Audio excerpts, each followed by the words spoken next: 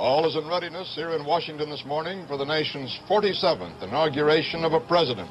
At the Capitol, in just an hour and a half, Richard Milhouse Nixon will swear the 35-word oath of office for one of the most awesome seats of power in the world. Swear it just as his 36 predecessors have done. I, Dwight D. Eisenhower, do solemnly swear that I will faithfully execute the office of President of the United States and will, to the best of my ability, preserve, protect, and defend the Constitution of the United States. The Constitution of the United States. So help you God. So help me God.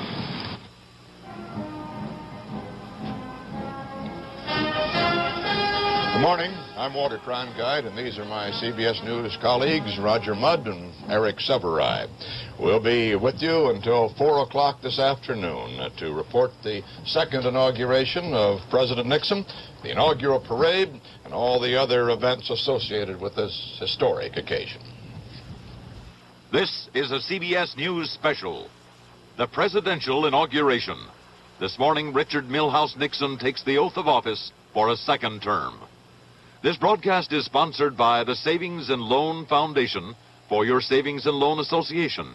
We're doing a lot for America, and we want to do more. Here is Walter Cronkite.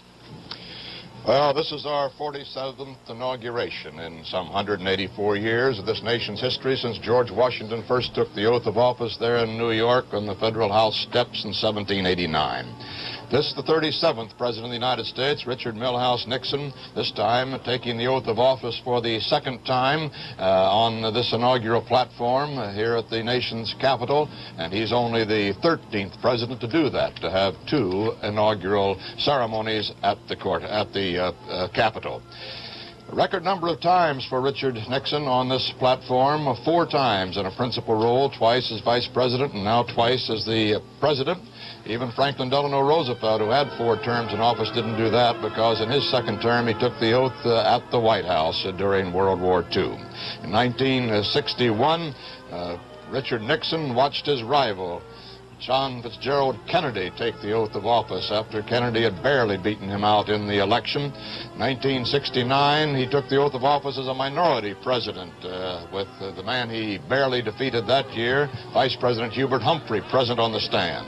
This year, in 1973, he stands out there alone a little later this morning, and with the knowledge that he won the second greatest percentage of votes ever in our history, the highest number of electoral votes, 520, a total of 60.8% of the people having voted for him for this second term of office. For this celebration today and his inaugural address, the weather, well, it's not exactly what had been predicted, but maybe it'll turn out to be. It's cloudy, that had been predicted, but it's a lot chillier than the weatherman says it's going to be. He says it's going up into the 50s today. Right now it's somewhere in the 40s. There's a very brisk breeze coming out of the north, and I'm certain the wind chill factor out there on the inaugural platform is considerably lower than in the 40s even. The crowd that has gathered so far is wrapped up against the chill cold, and along the 2-mile parade route down to the White House, the thousands who have begun to gather for the 2-hour parade are also wrapped in heavy bundled clothes. Let's see what the weather has been like at some of the recent inaugurals. This promises to be the warmest day ever. At least that's what the weatherman said it was going to be. It's been pretty chilly in the past, as you see there.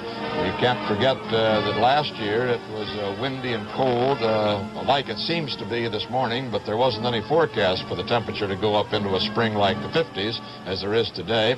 Back in 1961, when John Fitzgerald Kennedy took the oath of office up here, there'd been a snowstorm the night before that played havoc with the gala balls and all of that sort of thing, and dropped 8 inches of snow on the ground. They barely got it cleared, if you remember, Roger, in order to get the parade underway and get the president up here to the Capitol, as a matter of fact. Weather has been about the least predictable thing about inaugurations. It's always in and out. You mentioned the 35-word oath. That's the only thing that's required by the Constitution. That's really all you need to be president, is to take that oath. Everything else, the parade, the balls, the celebration, is all in deference to custom. And it is, as someone once remarked, the only national pageant we have other than the Rose Bowl and, say, Miss America, in between various inaugurals. The timetable this morning begins in about 5 or 10 minutes with the assembly of the House and the Senate, and the motorcade, which is assembling down at the White House. You have a congressional delegation, goes down, picks up the Vice President, and then the President at the White House. The motorcade leaves downtown for the Capitol at 11:15, arrives here at about 11:25. The presidential and vice presidential family go inside the Capitol and have a few minutes in quiet in there before they come out. We'll first see the President out on these steps according to the schedule at about 11:40. He takes the oath at 12 noon, if all goes according to the printed plan. Which it never has. No, it really hasn't. I can't remember one that's They've been never precise. taken the oath by noon. They're supposed to. That's when their previous term expires or the previous president's term expires, but they never quite get it done by noon. There's no estimate yet on how long the president's speech will take. They have given him roughly 25 minutes. And then they all go inside, back inside, for the traditional Joint Congressional Leadership Luncheon. We will not be permitted to cover that. If you remember, in '53, they let cameras into the Eisenhower luncheon, and Ike was caught, eating, always somebody coming up and stopping him halfway with a little piece of meat on the fork, never being able, so it looked a little awkward. So no cameras, no press. By 1:30, they should be out and back at the White House. And the parade begins then. Today's events will begin in a short while, as Rogers told you, at the White House. And for a report on the scene there, here's Dan Rather. Well, Walter, if by chance, and I doubt it, the President happens to be watching, we have a message for him that he should wear his long handles. It's much cooler, cold out here, colder than the weatherman had predicted. The sky is the color of dark buttermilk. There's a wind up. It's rather bitter as the President's motorcade begins to form. In very early stages of it, the President's limousine here just in front of those magnolia trees planted by Andrew Jackson, and just in front of the what used to be the pitch and putt green just off to our right that Ike used, although since President Nixon doesn't play golf, they've covered it up. The President is inside. We're told he was up at his usual time this morning, which is about 6:45 or 7 a.m., had a light breakfast. This was after he worked last night up in the Lincoln sitting room. The Lincoln sitting room, perhaps the President's favorite room in the White House, upstairs in the living quarters of the mansion. The President was up there polishing his inaugural address for today in the same room where President Lincoln polished his second inaugural address, the one that says, "With malice toward none, with charity for all." President Nixon has a stereo in that Lincoln sitting room, but we're not told whether he listened to music last night, although Press Secretary Ron Ziegler says the President was in an unusually good mood. The President is described as warm and enthusiastic this morning. He talked to Dr. Henry Kissinger briefly this morning. Dr. Kissinger came into the work side of the White House fairly early. The President talked to him, presumably about the Vietnam negotiations. The latest word, Walter, is that the President's inaugural address today will run on the order of about 20 minutes. As it now stands, it's a rather short address for a Richard Nixon speech, and will run no more than about 20 minutes. No substantial changes are expected from what the President had in mind when he came back from Florida. What he's been doing most of this morning is polishing. We have seen Senator Scott was here, is already here. Ford is here. Gerald Ford just walked in a few minutes ago, and they're in the map room on the in the bottom floor of the White House, awaiting the President to come down for his pre-inaugural coffee. Dan Rather at the White House. Just at this moment, the Congress of the United States is coming into the rotunda there, Roger, from the House chamber where they met this morning and assembled. The Senate is assembling also at this moment in the Senate chamber and will shortly be brought over to the Capitol building, brought into the rotunda area of the Capitol. At this very moment, Senator Mansfield, the majority leader in the Senate, Representative Ford, the minority leader of the House, Speaker Carl Albert of the House, are arriving at the Sheraton Park Hotel to escort Vice President Agnew and Mrs. Agnew to the White House. And here out on the platform, Roger? Walter, that's Tom Iorio, who is, if you'll pardon the expression, the majority pair clerk. He's retiring this year. He is carrying the mace of the House. It's the first time they've let Tom do that, and they did it just simply because they wanted to give him a little goodbye. He's been in the House about 40 years, and that's the symbol of the authority of the House. That's the clerk, Pat Jennings, in the black hat, escorting George Mahon of Texas to his seat. This is the forerunner of the full congressional delegation. The House is the first to come out. It's going to be interesting to watch this morning to see whether there are large absences in the House. There have been predictions by some of the anti-war leaders in the House that as many as 165, that would be 38% of the House, will not attend this morning, but no one seems to believe that that figure will be anything like that. There may be a few defections. I think there's Wright Patman, who is now the senior member of the House. He's starting his 22nd term in the House. I think that absentee figure's been dropped to about 18 or 20 now. But we'll never really know how many stay away. No, because I'm sure they'll fill up those seats all the way so that they won't look like large blocks of absentees. CBS News coverage of the 47th inauguration will continue in a moment.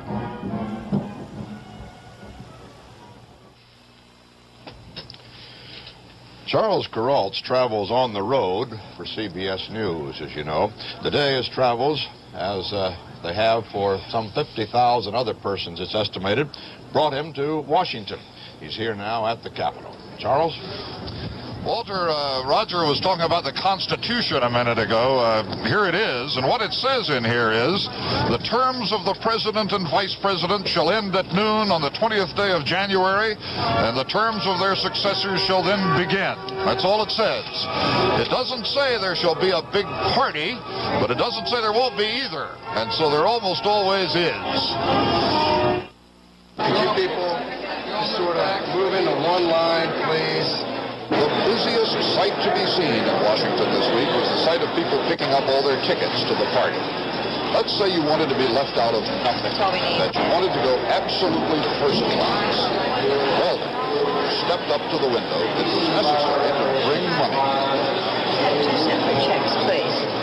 Make one out to the inaugural ball for $80.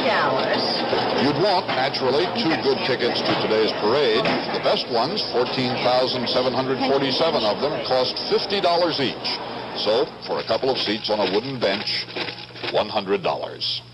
Vice President's reception for 2, $20. America's Heritage reception, $20. Salute to the States, $200. Box seat at the concert, $1,000. That includes free drinks. A box at the ball, $1,000. That does not include free drinks.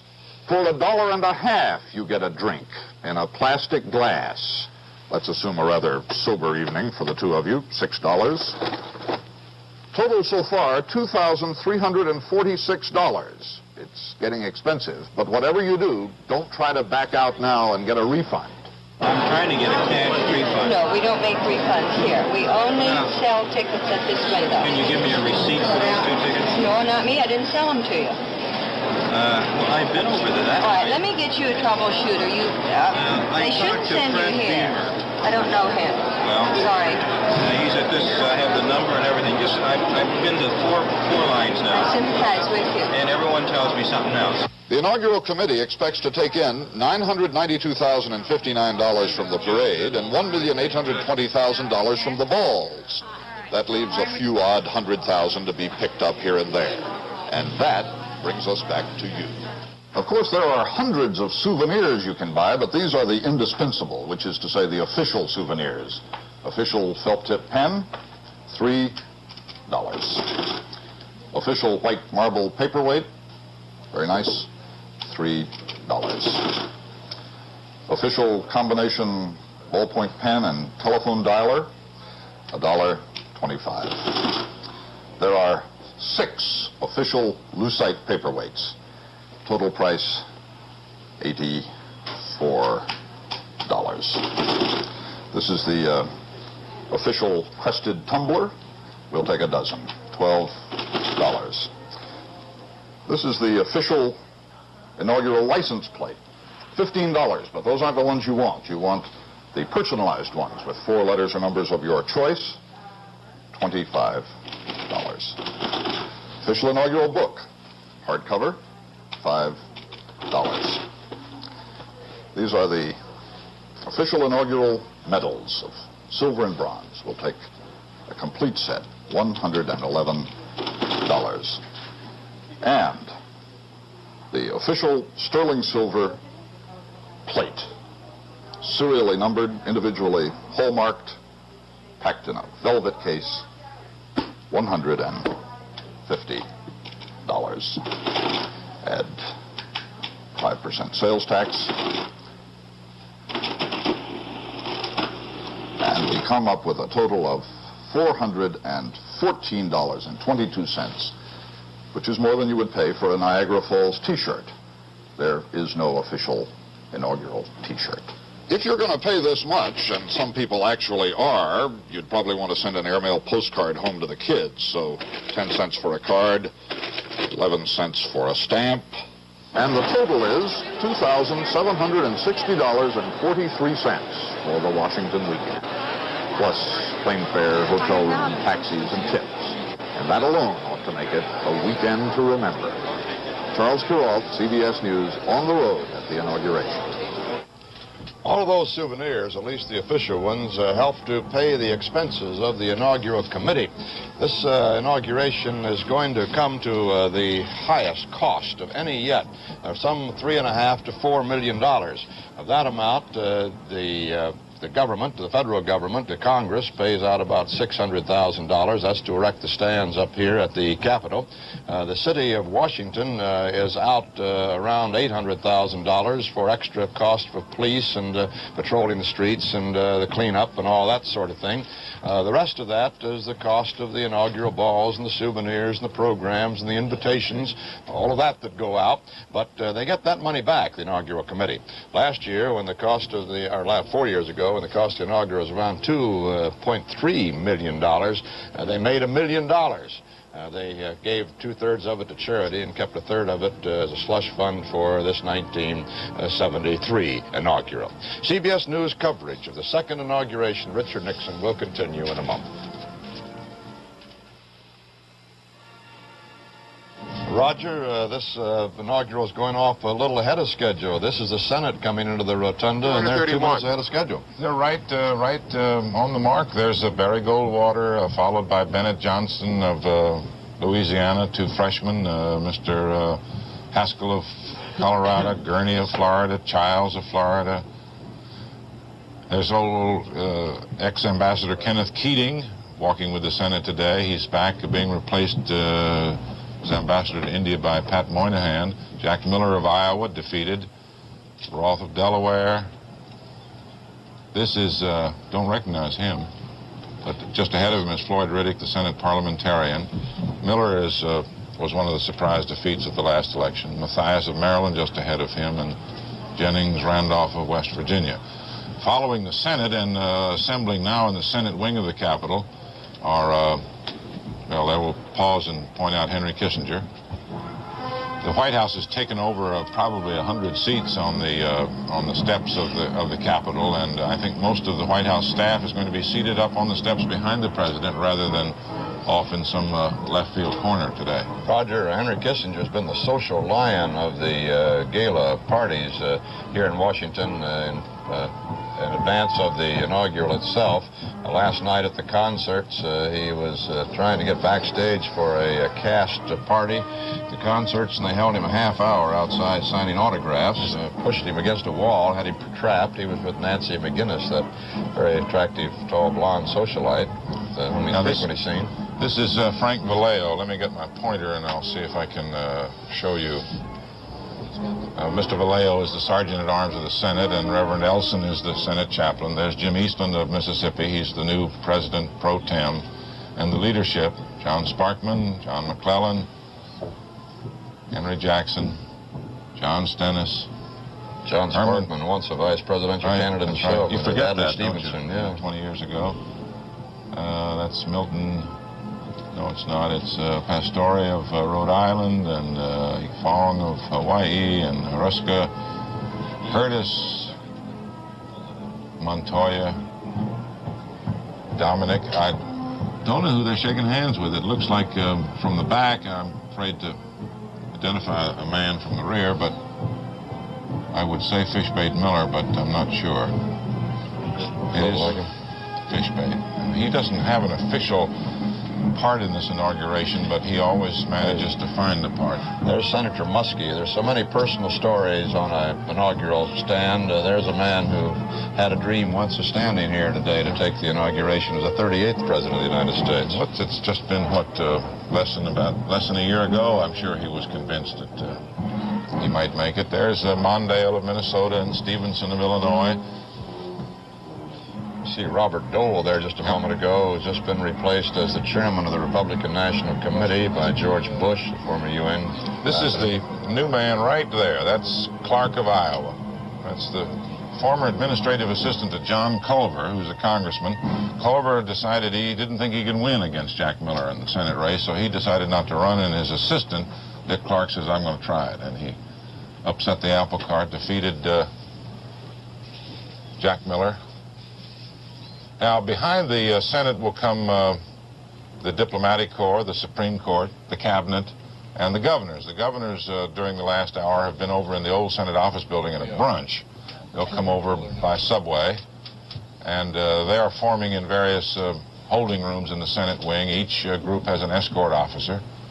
And if they keep it up, they might get the president sworn in at noon. Right at this moment, the senators Cannon, Cook, Scott, and Representative Ahrens are about to arrive at the White House as the official escort for the president. They'll go inside and have tea.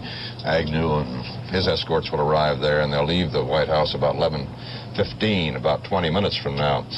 This, Eric, celebration of our democratic process is, of course, as Roger said, one of the great days of our national life, but with it doesn't have the drama, the hallmark of some great transition of power, one party to another. What it has simply really is to celebrate the continuity of our government, I guess, despite no transfer of power. Well, that's the happy thing about the whole thing, I guess, and the whole system. We've done it without violence every time now, at least for a very long time, unless you call the Chicago Convention of '68 a non-peaceful transfer of power. This is the great moment for Richard Nixon in his whole life. This is the culmination of it.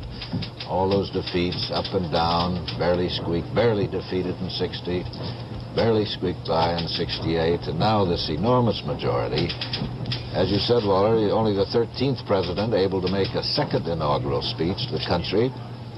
Most of them, the second speeches, haven't been very distinguished in our history. Two are remembered perhaps more than any others as pieces of literature, something that exalted the spirit. One was, of course, Lincoln's second inaugural, the Malice Toward None speech. The other was FDR's second one in '37, when he talked about a third of the nation ill-housed, ill-fed, and so on. So we'll see how Mr. Nixon does with it. I thought his '69, his first inaugural speech, was one of the very, very, very good speeches of our inauguration ceremony history. Lean prose, vivid, to the point, the work of, I think, really professional writers. We'll see how this one goes. That one, he emphasized, peace. That was the highest title, come to a man, peacemaker. He talked about the crisis spirit in this country and had to have an answer to spirit. And warned about the limits on government and promised open administration. He talked about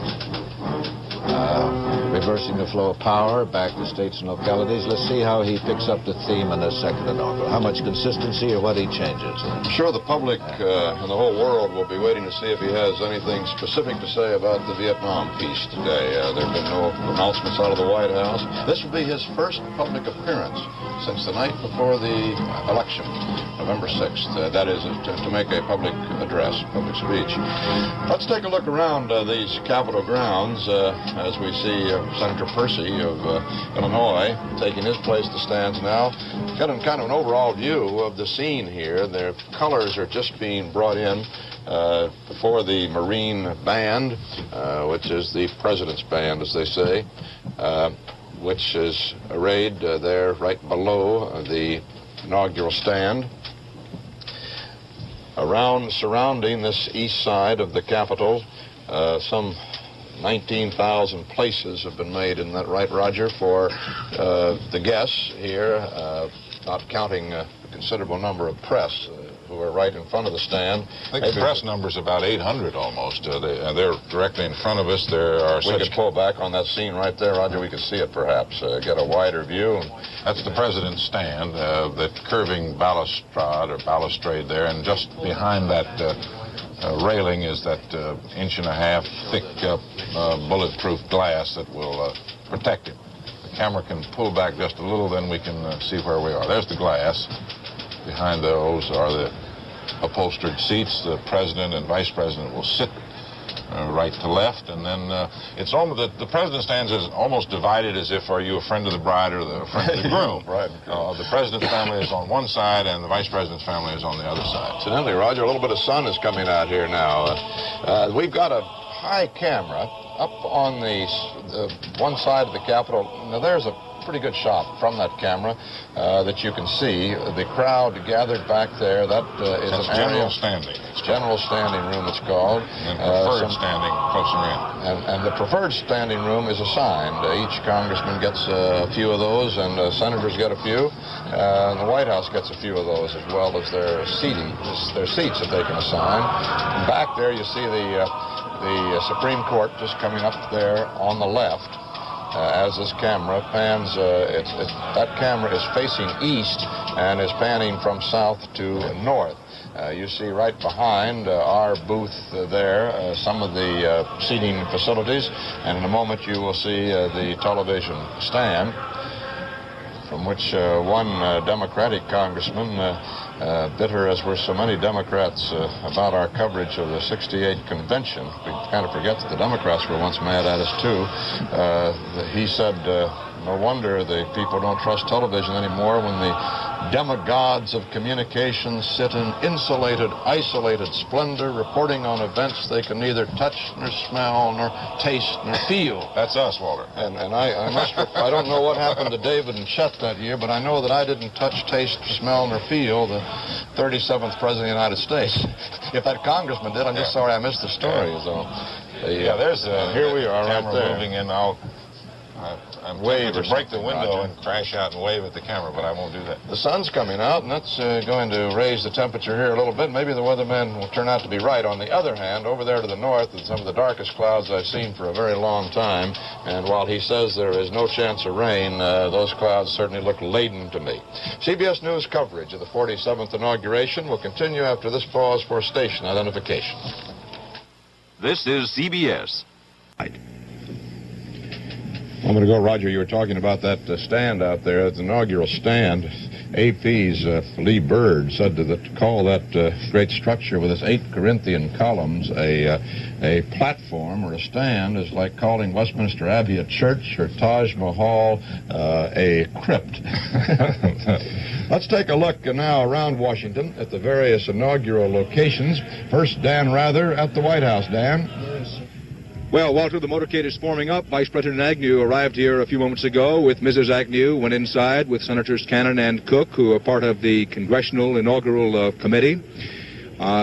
Sort of forming up the motorcade, and no surprise to those who know the White House well, the men really in charge, not in charge in name, but in charge in fact, Preston Bruce and William Harrison, who have worked these doors at the so-called diplomatic entrance to the White House for so many years. When anyone has a question, they simply say, sir, you're to stand here or you're to go there. Everything in order. We expect to see the President and the Vice President emerge here in a very few minutes. Dan Rather at the White House. Mariah McLaughlin is somewhere here in the Capitol stands. Mariah? Walter, I had made a pact with myself that I would not mention the weather, but I think my red nose gives me away.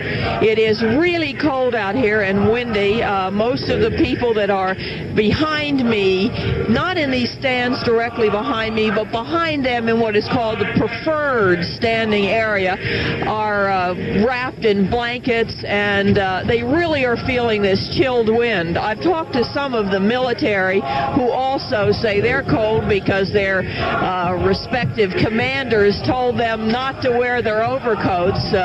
They wanted them to look good. On the other side of me, where later there are supposed to be some veterans in wheelchairs, even some on stretchers, none of them have arrived as yet.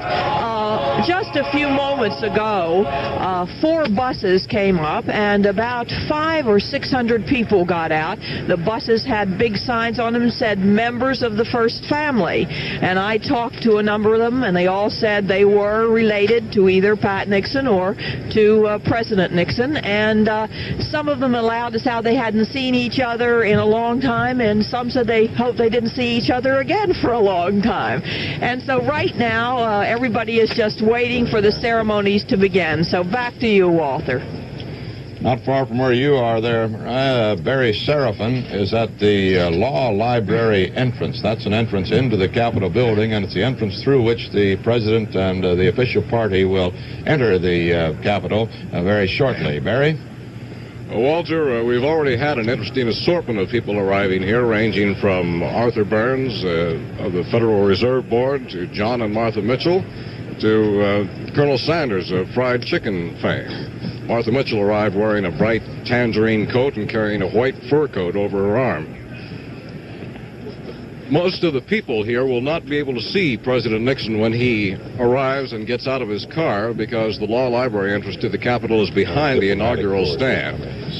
A military honor guard representing all the services is here awaiting. President and Mrs. Nixon will be met by the sergeants-at-arms from the House and Senate. Arriving with him will be Vice President Mrs. Agnew and leaders of Congress. Mr. Nixon will go inside into an elevator up to the second floor to a waiting room for a few minutes before making his appearance on the inaugural stand and Capitol steps. 4 years ago, President Nixon stopped here to talk briefly with newsmen. That won't happen this time. We are being kept in a roped-off pen, which is about 30 feet away from the door. Ron Ziegler, the President's press secretary, is not far away, and he said a few minutes ago he didn't know anything about this. But at any rate, we'll be close enough to get a look, but no conversation with the President when he arrives. This is Barry Seraphin at the Law Library entrance to the Capitol. Inside the Capitol, there in the rotunda, is Daniel Shore. Daniel? Yes, well, we've had the Congress going through here, and there's been a surprisingly small turnout of representatives, Walter. We counted only 261 of 435 members of the House, only 1 of the 15 blacks. We saw practically nobody of the whole New York delegation, and so the boycott, if that's what it is, may be larger than you expected. Right now, if the camera can get over there, Governor Wallace is coming through and has stopped momentarily to talk to, he's right near Maurice Stans, who apparently has not quite become aware of his presence. He's in a wheelchair. He was the last of the governors to come through the rotunda. All the others are already outside on the stand. The governor appears to be in animated conversation with a lady. He's being surrounded by a couple of his admirers, and he's now being blocked, I guess, by the tail end of the line of the diplomatic corps, which is coming through. In this rotunda, as you know, Walter, this is the geographic center. It was at one time of Washington, and kind of the whole history of Congress is here, and everybody comes through here except the president and the vice president and their families. We're getting now the diplomatic corps. Still to come, the Supreme Court, the Senate, and the House have been through in numbers not quite as great as one might have expected, and that's a story at the moment here from the rotunda. If it is true that that's the whole number, and I suppose, Dan, you were right there to count them, 261 House members, that means 174 are missing, even more than had been predicted might stay away as a protest against the continuing war in Vietnam, even though it is apparently in its last days. There are also demonstrators at 3 points in Washington where they have been assigned a more militant group, the SDS, the young people, the Yippies, down by the Union Station. They were anticipating that perhaps as many as 20,000, that's what the police said. The demonstrators themselves said maybe 50,000 are going to gather in the major demonstration at the Washington Monument, and the Vietnam Veterans Against the War are demonstrating at the War Memorial. The district's war memorial. All of them have promised a peaceful demonstration, but there are 8,000 police and National Guard on the streets and 2,000 military in reserve here in Washington to be sure that the peace is kept. CBS News coverage of the second inauguration, Richard Nixon, will continue in a moment. Rudd first, huh? Out along the parade route, somewhere down there, is Hughes Rudd. Hughes? Hello, Hughes. I said somewhere along the parade route. I'm at 9th in Pennsylvania, Walter. Can you hear me? Yep, I can now. See you there. Well, in spite of that weak sunshine you mentioned earlier, it's not helping a bit. It's a terrible day, really, to watch a parade, which may in part account for the fact that most of the stands along Pennsylvania Avenue are still empty. Now, those little boys you see in the background with the red jackets and berets are not, as some people might think, members of the Young Communist League. No, they're Boy Scouts from Virginia. And their job is to act as ushers and ticket takers in these stands, but that's a little bit complicated by the fact that the boys have never seen a copy of the tickets that they're supposed to be taking. So we're not certain whether or not they're going to be able to keep order or not. So far, very few, almost no anti-war, anti-Nixon signs along this route anyway. One or two that I have seen said things like, "No, stop the bombing," which would seem to indicate that the new left is a little bit out of date. And I did hear a couple of young men coming by with a guitar, and they were singing that new Nashville song, "Your flag decal won't get you into heaven anymore," which I suppose was a sort of an anti-Nixon thing. Walter? Thank you, Hughes. We'll be coming back to you as the day goes on. From a high shot there, you can see down Pennsylvania Avenue toward the Treasury Building. That's looking west along Pennsylvania Avenue toward 15th Street, where the parade turns to the right there at the Treasury Building, makes a little jog, and then continues on Pennsylvania Avenue on west past the White House, a couple of blocks beyond there. The White House is out in the back of that picture, but you can't see it from that particular location. Security along that route is intense indeed, as you can be sure. No windows are permitted to be opened. Mailboxes along the route have been wired shut so that no bombs can be placed in them. Manhole covers have been sealed tight, and there are police every few yards and military along that route. Back here at the Capitol, most of those guests have arrived now. The Congress and the diplomats, the governors, Roger, Bob Hope, we see. He's been in place for some time. Bob Hope and his wife, and to his left will be, if he comes, Sammy Davis, Pearl Bailey. He's talking to a reporter there. But about a month ago, there was a meeting between the White House, the Republican Finance Committee, and the Democratic... Excuse me, but we can see Mr. and Mrs. Nixon there in the limousine as they prepare to leave the White House a little early again. Dan Rather's there. Dan? The President and Mrs. Nixon coming out early. The President nods in this general direction from inside his limousine and smiles broadly. This is the old presidential limousine. There is a brand new one, but they're not using it today for, among other reasons, it doesn't have quite the visibility this one does, and the President is anxious that he be seen. President waving. Mrs. Nixon looking extraordinarily beautiful today as the limousine slows down, pauses just under the Jackson magnolia tree, just ahead of the Jacqueline Kennedy Garden. It's just passed under the Truman balcony, moving in front of what used to be the Eisenhower putting green. The motorcade forming up here. Senators Cannon and Cook riding in the limousine with President and Mrs. Nixon. Robert Taylor, head of the White House Secret Service detail, in the right front seat. At the wheel, Andy Hutch, with the reputation of being the best wheelman among the Secret Service agents. Mrs. Nixon seated at the President's left.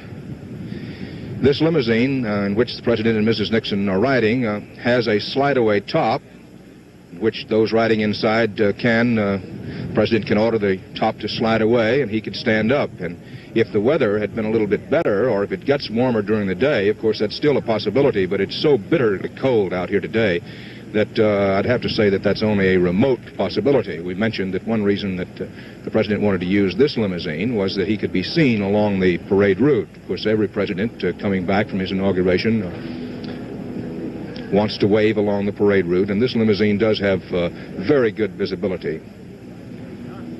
The motorcade is forming up behind the President. The reason that we have this slight wait here is they have to get all of the automobiles in order. There will be at least 3 cars with Secret Service agents in front of the President.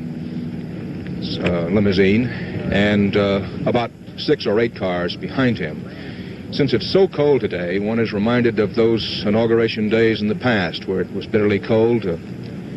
Ulysses S. Grant's second inauguration, when the temperature got up to 16 degrees finally in the afternoon, and that was sort of the beginning of the inaugural parade coming back from the Capitol. They'd really planned the parade to go down to the Capitol with the president, but it was so cold not many people came out. When the temperature finally got up to 16 back there in the early 1880s,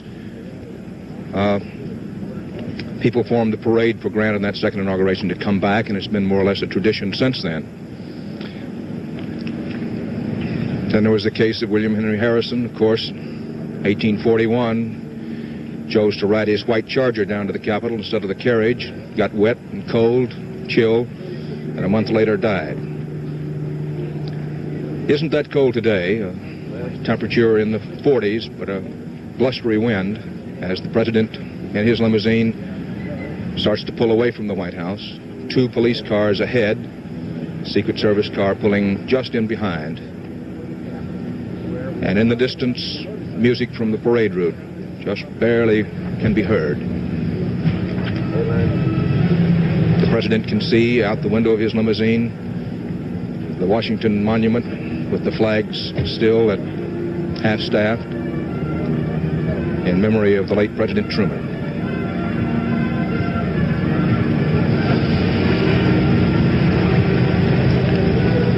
Riding just behind the president, not 1 but 2 doctors, Bill Lukash, Walter Takash, his regular doctors. Yes.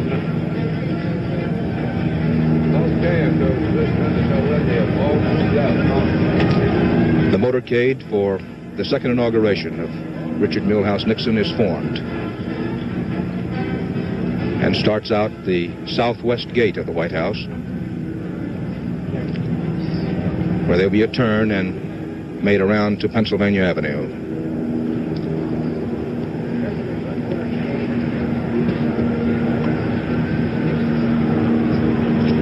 The president determined to make this day go off on time, leaving the White House a few minutes earlier than expected, Walter. And if this kind of time scheduling holds for the day, it may be one of the few, if not the only, inauguration days to go on schedule, if not ahead of schedule. None we remember. Walter? There are none we remember in modern times that have gone on schedule, Dan, but this may be the one. Governor Wallace getting ready to go out now. He's going to take a position there in his wheelchair up behind the presidential stand. That's Billy Joe Camp, his press secretary, brushing off something that spilled on him, apparently.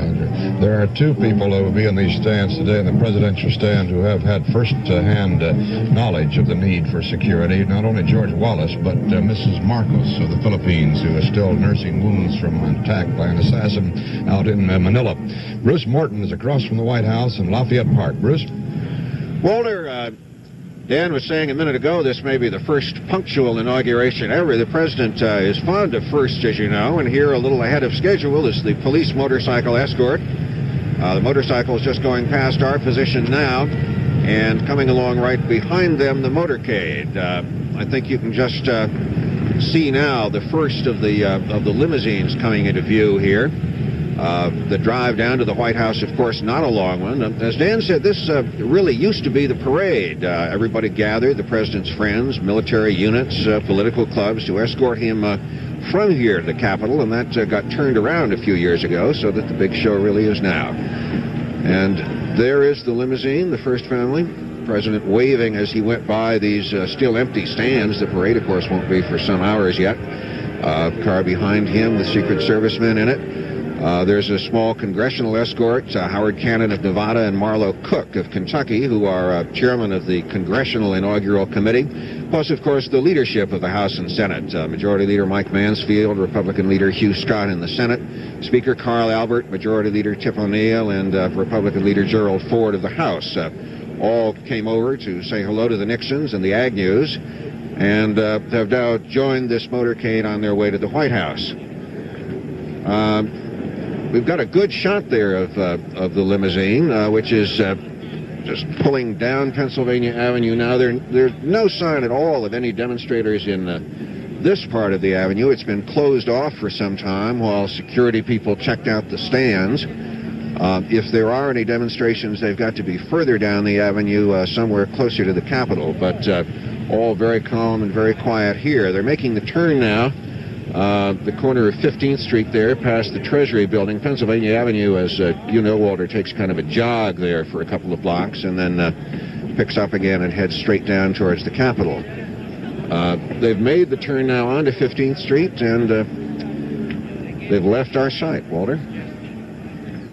Well, Mr. Nixon's made this trip up Pennsylvania Avenue 4 times. This is the 4th time, and as a principal in the inaugural proceedings, but this is the first time he's ridden alone at the head of the parade. The last time he rode in the car with the outgoing president, Lyndon Johnson, who incidentally is not here for this inaugural. The Johnson family sent word from the ranch that he would not be making it. His health hadn't been the best lately, although this reporter saw him on the ranch just a week or so ago, and he seemed to be in very good fettle indeed. George McGovern is not here in Washington this time, Walter. He is in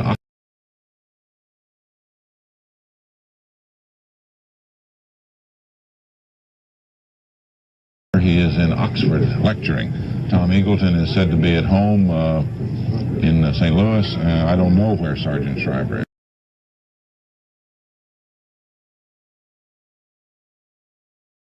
Snows and a little ice. As this motorcade moves up to the hill, there are a lot of the president's friends waiting for him up here. Henry Ford and his wife are in place now, and we mentioned a minute ago Bob Hope is here, Billy Graham is here. The president's stand has been arranged, as we mentioned, divided between the Agnew and the Nixon family. And when he gets here, he'll go inside to the Capitol building and have a few minutes. He comes up on the elevator, and Vice President Agnew has to walk upstairs. There's Henry Ford, a large contributor to the Republican Party, as he does occasionally, I think, with the Democratic Party. Just in front of Mr. Ford then was George Bush, the ex-UN ambassador and now the chairman of the Republican National Committee. Henry Ford had said in '69 that he was a Democrat, you know, and was all for the for Johnson and the others, and then he turned around and said he was an independent. He decided about that point. Roger is the next president of the United States after this one on that platform. What's his name? Is he? That was the question. Is it No, he thinks he's in the motorcade on the way up here. Vice President Agnew. Yeah. Connolly, Mondale, Kennedy. Who else up there? Well, let's see. You can go through a long list. You'd have to wait for Agnew to get up there. You'd have to include him, but I'm sure that, well, I guess you'd have to put, what'd you say, Mondale, Kennedy, who else? Connolly's there. Connolly was standing very close to that speaking rostrum, as though it had a kind of fascination for him. All right, there's the turn now. Now they're coming up Jenkins Hill, so-called, now known as Capitol Hill, but that's the, what do you call it, the confluence between Constitution and Independence. It's the turn down there at the base of the Capitol Hill. The Mellon Gallery is there, and it's the little jog they take to come up on the north edge of the Capitol grounds. And they turn into the plaza, and then we'll pick them up here on our Capitol Hill cameras in a moment. They're going to arrive here just about 1 minute late. Not bad at all, really. Bad, no.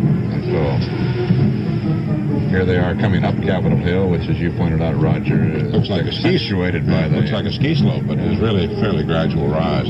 When they go into the Capitol building, Vice President Agnew has to walk up to the second floor. The president gets the elevator, and they go into two separate rooms that are normally used as hideaways by various powerful senatorial potentates. The president will have Jim Eastland's hideaway.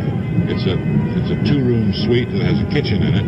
He'll have half of it, Vice President Agnew the other half. And then the Nixon and Agnew daughters, ladies, wives, sons, sons-in-law will go into room 202, which at present is unassigned, but which was recently redecorated. I was in there the other day watching painters put the finishing touches on it. Then from those holding points, they come out onto the Capitol steps. Presidential motorcade is just now turning into the Capitol grounds themselves. It's got another 20 yards, 40, 50 yards you can see there till he comes into that entrance under the portico. It's called the Law Library entrance, at which point Barry Seraphin will have him in view.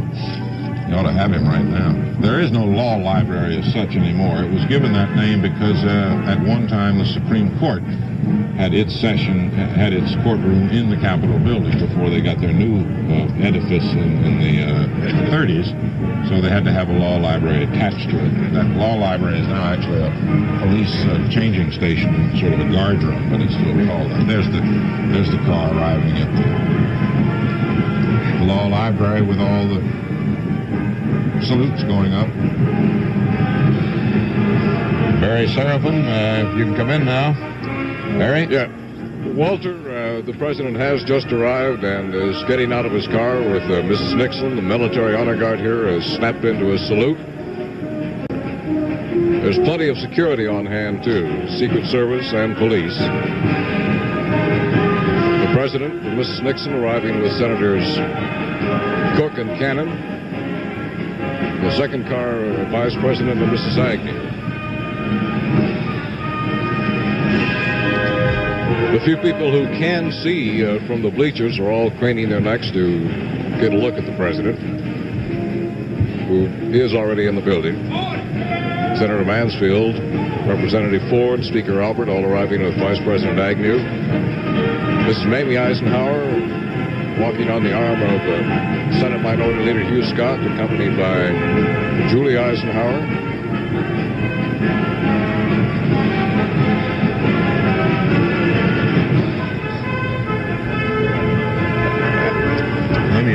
And the president's doctor has just gone in. It appears that most of this official party is now in. Coming up the sidewalk now is J. Willard Marriott, the motel and restaurant chain, who is the overall inaugural chairman, as he was 4 years ago.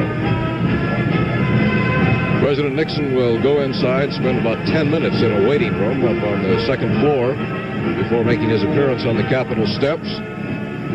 When the President and Vice President do appear, the order of their appearance on the steps will be Mrs. Agnew, then Mrs. Nixon, then the Vice President, then President Nixon. Walter? CBS News coverage of the second inauguration of Richard Nixon will continue in a moment.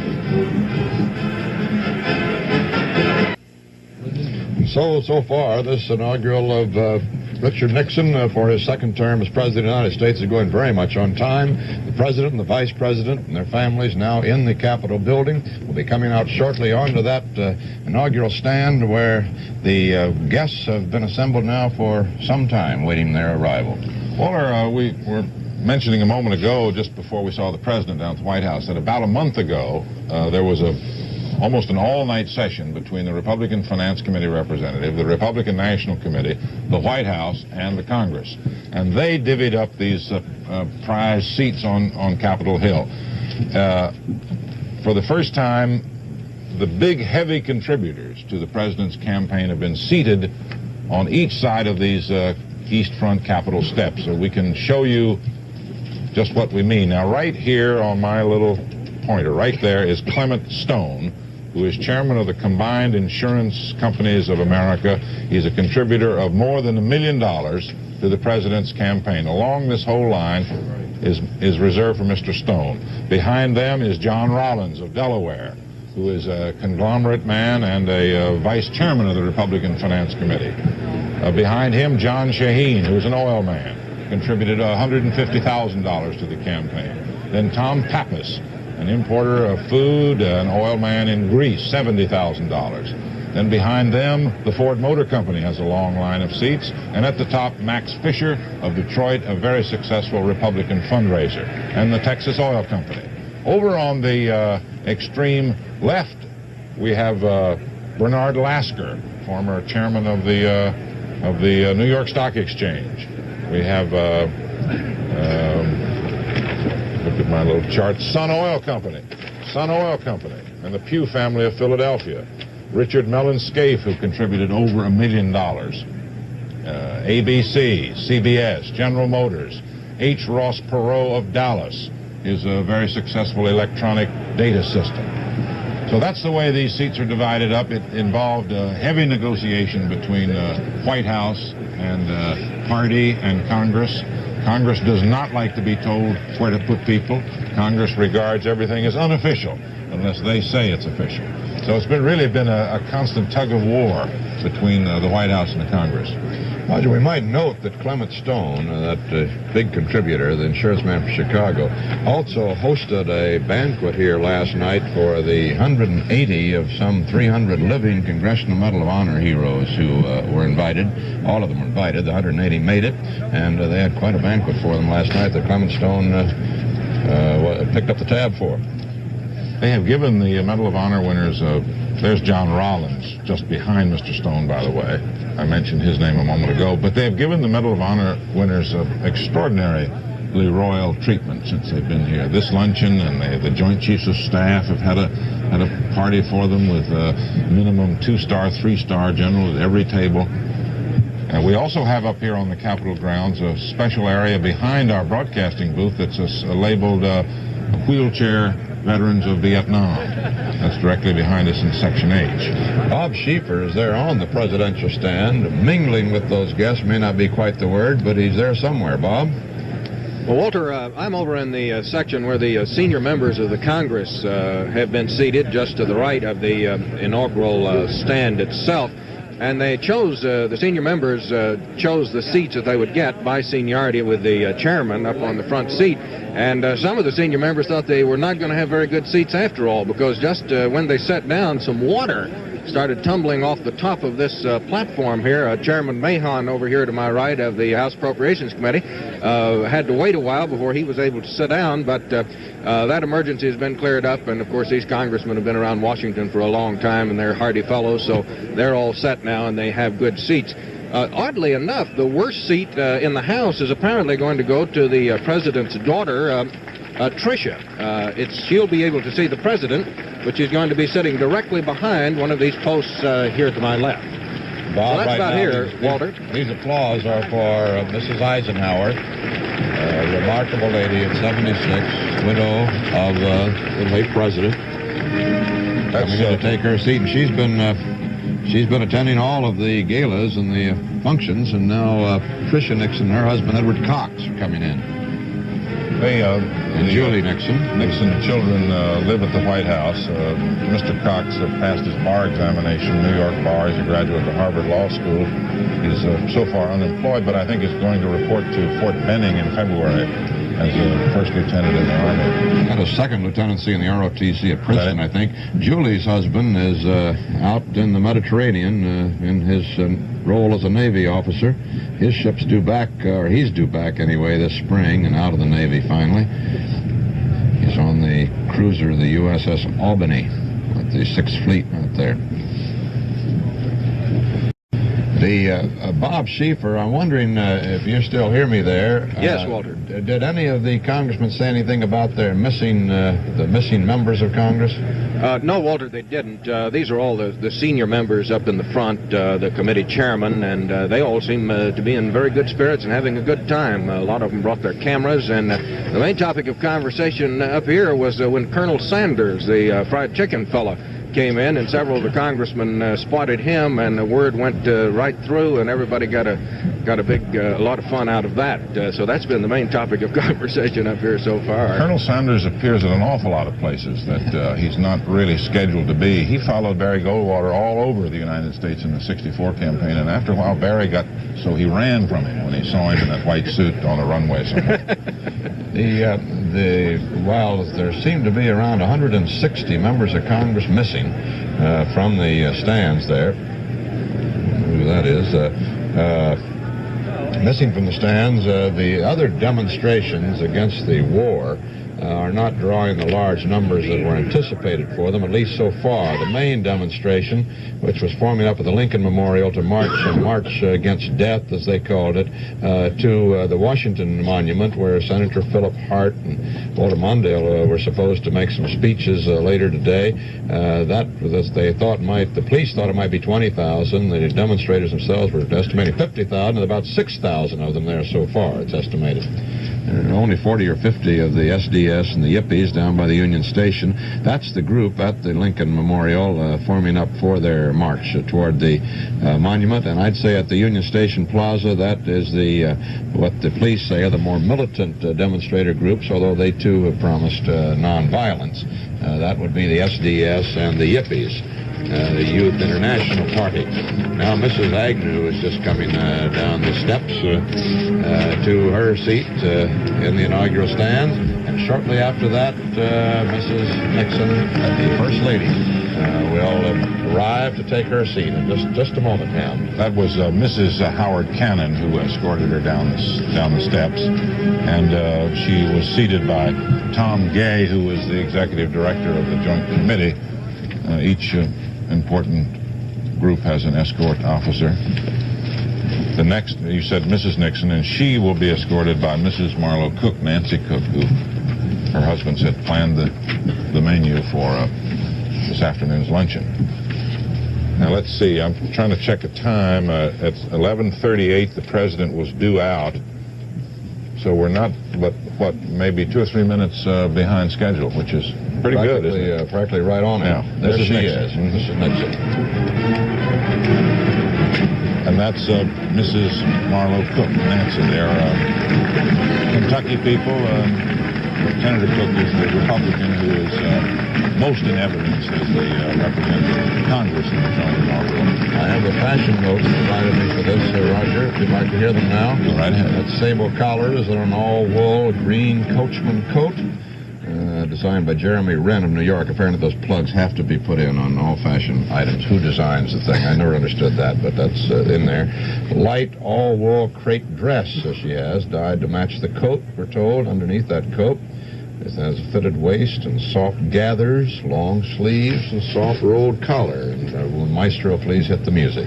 You're great, Walter. I thought so. Shoes, dark brown, brushed suede pumps with a flat bow. I know you're waiting for these next words, Roger, designed by Beth Levine. She carries a matching brown suede bag, and that's by Morris Moskowitz. Her dark brown kidskin gloves are by an unidentified glovier, and Glovier? I don't know. Now they're rising, Walter, for the arrival of the vice president. He will be brought in by Mr. Bill Wannell, who's the sergeant-at-arms. He's on the right on your picture. Mr. Wannell, sergeant-at-arms. On the left, Kenneth Harding, sergeant-at-arms of the House. Ruffles and flourishes, and then I think it's Hail Columbia. Ladies and gentlemen, the Vice President of the United States.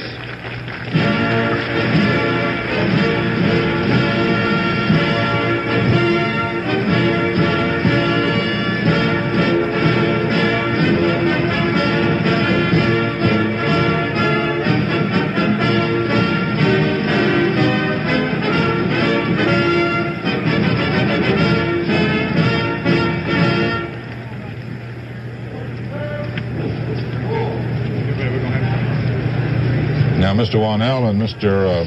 Harding have got to double time back up the steps to get the president. They will be joined up there by Mr. William Cochran, who you'll notice in a minute has beard on. He's a North Carolinian and is the chief operating officer of this joint committee on arrangements for the inauguration. And Senators Cannon and Cook will be up there along with Speaker Albert and Senator Mansfield, Tip O'Neill, the new majority leader of the House. They will bring the president in. The 54-year-old vice president, his name has become a household word in the 4 years since he stood on that platform the first time to take the oath 4 years ago. Undoubtedly, at least his friends and others have said he dreams of standing in that limelight 4 years from now as the principal figure. That remains, of course, to be seen. He has been given prominence. He's on the inaugural medal this year. 4 years ago, the medal carried only the profile of President Nixon. This year it carries the profile of both President Nixon and Vice President Agnew. And incidentally, Roger, as you know, the Vice President has been taking the oath of office with the President at the inauguration here and on the stand only since John Nance Garner broke precedent to do it with President Roosevelt in 1937. He'd done it before inside the building, I guess. In the Senate chamber, the Vice President took his oath. And here comes the President. Through the rotunda to the Capitol. Out.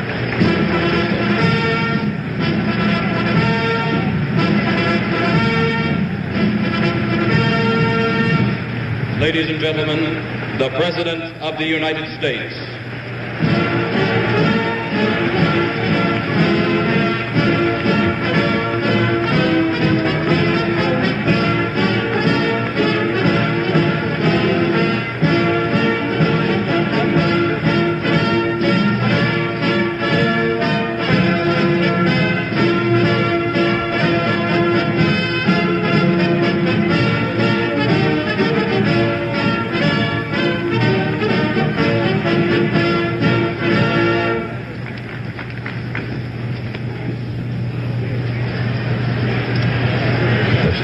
Healthy 60, doesn't he, Roger? Sure does. The only thing they said was that he needed a little more exercise than he got. No complaints, no medicine. He's wearing the same suit he wore 4 years ago, which some of us can't say. Same cutaway coat, striped pants. He's not carrying or wearing a hat, and that's a break with precedent. It had been a top hat up to the time of President Eisenhower, when Eisenhower wore the Homburg, you remember, to the chagrin of the fashion. Mr. President. This is Marlowe. Mr. Vice President, my fellow citizens, I present for our invocation today Dr. E.V. Hill. Dr. Hill. Dr. Hill is from the California Baptist Convention. All of these people selected by the President, who you'll hear delivering the prayers. Let us pray. Our Father and our God, we thank Thee for the privilege of prayer. With this privilege, we offer to You thanks for life and for abundant material and spiritual blessings. We thank Thee for the indications of peace. We thank You for the various and varied people of our nation, their unique contributions and heritage. We pray that all of us will more and more learn to live together, sharing with one another. We thank Thee for our nation, its leadership, and for the process by which our leadership is chosen. Along with our thanks, our Father, we acknowledge and confess our sins against You and against one another. Help us to become more sensitive to that which offends Thee and hurts us. Father, our dependence upon Thee is evident. Though we have sought peace, we have wars. Though we have plenty, there is hunger. And though we are children of one Father, we have seen hatred, malice, envy, and strife. Thus we plead for Your spiritual healing of the land. Fill us with Thy Holy Spirit, that we may witness a great spiritual awakening. Our prayers today, Father, are especially for our nation's President, President Richard Nixon, and his family. Protect and bless them, we pray. Reveal by Your Spirit in his mind Your will for this hour. Give to him vision to see and discern, ears to hear, a heart to feel, and courage to take a stand. As we join him today in victory and joy, may we as a people also commit ourselves to join him in the more difficult days of the future, that as President, he will not stand alone. I pray for Vice President Agnew and all of the people of the branches of government. We pray for godly peace among our leaders and a godly fear on their parts, as they remember the certainty of their accountability to you and to their fellow men. Grant, O God, that we see this year the commencement of a generation of peace among all of the peoples of the world. Grant these blessings, our Father, in the name of our Lord and Savior, Jesus Christ. Amen.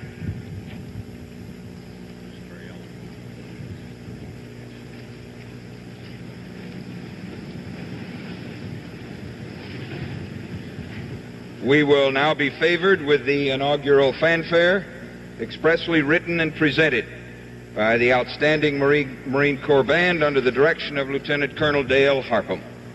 Colonel.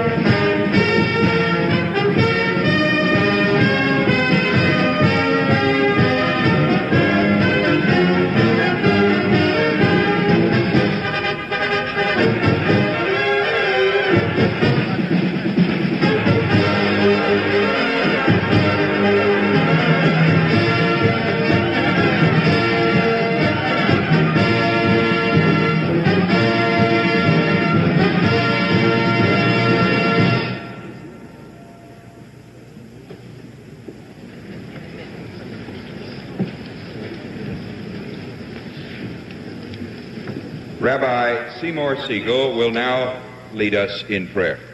Rabbi. The rabbi is from New York. He was an active worker in the Nixon campaign. O Lord, creator of all beginnings, we thank you for the opportunity of starting anew. Today, those we have chosen to lead our country, President Richard Nixon and Vice President Spiro Agnew, pledge again their commitment to serve you and this great and blessed nation. Grant them the wisdom to understand their true task, the courage to pursue it, and the health and vigor to persist in it. O Lord, source of all peace, we ask you with all our hearts that we be granted peace, for which we all yearn. Bless us and our leaders with harmony, vision, and strength of purpose, so that we may better fulfill our responsibilities to you and to our fellow man. Bring us nearer to you, and thus closer to each other. For next to being your children, our greatest privilege is that we are brothers of each other. On this historic occasion, we praise you in ancient words of blessing. Baruch atah, blessed are you, O Lord our God, King of the universe, asher chalak mikvodo lebasar vadam, who shares a portion of his glory with mortal man. Amen.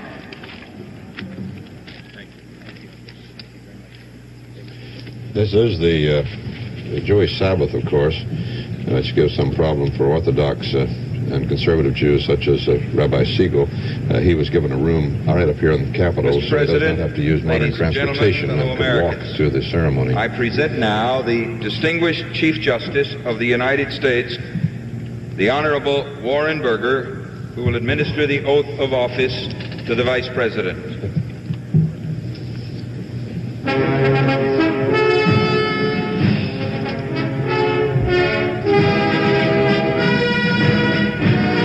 is the first time in modern times the Chief Justice of the Supreme Court the Chief Justice of the United States, has given the oath to the Vice President.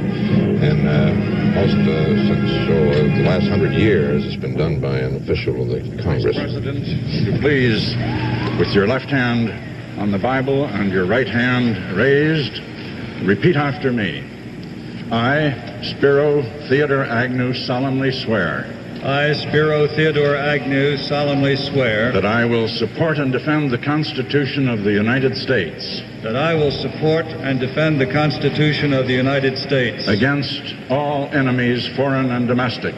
Against all enemies, foreign and domestic. That I will bear true faith and allegiance to the same. That I will bear true faith and allegiance to the same. That I take this obligation freely. That I take this obligation freely. Without mental reservation or purpose of evasion. Without mental reservation or purpose of evasion. And that I will well and faithfully discharge. And that I will well and faithfully discharge the duties of the office on which I am about to enter. The duties of the office on which I am about to enter. So help me God. So help me God.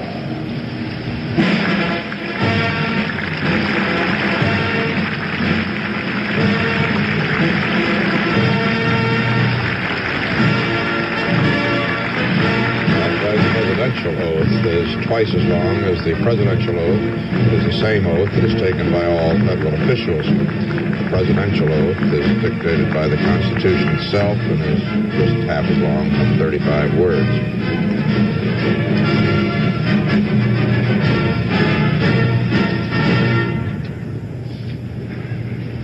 We will now have a prayer by His Eminence Jacobus.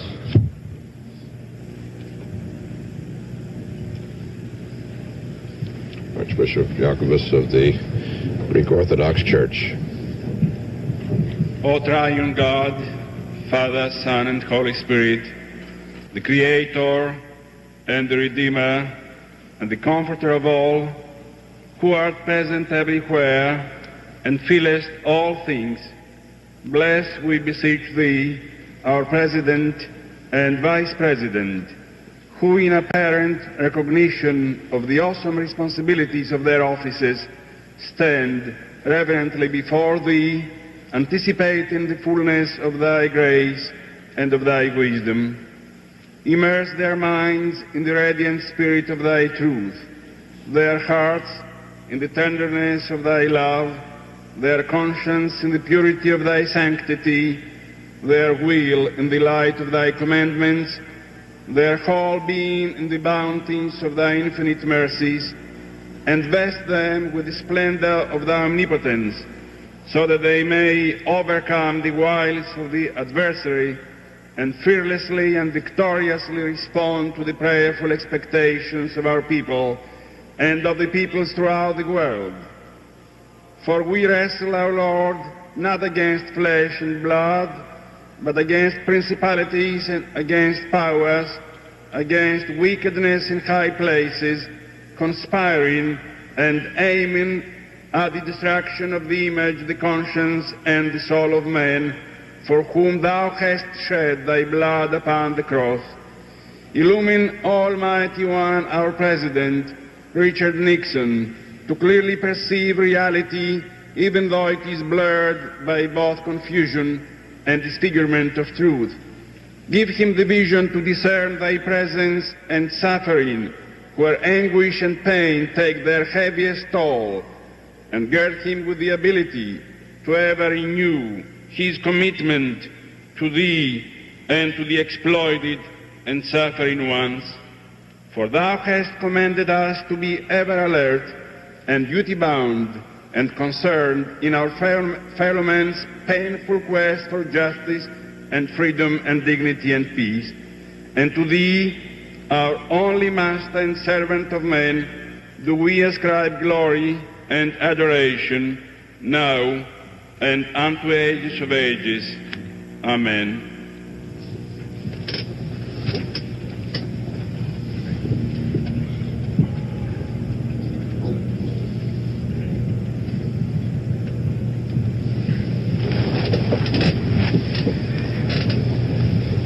It will be our pleasure now to hear a presentation of America the Beautiful by the Combined Services Academy Chorus.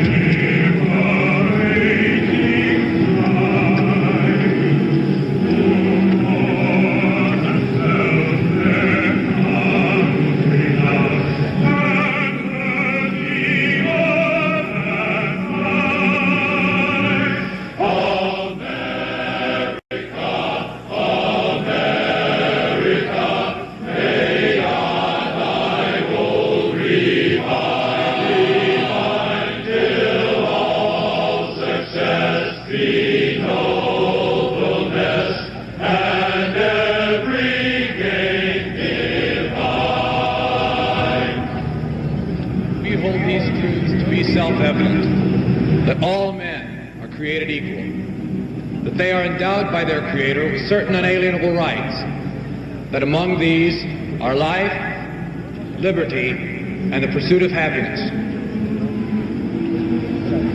We, the people of the United States, in order to form a more perfect union, establish justice, ensure domestic tranquility, provide for the common defense, promote the general welfare, and secure the blessings of liberty, do highly resolve that this nation, under God, shall have a new birth of freedom, and that government of the people, by the people, and for the people shall not perish from the earth.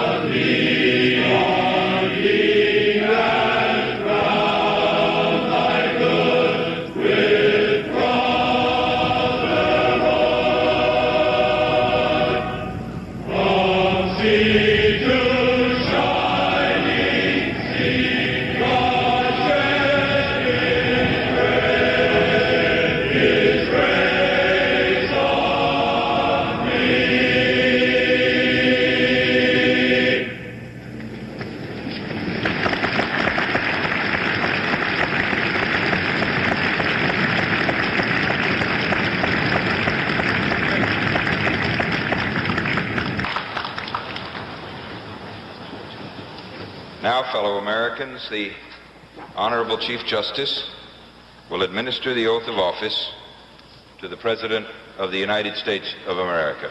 Mr. Chief Justice.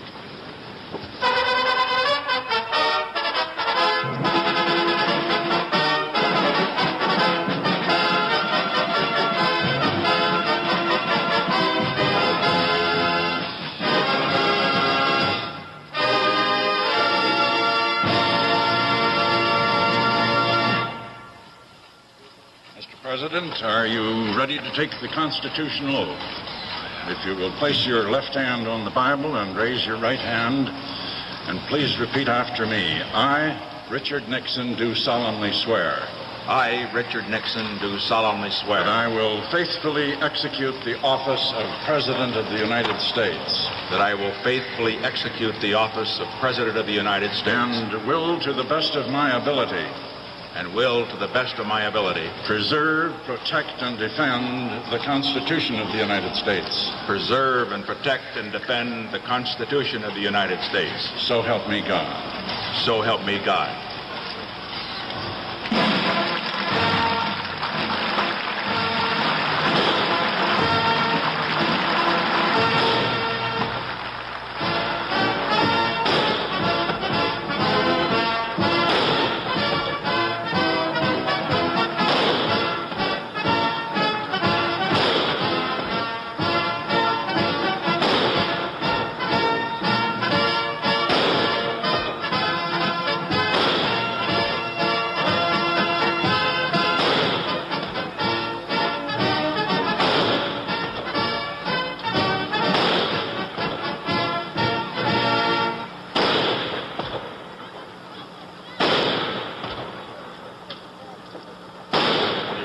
Salute.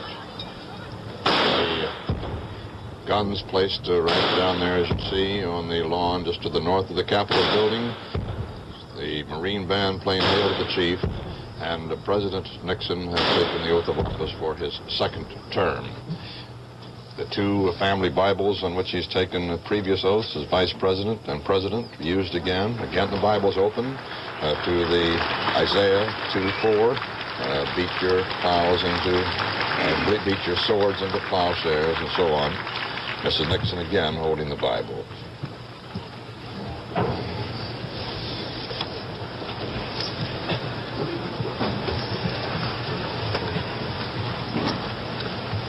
Mr. Vice President, Mr. Speaker, Mr. Chief Justice, Senator Cook, Mrs. Eisenhower, and my fellow citizens of this great and good country we share together. When we met here 4 years ago, America was bleak in spirit, depressed by the prospect of seemingly endless war abroad and of destructive conflict at home. As we meet here today, we stand on the threshold of a new era of peace in the world.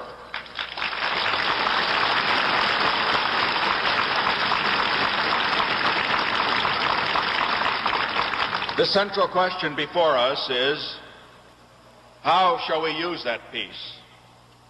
Let us resolve that this era we are about to enter will not be what other post-war periods have so often been, a time of retreat and isolation that leads to stagnation at home and invites new danger abroad. Let us resolve that this will be what it can become, a time of great responsibilities greatly borne, in which we renew the spirit and the promise of America as we enter our third century as a nation. This past year saw far-reaching results from our new policies for peace. By continuing to revitalize our traditional friendships and by our missions to Peking and to Moscow, we were able to establish the base for a new and more durable pattern of relationships among the nations of the world. Because of America's bold initiatives, 1972 will be long remembered as the year of the greatest progress since the end of World War II toward a lasting peace in the world.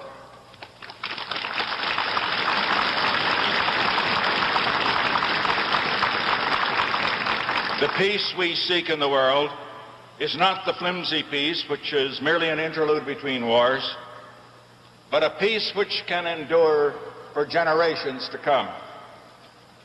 It is important that we understand both the necessity and the limitations of America's role in maintaining that peace. Unless we in America work to preserve the peace, there will be no peace. Unless we in America work to preserve freedom, there will be no freedom. But let us clearly understand the new nature of America's role as a result of the new policies we have adopted over these past 4 years. We shall respect our treaty commitments. We shall support vigorously the principle that no country has the right to impose its will or rule on another by force. We shall continue in this era of negotiation to work for the limitation of nuclear arms and to reduce the danger of confrontation between the great powers.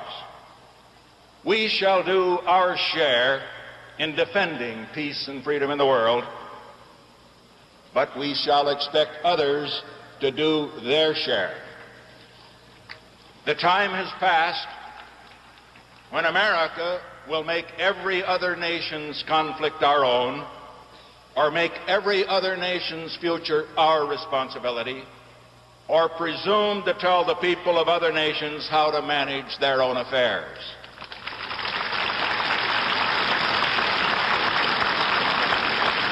Just as we respect the right of each nation to determine its own future, we also recognize the responsibility of each nation to secure its own future.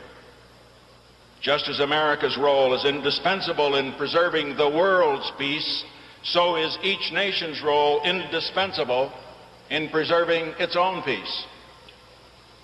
Together with the rest of the world, let us resolve to move forward from the beginnings we have made. Let us continue to bring down the walls of hostility which have divided the world for too long, and to build in their place bridges of understanding, so that despite profound differences between systems of government, the people of the world can be friends.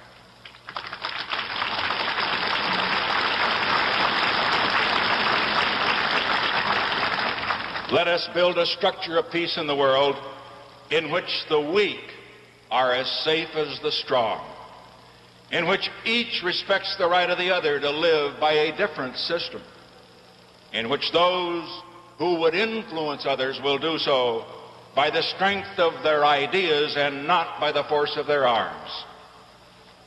Let us accept that high responsibility, not as a burden, but gladly. Gladly, because the chance to build such a peace is the noblest endeavor in which a nation could engage. And gladly also, because only if we act greatly in meeting our responsibilities abroad, will we remain a great nation. And only if we remain a great nation will we act greatly in meeting our challenges at home. We have the chance today to do more than ever before in our history to make life better in America, to ensure better education, better health, better housing, better transportation, a cleaner environment, to restore respect for law, to make our communities more livable, and to ensure the God-given right of every American to full and equal opportunity.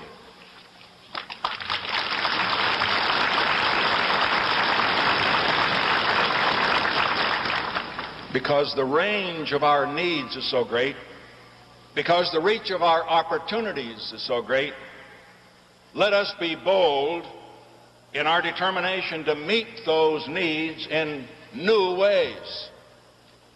Just as building a structure of peace abroad has required turning away from old policies that had failed, so building a new era of progress at home requires turning away from old policies that have failed. Abroad, the shift from old policies to new has not been a retreat from our responsibilities, but a better way to peace.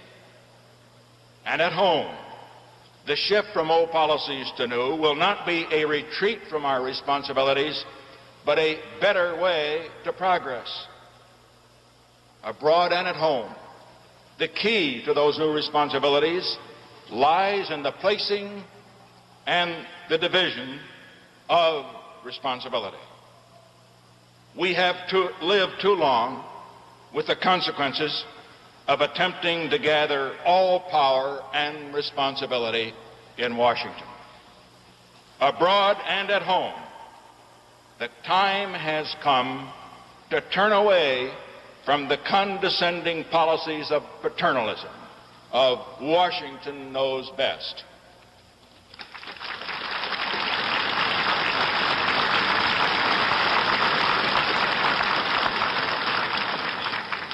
A person can be expected to act responsibly only if he has responsibility. This is human nature. So let us encourage individuals at home and nations abroad to do more for themselves, to decide more for themselves. Let us locate responsibility in more places. And let us measure what we will do for others by what they will do for themselves.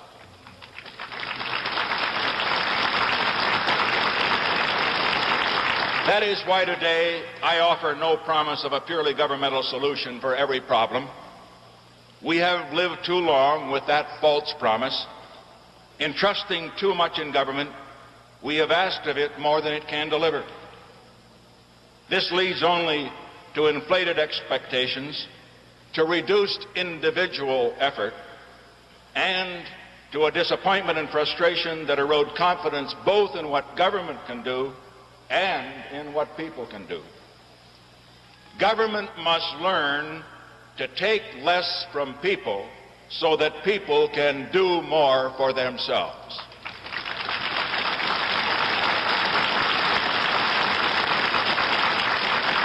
Let us remember that America was built not by government but by people, not by welfare but by work, not by shirking responsibility but by seeking responsibility.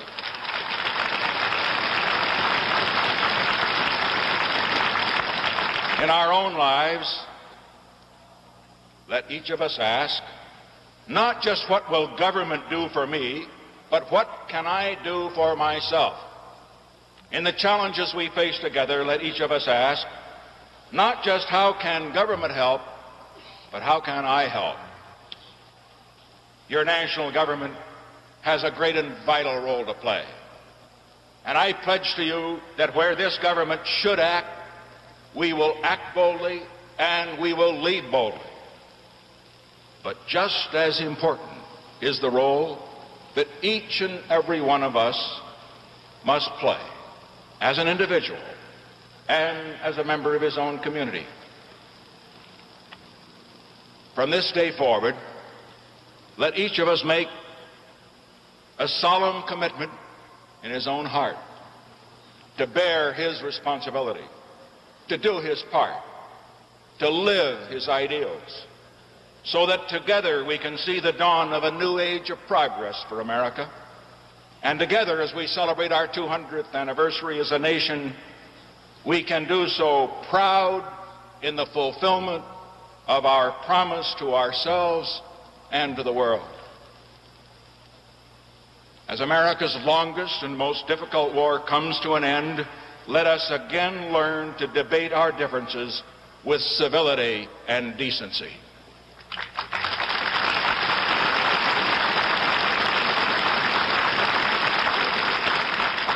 And let each of us reach out for that one precious quality government cannot provide: a new level of respect for the rights and feelings of one another, a new level of respect for the individual human dignity which is the cherished birthright of every American.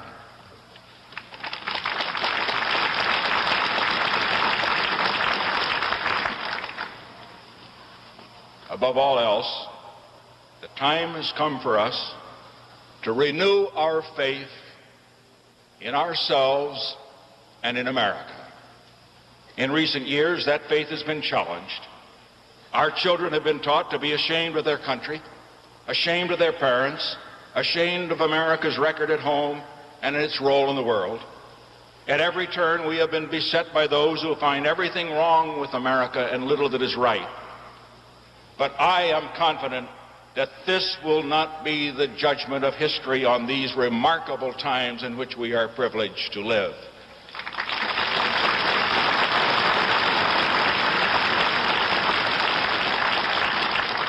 America's record in this century has been unparalleled in the world's history for its responsibility, for its generosity, for its creativity, and for its progress. Let us be proud that our system has produced and provided more freedom and more abundance, more widely shared than any system in the history of the world. Let us be proud that in each of the 4 wars in which we have been engaged in this century, including the one we are now bringing to an end, we have fought not for our selfish advantage, but to help others resist aggression.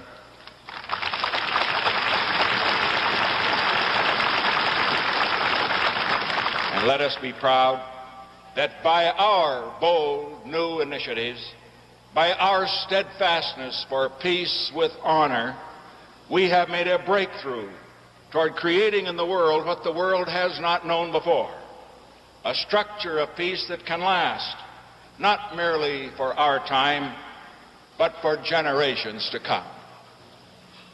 We are embarking here today on an era that presents challenges as great as those any nation or any generation has ever faced.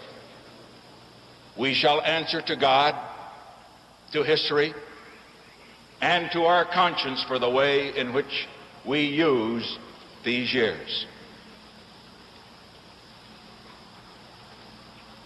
As I stand in this place, so hallowed by history, I think of others who have stood here before me. I think of the dreams they had for America. And I think of how each recognized that he needed help far beyond himself in order to make those dreams come true. Today,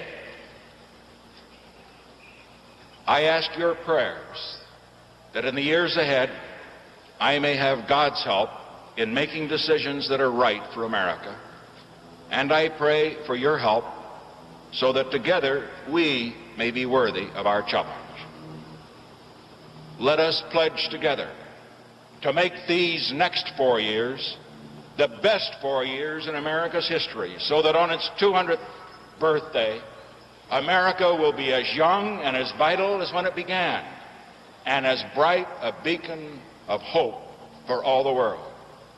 Let us go forward from here, confident in hope, strong in our faith in one another, sustained by our faith in God who created us, and striving always to serve His purpose.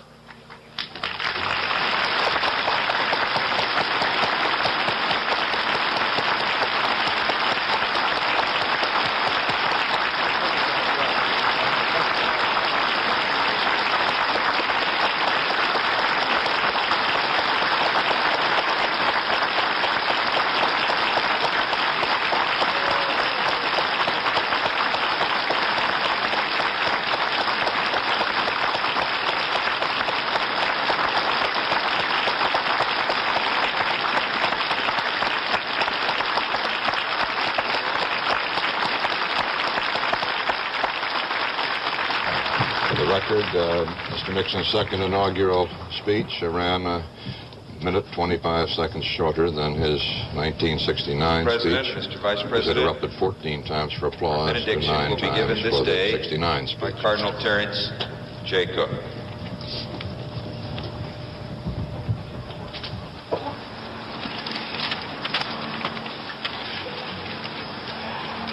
Heavenly Father, loving God of our fathers, on this inauguration day, we thank you for all the blessings you have bestowed upon our nation and our people.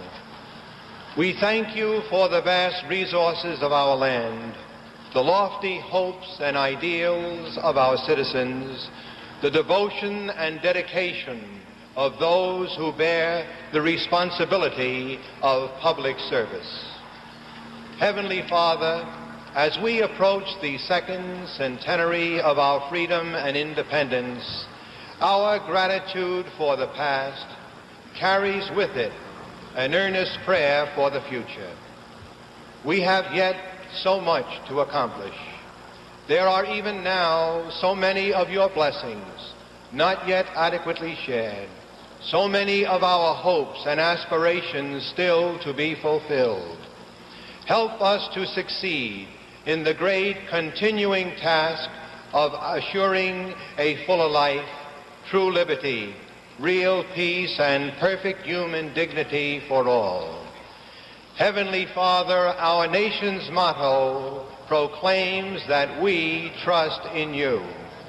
Help us to realize the full meaning of this trust. Deepen our awareness that without you, even our best effort is as nothing. Without your help, we simply cannot achieve our hopes and our ideals. Heavenly Father, bless our President and our Vice President, who today dedicate themselves to 4 years of service to all the people of this nation. Give them in these difficult days wisdom and understanding, patience and courage. Heavenly Father, our nation yearns for peace. Help us to achieve true peace at home and abroad, and to be an example of a peace-loving, peace-making people to the nations of the world. We are pledged to be one nation under God. Bless every effort of our leaders to make us one, and keep all of us, Heavenly Father, under the protection of your abiding and never-failing love. Amen.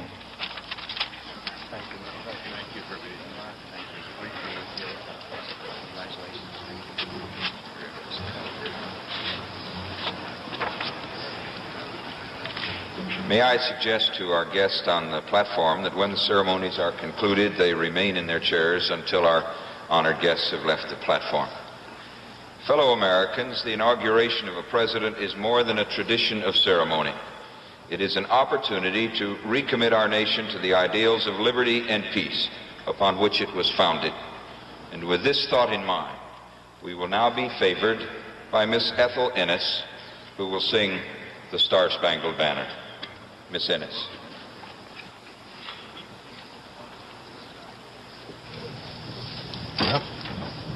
Oh, say, can you see by the dawn's early light what so proudly we hailed at the twilight last gleaming, whose broad stripes and bright stars through the perilous fight o'er the ramparts we watched were so gallantly streaming, and the rocket's red glare, the bombs bursting in air,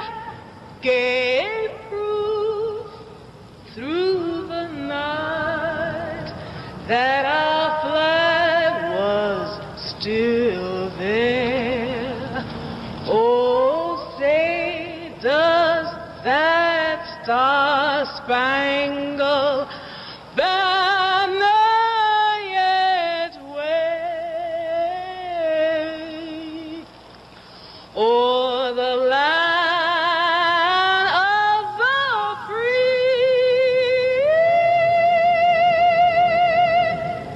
and the home of the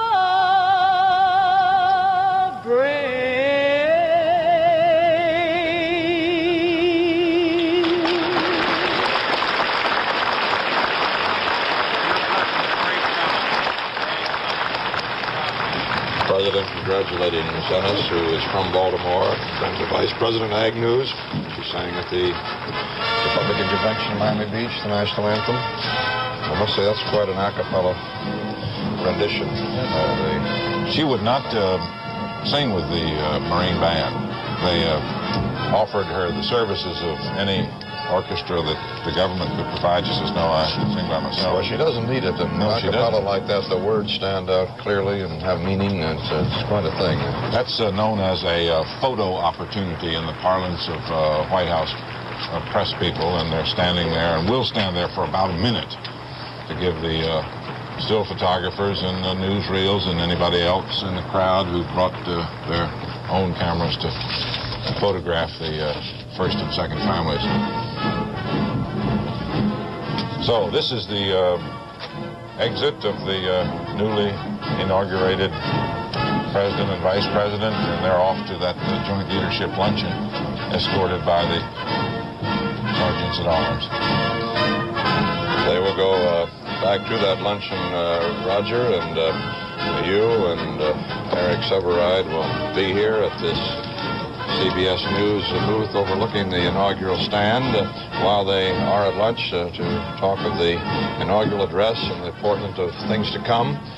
I'm going to be taking off from here, going down to our anchor position, our CBS News headquarters here to report that 2-hour parade of 11,600 marching people, 143 units, 55 marching bands, including the largest ever to march, 1,976 persons, 27 military units, 35 floats, 14 equestrian units, and 344 horses. And how do you like the plug? Roger, I'll be on my way down there to that anchor position, which will be shared with Dan Rather. Leave you and Eric Severide here. CBS News coverage of the 47th inauguration will continue in a moment.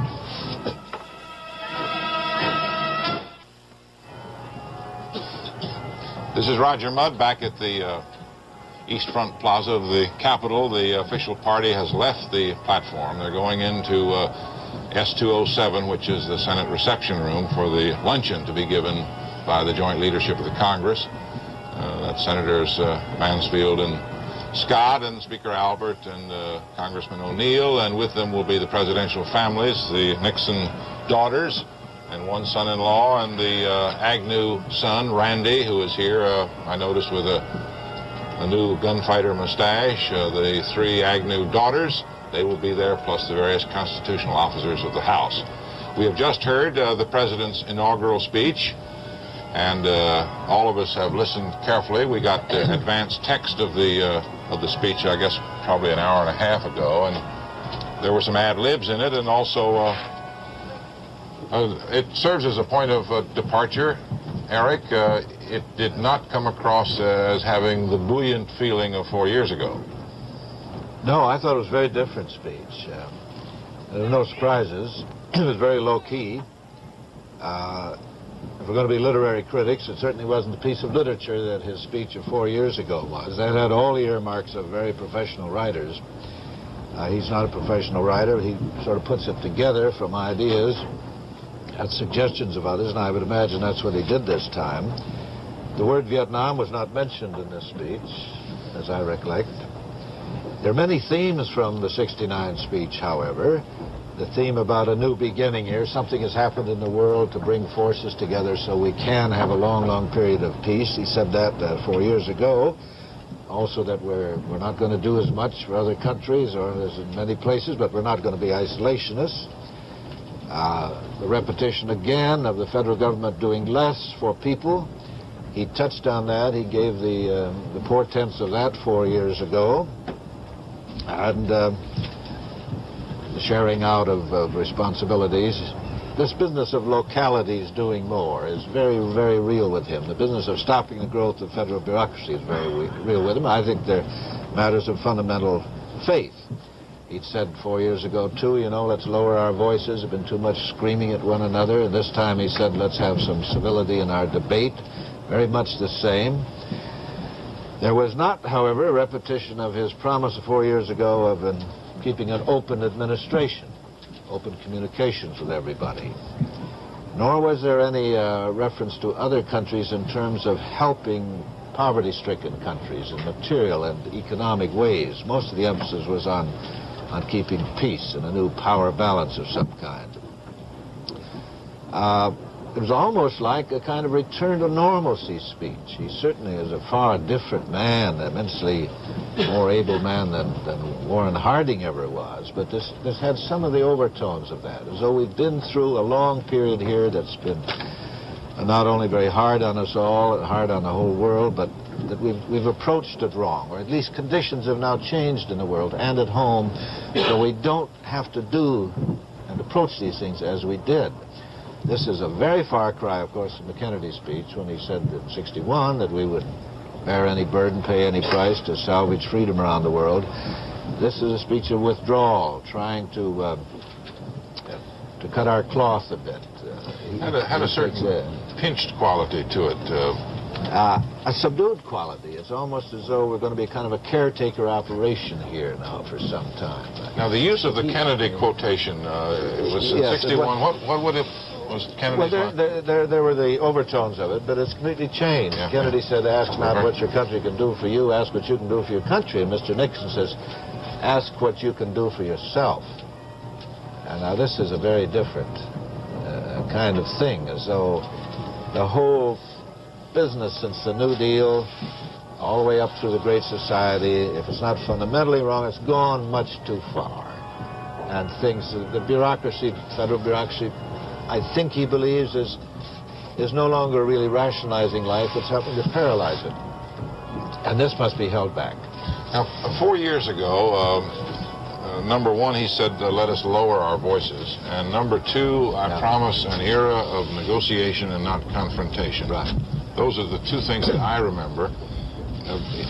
And I think it's fair to say that perhaps our voices haven't been lowered as much as they might have been, but at least the campuses are quiet. Very much quieter. Because of the end of the draft and the withdrawal of 500,000. And we have had negotiation and not confrontation. Now, did you find in it anything, benchmarks that we can measure his second administration by? In this well, of course, when the war is finished, and we all assume that it will be soon, then I think you're going to see a whole new atmosphere here, and a new Congress coming in, and we don't know how things will go from there. But he's made no reference to, of course, the other parts of government in this speech. No word of Congress. This is his day. He is here as sort of as a guest of Congress, but there is underneath all this, unspoken, a gathering kind of crisis inside this town, except in periods of big war or a great crisis like the Great Depression. The presidency of the United States has never enjoyed so much power as it does today. He's absolutely master, not only this moment, but practically of this building, this hill. It's been extraordinary growth of presidential power, and this is what is now coming to be resented and worried about in certain areas of the Congress, the press, and the bureaucracy.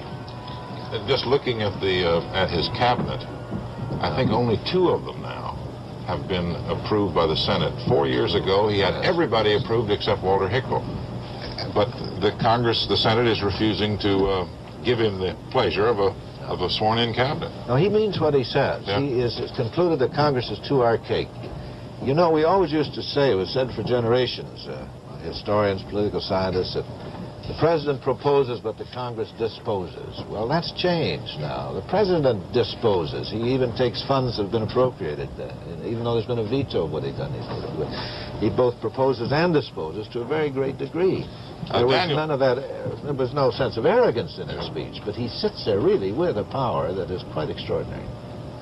Well, I guess we're going to have to find out from Congress whether it is dispensable or not, according to his view. And Daniel Shore is in our position in the rotunda in the Capitol, and he has got senators with him, and we hope, and for some reaction. Daniel? Yes, Roger. Here's the rotunda, and through here a short while ago marched the whole House and the Senate out to view the inaugural. I have with me, if you'll excuse me, gentlemen, I wanted to talk to Congressman Diggs for a moment on the air. With me is Congressman Charles Diggs of Michigan, who I believe was the only black congressman I saw here today. How much of a boycott do you think there was by blacks in the House? Well, I don't know. I was up front and I didn't see who was here. I just have to interpret anyone's absence as based upon personal reasons or other commitments. In my opinion, the inaugural ceremony is a national ceremony that has nothing to do with who's being inaugurated and what he has to say. Now, the State of the Union message is a different kind of a proposition. So I'm here because I felt that it was my place to be here.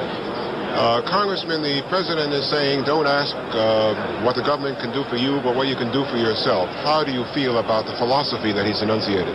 Well, that's an interesting variation of what John Kennedy said in the 1961. And I think that there is a great deal of relevance in such a statement to some of the needs of this country, because it is true that the government cannot solve all of the problems. Thank you, Congressman. Nearby is Secretary Richardson. If I can ask him to step here for a minute, because we're on the air. Can I just have you for 1 minute here? Are you on the air? Can I have just 1 second? With me, borrowed from another network where they were not yet on the air, is Secretary-designate of Defense Richardson, outgoing Secretary of Health, Education, and Welfare. And I was particularly interested in asking you, Mr. Secretary, because the President appeared to espouse some of the thoughts that you have expressed about too many expectations. Did you like that? I did, as a matter of fact, Dan. As you know, this is something that's concerned me at HEW. There are so many hopes that people attach to government programs with no possibility that by any standard we could raise enough money to do everything at once. And so it seemed to me for a long time that we ought to try to get more clearly into focus what the competing claims are. So I was glad to hear this. But as one who has dealt with the problems of people in this country for the past couple of years, when the president says, don't ask what the government can do for you, but what you can do for yourself, you've dealt with all the people who can't do it for themselves. What do you think of that? I think and I'm sure the president didn't mean to suggest that we shouldn't do what government must do to help. In fact, he explicitly said this. But it's also true, I think, that you can't get there from here by government action alone. We really do need to mobilize the concern of people in their communities to help each other. Right. And this is, I think, an important thing to emphasize at this point. Thank you, Mr. Secretary. I want to turn now to Senator Mondale, who doesn't know I'm turning to him, but has always been very fast. If you'll shake hands with the Secretary. Senator Mondale, the President espoused a philosophy in this speech. I don't know if it is your philosophy. It is go do it for yourself and don't ask the government to do it for you.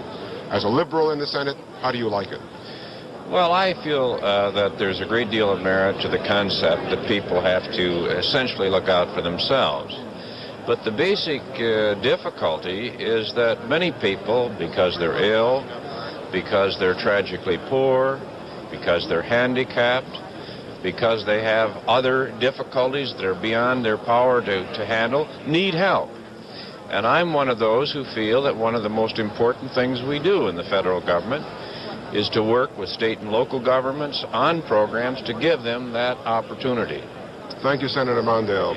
Senator Mondale, we didn't get a chance to ask about his own hopes for the next inauguration, but that's a story at the moment from the rotunda. Dan, just for the record, the temperature did not rise, although everybody said it would. It's 40 degrees as of about 15 minutes ago, and the wind is from the north-northwest at 16 miles an hour, which means that once you leave this living room, our studio, it is not very comfortable outside. In fact, it was very cold, and people came not very well dressed for today's inaugural. They were assured that the temperature would be up in the middle or high 50s, and it never got above 42 or 3. Marvin Kalb is been listening to the ceremonies and watching them, and he covers the State Department for us, and he has with him several foreign journalists that he knows and whose opinions he respects, and he's going to talk to them about their view of today's inaugural speech. Marvin? Roger, I'd like to introduce them first, Mr. Tibor Kovac of MTI, that's the Hungarian news agency, and Mr. Adalbert de Sigonzak of the Paris newspaper François. Gentlemen, colleagues, let's start What is your overall impression of the inaugural speech? Mr. Kovac first. Well, as far as philosophical policy statement can go, I think it's a very good speech.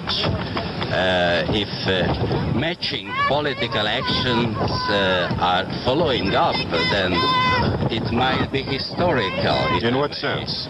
Well, I think this is the first time that an American president emphasized the philosophical acceptance of the peaceful coexistence, not only just a practical necessity under the nuclear weapons.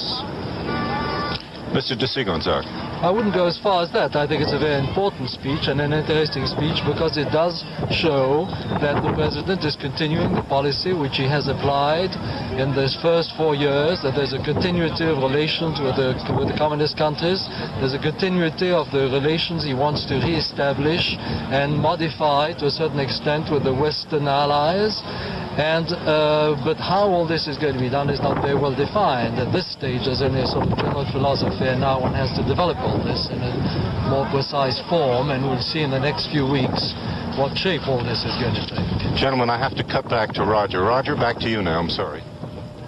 Well, the reason, Marvin, is that Governor Wallace is anxious to leave the rotunda and has agreed to wait very briefly while we get our lines fixed and switch back to Daniel Shore in the rotunda for a comment. Yes, that's right, Roger. Governor Wallace came in spite of the fact that it's a hardship for him, too. He wanted to be at the inaugural today.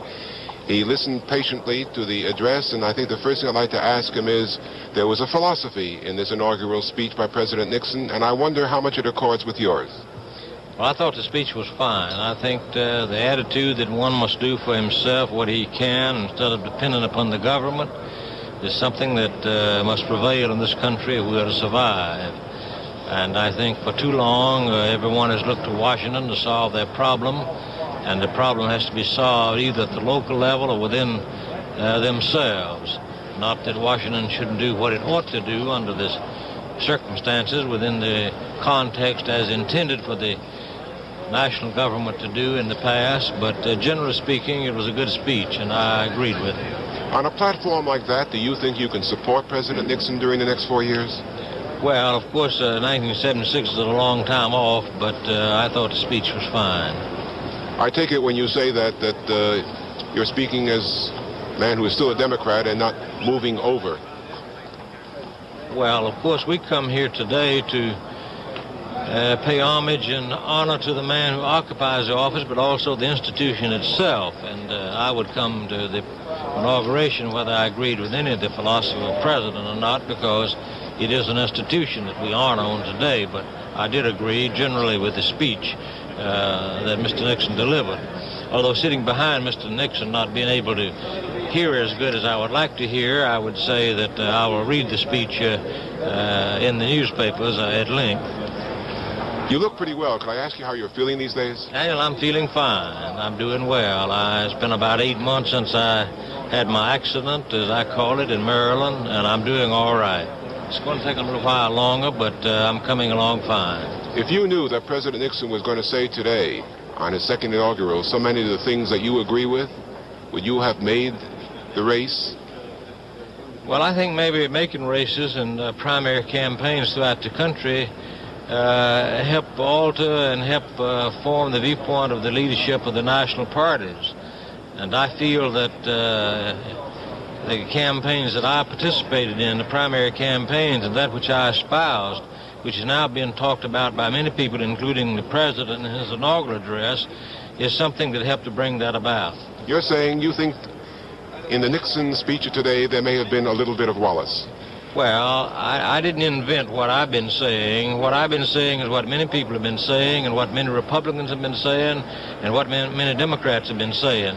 But I think that I went out on the primary campaigns and showed them that the average American was fed up with many things in our country, and he wanted some changes brought about, and I believe the Republican Party accepted that message down in Miami, and I think they've accepted it in the inaugural address also today. Governor, you've been very kind. I don't want to detain you too long, and nice to see you. Yes, sir. Thank you. Governor Wallace, Roger.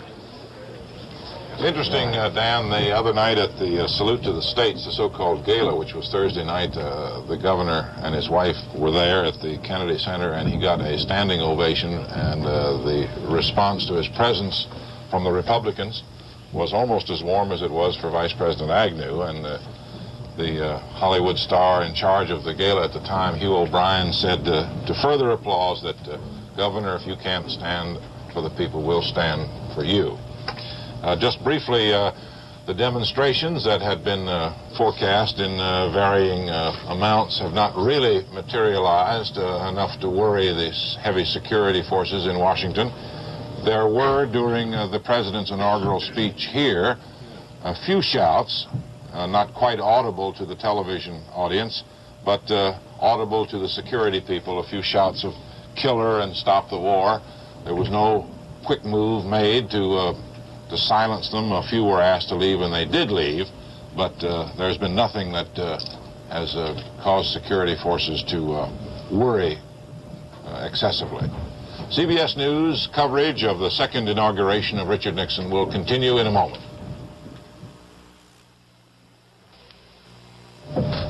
It's clearing out very quickly on Capitol Hill. As soon as the oath and the speech were over and the President and his family and the Vice President and his family went inside, that was the signal to get out of the cold weather, and in about 5 minutes, these stands, which cost about $600,000 to build, were deserted and empty.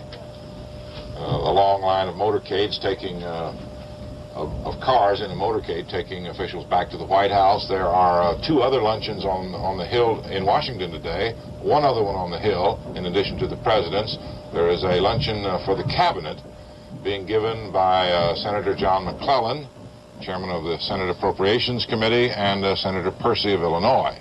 And down at the White House, there is to be a brunch for the governors. The boards you see around those trees are put up there because the architect of the Capitol virtually goes out of his mind when anyone breaks a twig on a Capitol tree. They have spent over $600 to board up that tree. I don't think the tree itself would cost more than a couple hundred, but there's an awful lot of wood enclosing some young trees on Capitol Hill. Some of those old trees, Walter, the bigger ones, go way back to Washington, don't they? The Washington elms we used to call them. The big ones, but those are the little ones, and the architect's office just doesn't want anybody in them snapping off branches, and I suppose that in case anybody cares, these stands are built of southern pine and Douglas fir, and they're all salvaged and recycled some way, some other use later on. Well, you know, 4 years ago, Skinker and Garrett, the contractor on this job up here, sold all the excess lumber for about, well, I don't know what it was. I think it was about $100,000, and they used all that lumber to do the sheathing on about 100 houses down in Tennessee. Yeah. The President's stand itself, with the columns and the Corinthian frieze-work, that's all permanent and is stored in a warehouse here in Washington.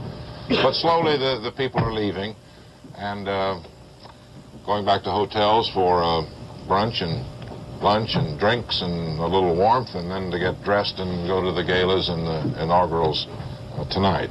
Nelson Benton is at the Washington Monument now, and he has a report for us on the demonstration there. Roger, we're located, that's the White House South Portico you're looking at, and we're just about 1/2 mile south of there on the northeast corner of the Washington Monument grounds, which is the principal location site for what is expected to be the largest anti-war demonstration coinciding with the inaugural. The people who are sponsoring it, the National Peace Action Coalition and the People's Coalition for Peace and Justice, expect, they said, tens of thousands. We're told by CBS News correspondent Hal Walker, who is at the Lincoln Memorial, where the bulk of this crowd is assembling for this rally, that there are about 15,000 people at the Lincoln Memorial. They will march down Constitution Avenue, coming from the west. It's a distance of about 8 blocks to the monument ground, and will gather here at this speaker's platform to hear from a number of speakers, including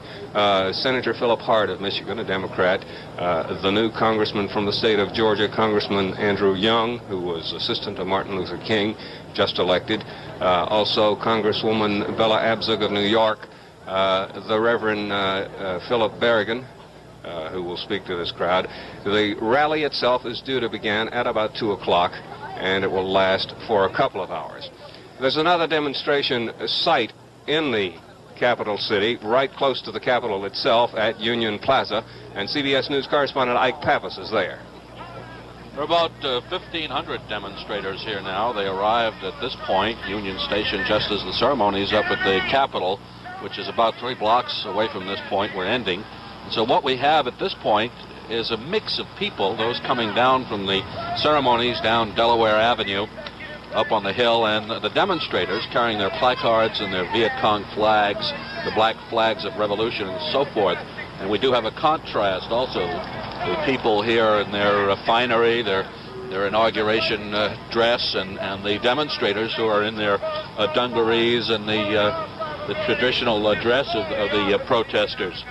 Mingled in the crowd also are police, uniformed police and plainclothesmen who are on the lookout for any disturbances that might break out. So far, though all has been peaceful, there's been no attempt by these demonstrators to try to interrupt the procession of people or to hassle them in any way, as we saw in the Republican convention in Miami this past summer. And as a matter of fact, these people, most of them members of the SDS, have publicly announced that they will attempt to demonstrate peacefully, that they will not resort to violence.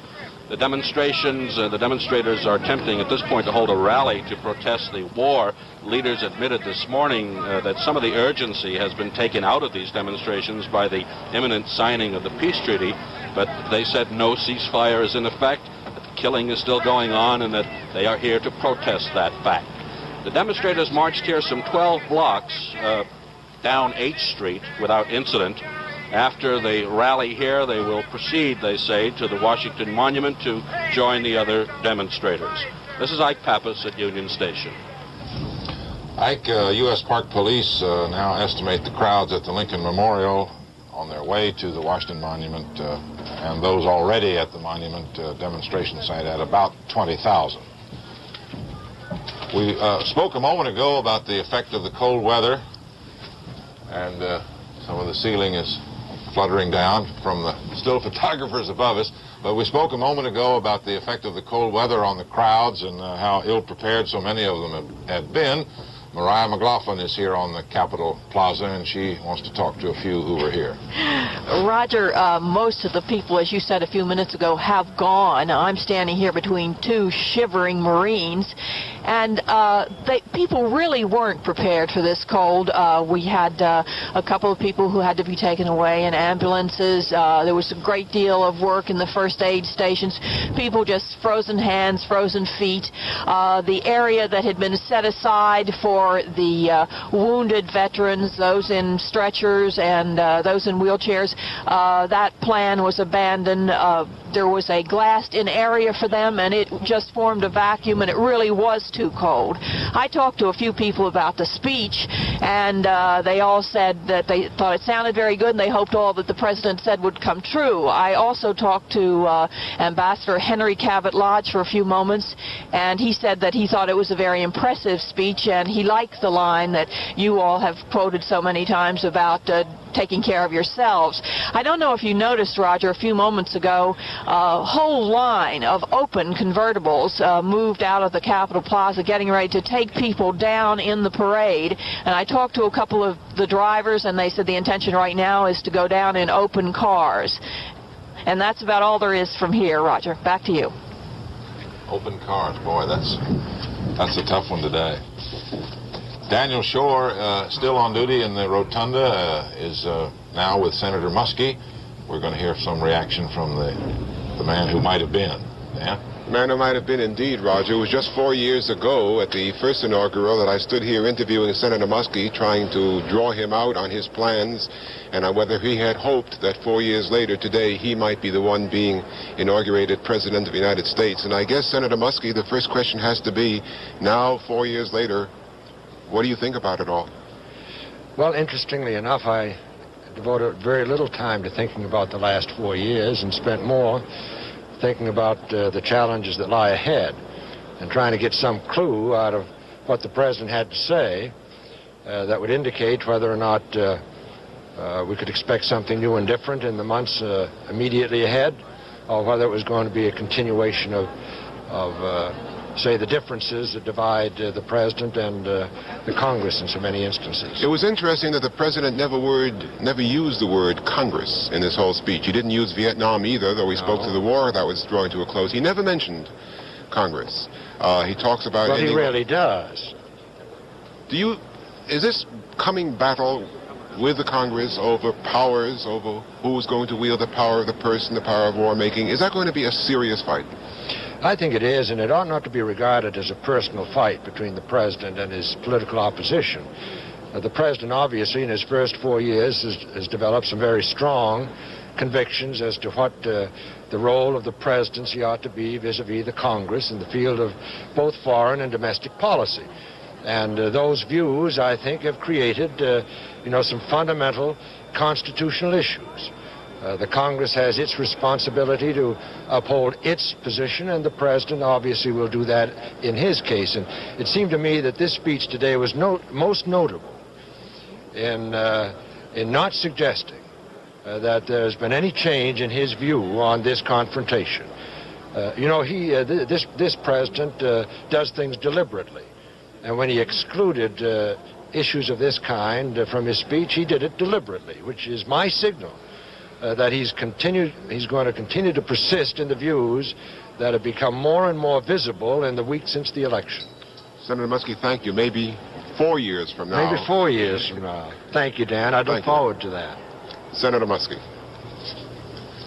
Well, you can see already, Dan, that members of the Congress are sharpening their knives. The little jab that Muskie gave the president, saying he never mentions Congress when he comes up here. So just briefly, we'll pause in a moment. Richard Nixon has now been sworn in for his second administration, the 35-word oath. He has given a 15-minute speech, and he says the nation is standing on the threshold of a new era of peace in the world. CBS News coverage of the 47th inauguration will continue after this pause for station identification. This is CBS. News coverage of the presidential inauguration continues. This portion is sponsored by the Savings and Loan Foundation for your Savings and Loan Association. We're doing a lot for America, and we want to do more. Here again is Roger Mott. President Nixon and Vice President Agnew and their families are inside here at the Capitol building having lunch with the joint leadership of the Congress. The menu, for the record: shrimp cocktail, tenderloin of beef, green beans, amandine, broiled tomato, grapefruit, avocado salad, rolls, butter, fresh strawberries with cream, mints, and coffee. They're having lunch in the Senate reception room, and at the luncheon, at about 5 large circular tables, are the presidential delegation, the joint leadership, and their families, and the various constitutional officers of the House and the Senate. The White House wanted to have that luncheon down at the White House to make things move more quickly, and the Congress says you can't have a luncheon given by the joint leadership of the Congress for the President and not have it on Capitol Hill, and therefore it is on Capitol Hill. President Nixon himself picked the theme for this inauguration, the spirit of '76. It is one which both looks back to the nation's birth and forward to its 200th birthday. Charles Kuralt found out that the theme doesn't stop at the inaugural stand. They're changing the song out here today. 147 trombones lead the big parade, with 310 cornets right behind.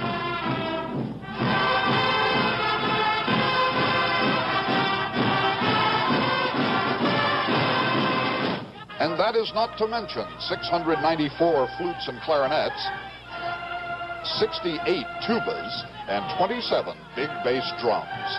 In all the history of marching bands, there's never been a marching band like this.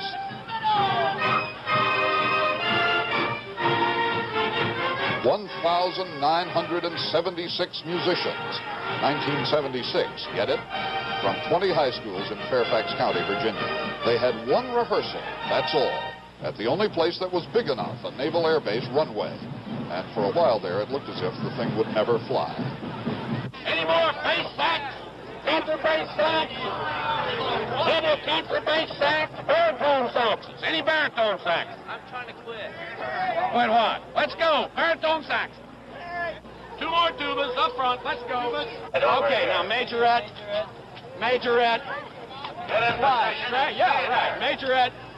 Now, how did you come up with this? Flag. Come on. That's it, sweetheart. Majorette. The sharpest sweater that's wandering around down there. What section are you in? Well, the tubers, put your tubers on your shoulders.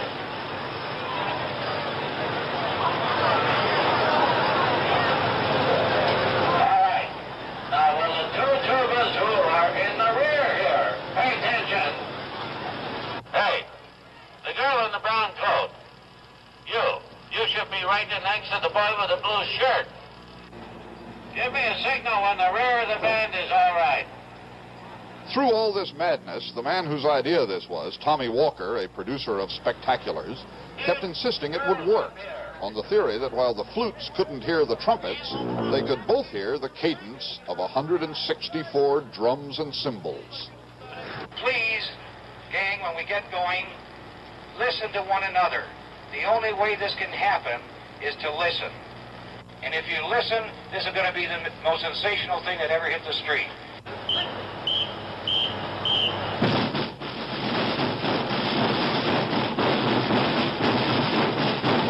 The drums, we can assure you from experience, are going to sound like cannons as this band swings down Pennsylvania Avenue to end the inaugural parade. President Nixon himself, who is known to have a fondness for spectacle and who approved the idea of a 1,976-piece band, should be knocked out. And so, after the rehearsal, Tommy Walker was smiling. It is going to be a good finale to the parade. It really is. I can hardly wait.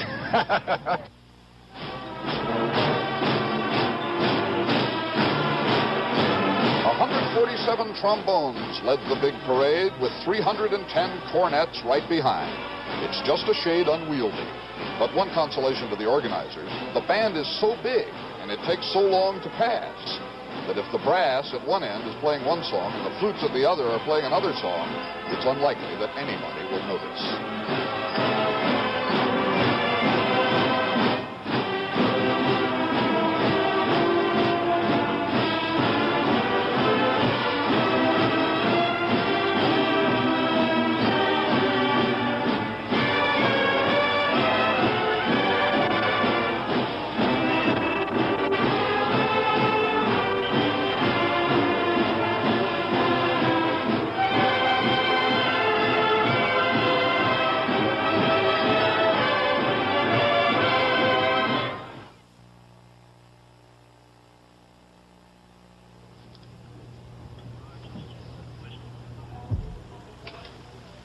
This is the view from the west front of the Capitol, looking down Pennsylvania.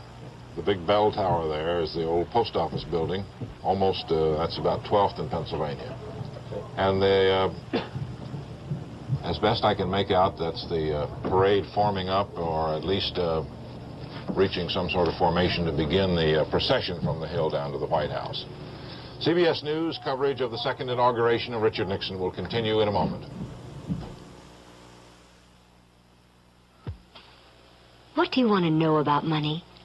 If your money in a savings and loan is insured up to $20,000 by an agency of the U.S. government, how can you have more than $20,000 in the same savings and loan and still have it insured?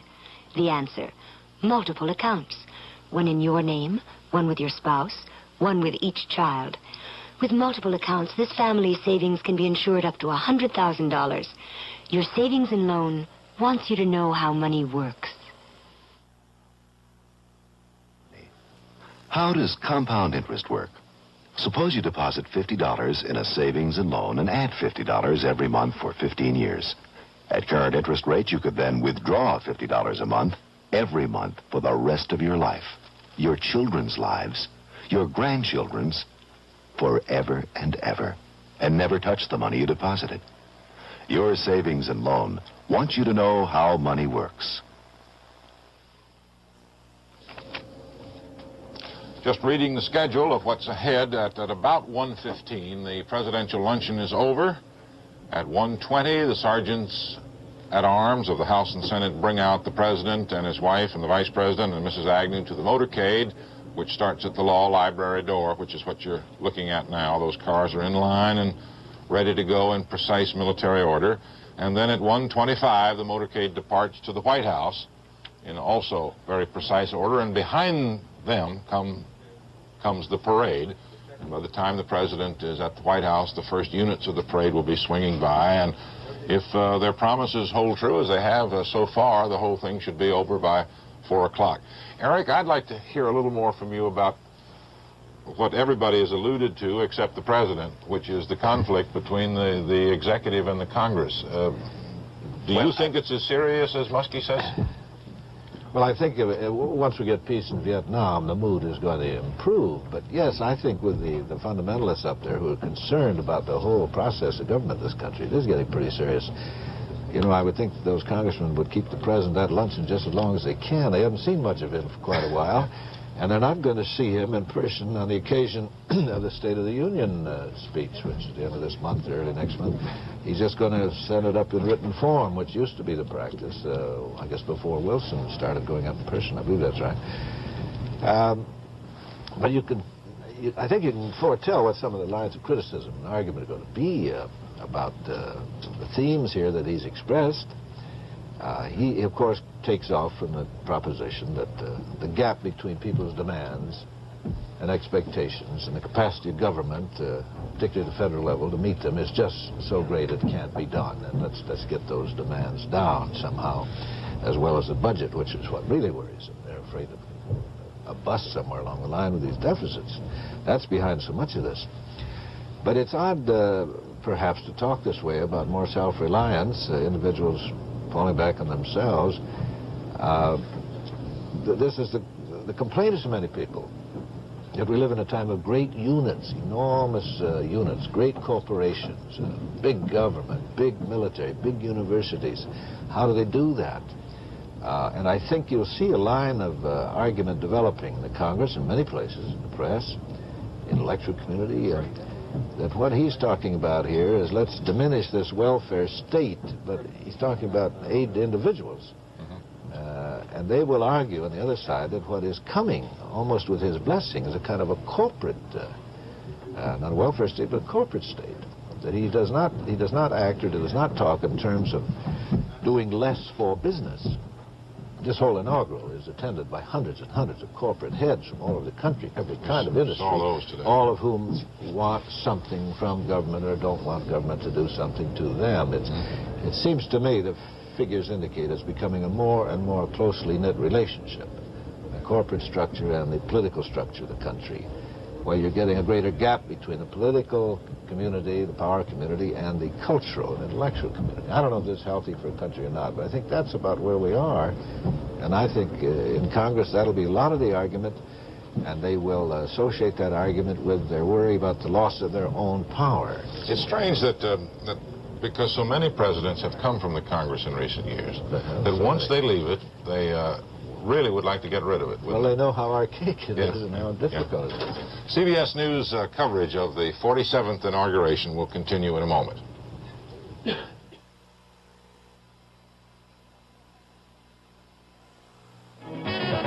Sir, what kind of gum are you chewing? Oh, they're all the same. Am I on TV or something? Is this kind of gum any different? Is it new? Yeah, it's new. New Lifesavers gum. It's different. Really good. Tastes like Lifesavers. See? Peppermint. It's a whole new thing that's happening. Lifesaver gum, huh? Yeah, sure. Those packs. Pretty good idea, but you left out the whole. Lifesavers gum. Every car engine has an enemy, dirt. I'm dirt. I'm dirt. And it's car engines I love to hurt. I try to make them stall and stutter and stop. And if I do, what can you do? Ha! You can't even call a cop. You can't arrest dirt. And I'm dirt. I'm filthy, rotten dirt. I try to make your engine whine and whimper and yelp and cry for help. Ha-ha, I'm dirt. Ha-ha, I'm dirt. Ha-ha, I'm dirt. But dirt has an enemy, Mobil detergent gasoline. Mobil hates dirt. Always a matter of some suspense for us at CBS News to find out who Hughes Rudd is going to come up with next when we go to him, switch to him, and this time he's with a souvenir vendor. Hughes? Roger, before I wanted to talk to that gentleman, I couldn't help but think when I heard you discussing President Nixon's menu a while ago, we felt pretty envious down here. Those street people, it comes down to hot dogs and hamburgers. They're 40-cent hot dogs and 55-cent hamburgers, and they're pretty basic hot dogs and hamburgers, too. I don't know whether they've gone up since the voluntary wage and price thing went into effect. Excuse me, sir, how is your business? Lousy right now. Well, how do you account for that? I don't know, to tell you the truth. Are there too many young people around, or what, with not spending money, or what? Well, that could be something to do with it. Well, how are your prices running? How much are all these things? $1. $1 for everything? No, sir. I got risk and pens here for a quarter. How much were the dollar items last year? Do you remember? Around 50 cents. When did they go up? Well, the price of living went up. What? Are you aware that the wage and price thing is now voluntary? Maybe you're not supposed to let them go up. I don't know about that. You just sell them. You don't sell them. That's all I do. And we just find them, Roger. Back to you. Yeah, he just sells them. He doesn't philosophize. That's the first time, Hughes, I've ever heard you refer to yourself as a street person with hot dogs and hamburgers. So we're waiting now for the Vice President and the President to emerge from S-207 here at the Capitol, which is now almost deserted, at least compared to what it was 30 minutes ago. I noticed during the swearing-in ceremonies and the whole ceremonies today an awful lot of empty seats. I also noticed that the press section was about three-quarters full. And just to point out to you one little feature that you may not have seen, if the camera will hold right there at the President's portico or platform, you will notice a baffle just above the presidential seal. That's cheesecloth or something akin to it. And that's about 6 feet high. It doesn't look that way, but it is. And early this morning, about 3 o'clock, on the back side of the stands, one panel was opened up and some Secret Service agents went up the aluminum extension ladder, and they've been in there since 3 this morning, I suppose with little hand warmers and bologna sandwiches. That's tough duty to be up there. But they're up there from 3 o'clock, and they won't come out until we've gone, so we can't see them come out of there. But that's the security, and it has nothing to do, really, is not directly related with the size of the crowds here or the possibility of demonstrations. They've always done that as long as they've had that portico. So the President will come out this door, the so-called law library door. There's actually not a law library down there, but that's the most convenient exit. There's an elevator right inside that door that goes up to the new East Front. It's not new anymore, but it's still called the new East Front. And there, if you see the row of windows over on the extreme right,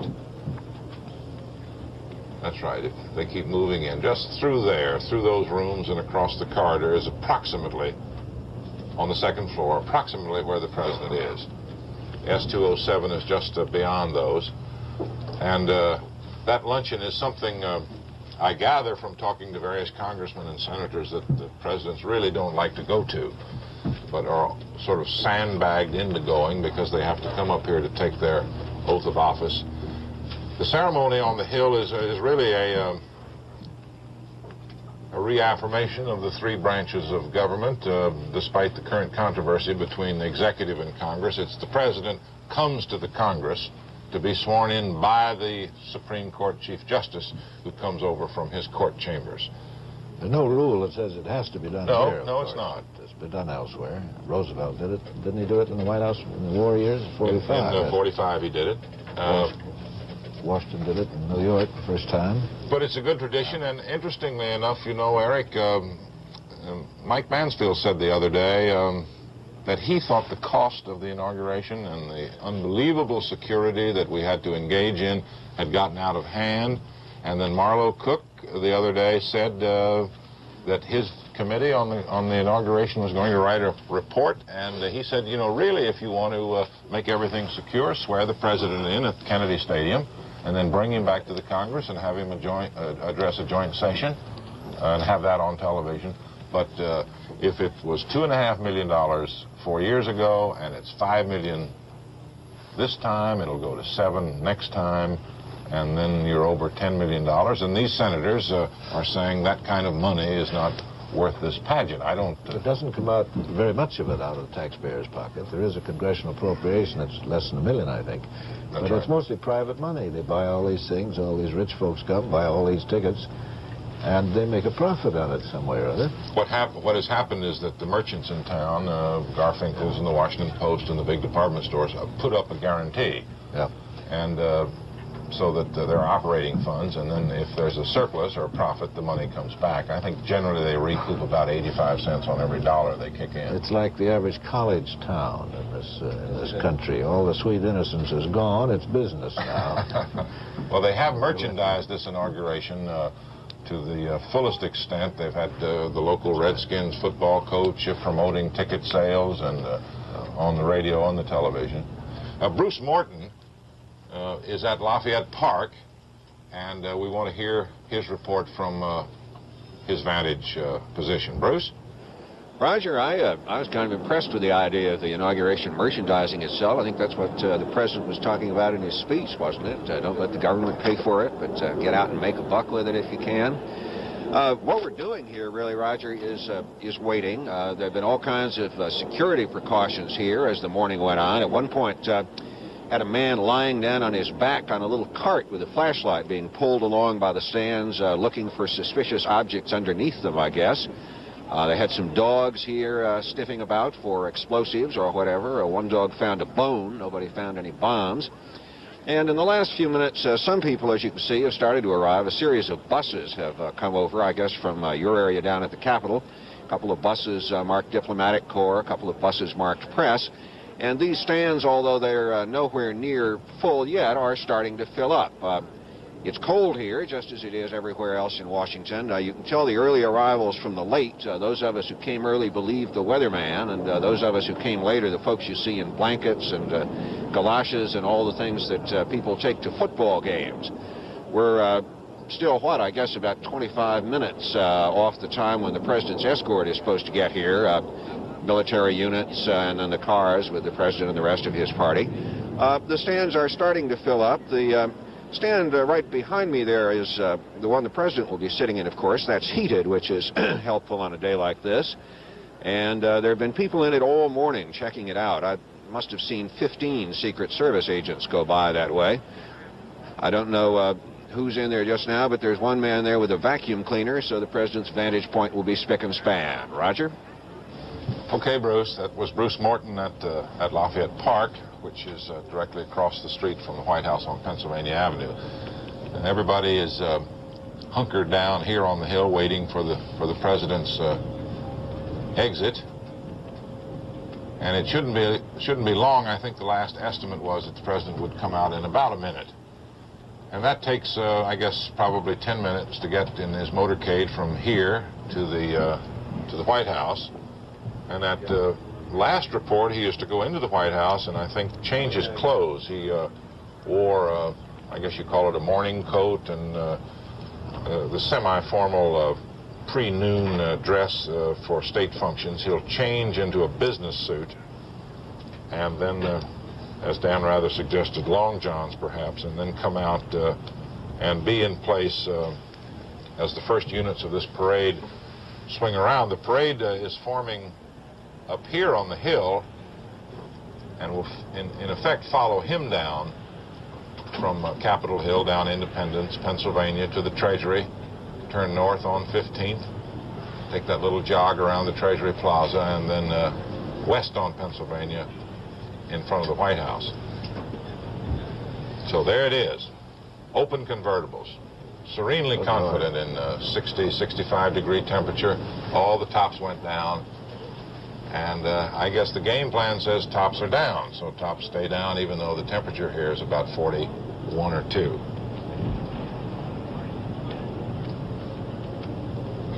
This is, of course, requires months of planning. The Capitol Plaza began to be taken out of use in progressive steps beginning last September, and the basic plan for the construction of the inaugural stands begins in September. Big planks are laid down and everything has to be elevated a foot or so off the blacktop because of the TV cables that must go underneath. And all those wooden benches cannot be nailed just to blacktop. They have to have a structure. Each senator and each congressman is allocated a certain number of seats. I think a senator gets about 145 tickets, a congressman about 50. That's obvious. The reason for that is obvious because of the number. And those stands are allocated by political. A lot of Republicans go to Democrats and say, look, you know, you don't, probably not much interested in this inauguration since it's a Republican. How about turning over some of your tickets? And that's the way a lot of Republicans get extra tickets, is from Democratic friends. Roger, was there anybody on the grounds at all, any spectator who was there just as part of the public without a ticket? Even to stand, you had to have something. No, you couldn't do it. Couldn't do it. It's a public ceremony, but you still needed a ticket. The nearest thing there was to open admission was called general standing. But to get in there, you had to have a ticket. A senator got, I think, probably 100 tickets for the general standing area, but that required, you know, security and the whole business. So it's really not any longer a public ceremony. Not what it was in Jackson's time. No, it was all the ordinary people who followed them down the avenue and busted up the White House. He had to go out through a window or something. Sleep in a hotel, didn't he? When Andrew Jackson? Oh yeah, when they brought the Citizens Army into Washington. Well, the general run of citizens doesn't get very close to anything, but that's security. That's the way it's inevitable. So within, I suppose it'll be another week or two, all this lumber and all these structures come down, and slowly the grouchy employees of Capitol Hill who've been denied their parking places since September will get them back, and we'll be ready. We'll be ready to see the president in a moment or two. He is determined, obviously, to keep on schedule, and it looks like if we can get in a little closer with the camera. No, thought it was he. Determined to keep on schedule, and they've ticked right along. I think they were perhaps 60 seconds late on being sworn in at the stroke of noon. 4 years ago, we went 15 minutes without a president, didn't we? He wasn't sworn in until 12:15. The term expired at 12. That's right. Now this year, as Barry Serafin pointed out, there's no interview down there. 4 years ago, Mike Wallace was at that position, and as the president came in, I knew something was missing this year. It's Mike Wallace. Mike Wallace. Mike got him and got a quick little interview with him as he went in. But this year, and there's the Agnew. That's Randy Agnew, and that's his fiancee, Connie Angelos. Those are the Agnew daughters, Susan and Kimberly. Kimberly was a senior at Cathedral School this year. There is, don't recognize her, but she's got a military escort. Kimberly is a senior at Cathedral School for Girls. It was in '69 that she wanted to wear an armband during a moratorium, and her father announced publicly that she wasn't going to wear anything of the sort, and then banners cropped up all over the country from the underground, "Free Kim Agnew," if you remember. Now, these are the ministers who participated in the inaugural ceremonies, and they were at the luncheon with their wives. So what's going on inside, where we're not permitted, is suiting up and putting on top coats and shaking hands, and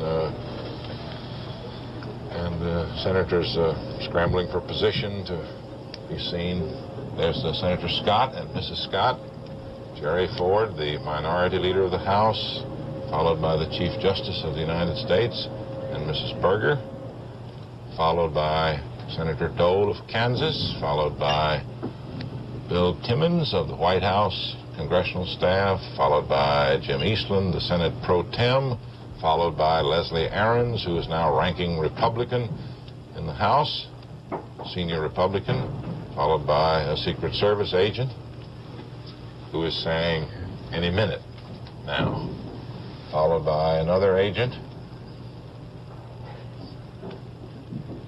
Everybody has... How is it you can always tell those agents? Well, you just about look at their lapels. Something button in their about lapels. their whole physiognomy, their clothes, their bearing, that you can always tell them. They're supposed to be invisible then. No, I think they really have blown their cover, so to speak, that they've ceased to try, really, to... Yeah, well, they're kind of cut from the same mold, most of them.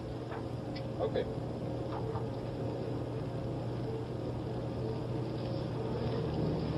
Waiting here for this arrival, you'd think that we'd never seen the president. Such a suspense, but this is his day, and you do want to track his movements as he finishes his lunch with the joint leadership.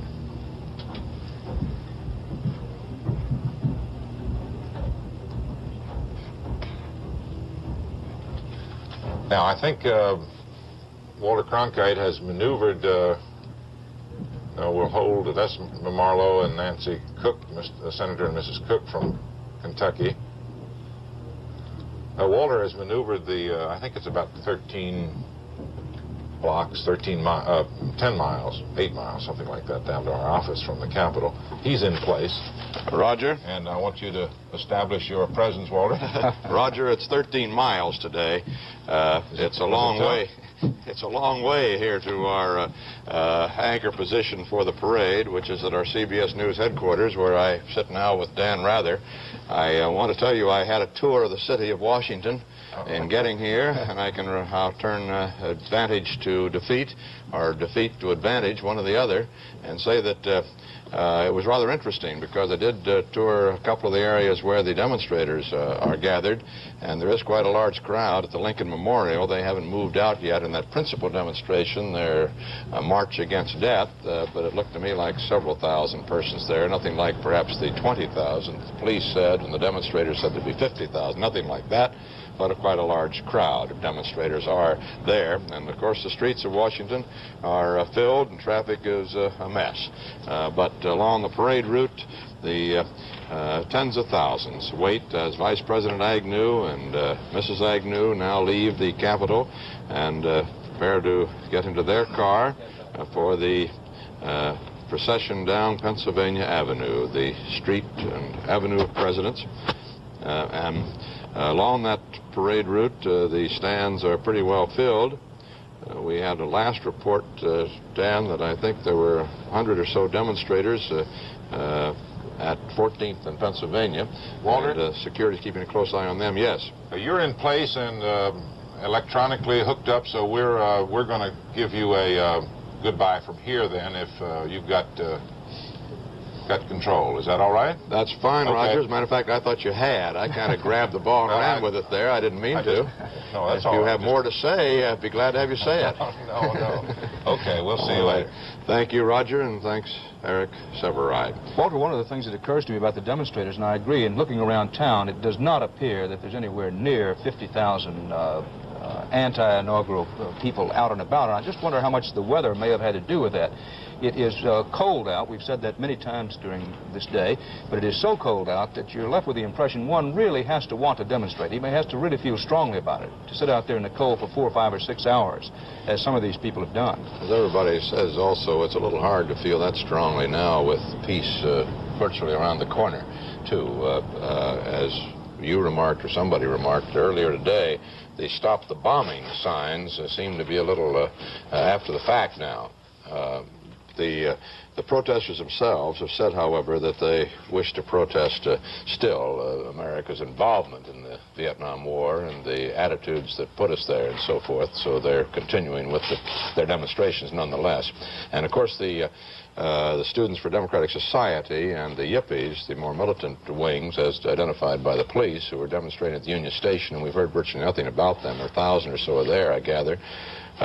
They're demonstrating against war and racism, so they've got their point to be made in that regard as well. The advance units, I think we saw a moment ago, were beginning to move out down toward the start of Pennsylvania Avenue, where Constitution and Pennsylvania come together there, and the parade will be underway very shortly. If this day continues to go as it has so far, Dan, a new record is going to be set in President Nixon's second inaugural of an on-time inauguration day. Well, the parade is always the acid test, as you know. If they can keep the parade on time, when they're notoriously late, then they deserve the title that they've worked to get, particularly on this day. What they're trying to create with this day is what they think is a true image of this administration. That is efficient, high managerial quality to it, able to keep things running right and running on time. As I say, the parade will be the acid test. Here comes the Eisenhower, Mrs. Eisenhower and Julie Nixon Eisenhower, we saw there. Mrs. Eisenhower, Mamie, did not spend last night in the White House, as many thought she might. She came to the White House early this morning to ride down to the Capitol with the first family and, of course, take part in the luncheon and ride back. She looks very fit and at 76, doesn't she? I was thinking this morning when we saw a close-up of her that she really looks marvelously fit for a woman of 76, going on 77, I think it is. Remarkably gracious lady. And there's Tricia Nixon Cox and her husband. Tricia's had the flu. We're told that she's feeling a whole lot better, but again, I noticed during the speech, during the president's address, there was a tight shot of Tricia, and she looked a little peaked, as we say in Texas, a little off. But the important thing was the rest of the family had tried to keep themselves fit for the week, and apparently the flu bug that Tricia had didn't get to any other members of the family. We don't know, though. They put Tricia in the same kind of isolation they put the astronauts to try to keep them from spreading disease around before going on a trip. But she didn't make any of the pre-inaugural events as she saved up for the big occasion today, rushed it up for it. We expect the president out that door that you see inserted behind Dan Rather and me very shortly here for the procession down Pennsylvania Avenue and the walloping parade to follow. 11,800 marching souls there in some 143 units, 55 marching bands, and another 12 bands along Pennsylvania Avenue to play when there is no band immediately in hearing distance. There's the there we are. President's military aide, Major Brennan, and Robert Taylor, head of the Secret Service detail. Anytime they walk out a door, the president cannot be far behind. Barry Seraphin's right there at that law library entrance, which we're looking at. And Barry, come in. You can describe the scene there better than we from looking at it from here. Well, Walter, a couple of hundred people have been waiting here for some time for the president to come out. Some spectators who apparently decided they were so cold they couldn't get any colder, and they're waiting to see the president up close and wave to him. This military honor guard has been here throughout this ceremony today, and many of them are visibly shivering. The president and Mrs. Nixon have now come out to get in their car to leave the Capitol. If Tricia Nixon Cox has been suffering from the flu, it may be worse than that by the time she gets to the White House, because she's one of those riding in an open car. The president's saying a few words, waving to those who have waited out here to see him. Barry Seraphin. Yes. That's Dan. Is the top pushed back on the president's vehicle as it appears to be? Yes, it looks like it from here, Dan. We're still in that pen they have for reporters, and it's hard to see, but yes, I believe it is open. Our viewers can see it from that high shot. So it's going to be very chilly in that presidential limousine as it drives along, although obviously it has a super heating system as befits an automobile that cost $500,000. But I am a little surprised that the president's doctors allow him to do that, although as presidents are wont to do, perhaps they advised him against it, and he decided to leave the top up anyway. Walter, the president has been smiling more broadly today than at any time I've seen him in the last 6 or 7 months. He, this morning, seemed to genuinely get into the spirit of things. When he left the White House, he had that very broad, ear-to-ear smile that you so seldom see in any president. Julia Nixon Eisenhower said a night or so ago, when one of the reporters talked to her at one of the pre-inaugural functions, that he was a very happy man, that he felt that he had a record of achievement behind him, and the electoral victory now standing on his own here, and was very happy as he went into this inaugural. I suppose that must be the case. He's able to put aside, presumably for most of this day, the heavy burdens of responsibility that rest on his shoulder, particularly the Vietnam War situation, which he hasn't been able to yet announce has finally come to an end. He did talk to Henry Kissinger on the telephone this morning, I gather. Dan, maybe you reported that earlier. But he did confer again this morning. Excuse me, Walter, one of the points the White House keeps trying to make when the president telephones Henry Kissinger that way. Keep in mind that Henry Kissinger frequently is, the president is up through the top of his limousine. Apparently that's going to be the routine, that he'll pop up for a few seconds and then back down to keep himself out of the chill and cold. I'm saying if the White House has been stung by reports, some of them are reports, that possible ill feelings between Dr. Kissinger and President Nixon, some of those reports stemming from the fact that the president has more and more lately, it seems, rather than seeing Dr. Kissinger personally, will telephone him, even when Dr. Kissinger is as close as 50 or 75 yards away. But the White House says that all of those reports are simply untrue, that the president and Dr. Kissinger get along as well now as they ever have. He's got that fife and drum corps from Fort Myer here that was organized several years ago and that the president is particularly fond of. He has a little small concert unit from the fife and drum corps at many of his dinner parties at the White House. It's called the Old Guard Fife and Drum Corps, the 1st Battalion Reinforced 3rd Infantry, if you'd like to know the full title. Now, Walter, historically, I never hear that fife and drum corps, and that's one of the reasons I think the president likes it, that it gives you a line of historical sense of community, the past. When you think that President Washington coming back from being sworn in for his 2nd term had a little fife and drum, not much, but a little, and guards on white stallions with lances for his security, mostly keep the crowds back. Today, a motor carriage, hundreds of Secret Service men about, the same kind of music. This is a very authentic outfit, Dan.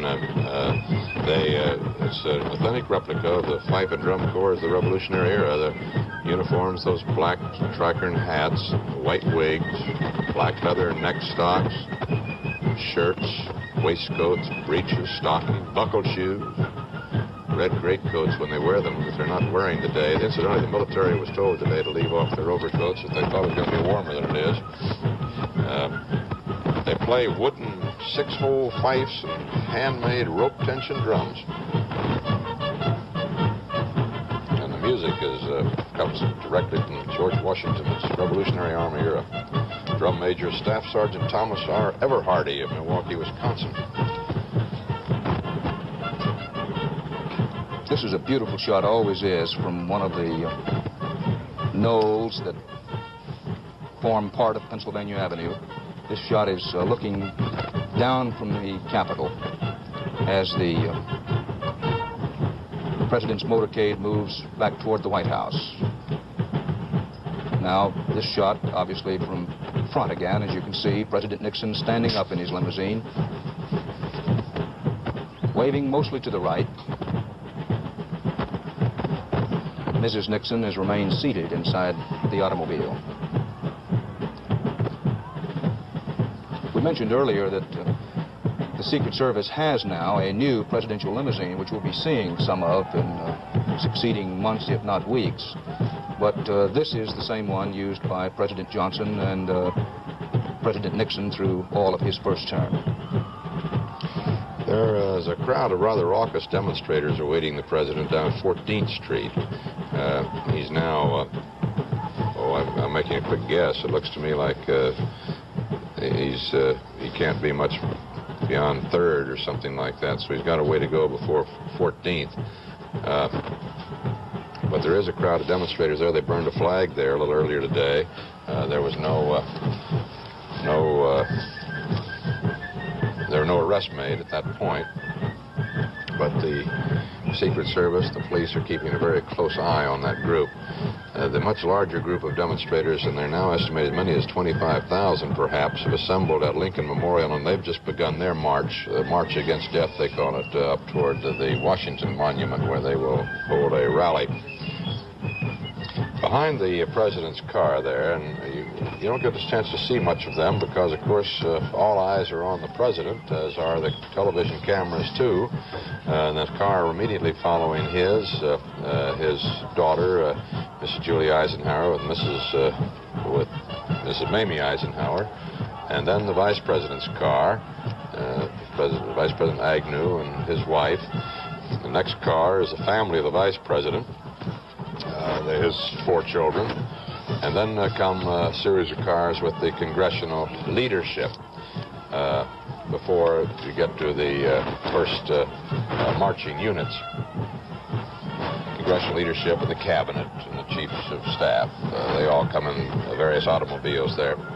Here's a rare thing, Walter, all too rare, I suppose I should say, seeing President Nixon in public, obviously relaxed and having a great time. One would expect the president on his inauguration day, even a second inauguration day, to be feeling pretty good about himself. But, here's some of the demonstrators that place themselves beside the president's car. This is by no means unusual. This is done time and again, and is not could not be described as anything approaching an unusual precaution around the president. Right in that procession, Dan, is Charles Kuralt. He's in a station wagon somewhere in that procession. Let's see if we can bring him in. Charles?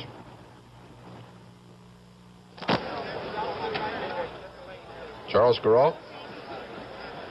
Sounds like Charlie may have gone for a cup of coffee.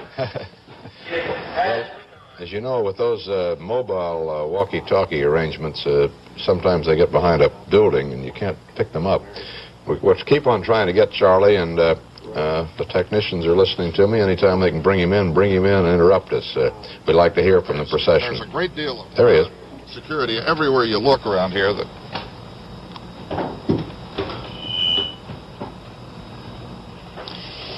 Well, more audio troubles. Great deal of security wherever you look around here. It seems to be the full text of the report from Charles Kuralt up to this time. You see on the president's car the inaugural license plate number 1. These inaugural plates are kind of interesting. They get agreement from many of the states. A couple of states say no. Massachusetts may be one, considering its electoral history this year. I'm not sure of that. But most states agree that the inaugural plates sold here are good in the various states for the first month of the year, throughout the month of January. You don't save any money by buying an inaugural plate. Then you're going to escape a month of normal auto taxes, because the plates themselves cost what a year's tax would cost elsewhere. Charles Kuralt, can we get you in now? Walter, the president has seen very little so far of anything that could be called dissent from his inauguration. One great big sign said, if he's sick, let's help him, but first let's get him off the throne. We're riding along in the procession, policemen in front of him. There are Secret Service men all around. The coldest people along the route are the military men, standing stiffly at attention, and they must stand that way for another couple of hours yet. We were told that the government buildings along the route would be sealed off to all except Secret Service men, and I've seen a few people in those windows, including some pretty girls who don't look like Secret Service men to me. But for the most part, the windows are blank, as even the government workers who work in those buildings have been asked, told, in fact, not to come in today to get a warm vantage point. Charles, don't be so... 11,000-odd paraders will be coming along right behind the president, and so all these people will be standing out here, presumably, to watch them. The cars of Julie Eisenhower and Mrs. Mamie Eisenhower, and the other cars with Patricia and the color team, and the Vice President Agnew and the Chief Justice and the leaders of Congress and Cabinet and so on, are open for the most part, all these people getting a dose of the chilly Washington weather. We're just turning into Pennsylvania Avenue now, and the president begins that long trip up toward the White House. Charles, I wouldn't be so sure that those pretty girls in windows aren't Secret Service men. Well, we can be sure they're not Secret Service men. They probably you can't be sure of that at all. No, the Secret Service wouldn't go that route. They do have some women security agents. And so perhaps we should describe them as Secret Service persons. I'm not sure the Secret Service would approve of that, but I think for our own safety in terms of telephone calls, maybe that's the way we better describe them and assume that they are women. One chap who was in a position to know told me, Dan, that there were 1,900 agents of one kind or another in the crowd at the Capitol alone this morning, and in many various garbs. Now, I'm not saying whether they were as pretty girls or not, but some little hippie looking and so forth, some looking like businessmen. And, it's true that what many people don't understand is the Secret Service has bureaus, offices all over the country, and they have responsibilities other than protection of the president. For example, they are, as you know, responsible for tracking down counterfeiters, that they're an agency under the Treasury Department. But for something such as this, they bring agents in from all around the country. There aren't 1,900 Secret Service agents in the Washington area. They bring agents in from all over the country for this kind of thing. And some of those could be police agents and so forth, too. Exactly. I'm not suggesting CID from the Army and so I don't know, did you get a chance to see, did Roger get a chance to show you while I was en route down here that opening behind the top of the stand where yes. You got to see that, did you? Good. Well, we'll be back in just a moment. CBS News coverage of the inaugural parade will continue in a moment.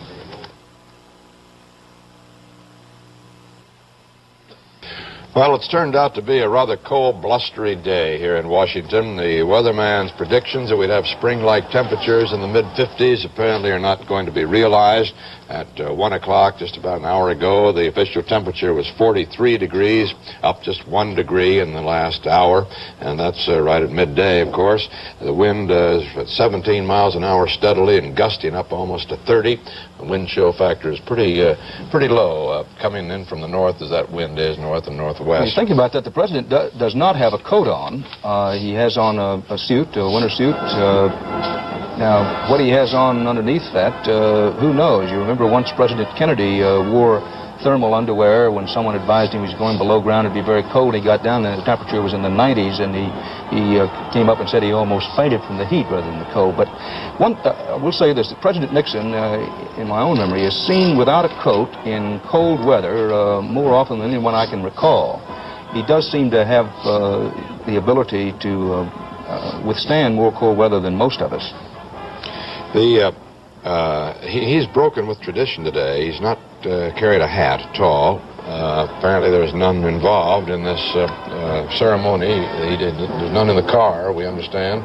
You didn't see him with his Homburg at all? Definitely not. I wondered about that this morning, and I wonder what the incoming Secretary of Labor, Mr. Brennan, may have to say about that. The garment workers and the hat manufacturers always complain when the president is seen without a hat, and particularly on Inauguration Day, I'd think they'd be complaining about it. Well, the President Nixon has a little more fortitude in this matter of dictating his own fashion than even President Kennedy had. President Kennedy went back to the top hat after Eisenhower had gone to the Homburg and made all the hat manufacturers mad, and then with Johnson's inaugural, they went right back to the Homburg again, and now President Nixon has given up hats altogether. For one thing, Walter, there's a V for victory signed by the president. He alternates that with thumbs up, those two, and also the A-OK sign. They seem to be his favorite gestures. For one thing, President Nixon was overheard by friends to say before he came to the presidency that he simply didn't believe he looked good in a hat. A lot of people, men in recent years, have taken that view. And I don't ever recall seeing President Nixon since he has been president with even so much as a hat in his hand. The presidential motorcade is on Pennsylvania Avenue now, and I would say, Walter, probably nearing the 14th Street intersection. Fife and drum corps from Fort Myer there. You never see one of these motorcades move up or down Pennsylvania Avenue without thinking how many parades have accorded heroes in times of triumph and been seen by the nation in times of grief, for that matter, on Pennsylvania Avenue. Charles Lindbergh down the avenue in 1927 after his solo flight across the Atlantic. John Glenn, you recall, Walter, in 1962 after he became the first American to orbit the Earth. The longest parade, and some think the greatest, was along this Pennsylvania Avenue, was when Union troops marched for several days beginning May 23rd, 1865, to celebrate the Union victory, marching to the strains of the Battle Hymn of the Republic. I was thinking, Dan, of our talking about the president's hat wearing or non-hat wearing, his costume. Presidential fashion really becomes an item only every 4 years, it seems, as do so many other things as we describe these quadrennial events. I don't know which of our founding fathers first had the idea of making the presidency a 4-year term, but there aren't many things in our Constitution that have had a greater influence, I guess, on the course of this nation's history. We all have our own little ways of measuring the years of our lives, I guess. We date them even by the number of years before or after a marriage or a graduation or a war or a death in the family. But politically, our clocks wound to this every 4 years, and everything's dated in reference to one administration or another. I know some veteran Washington political reporters around here remember how old their children are that way. You know, let's see. You ask him how old Eddie is. He said, well, let's see, Eddie, he was born the second year of the Eisenhower administration. He must be, he's 19, as the case may be now. Or he can add it up, I don't know. But it works that way. You add them up by the 4s. And that's a hard one to do. If you can divide 4s, you're really pretty well off. Walter, I'm one of those, I'm afraid, who falls into that pattern. It's a 4-year cycle town. This is a one-industry town. The federal government is the industry.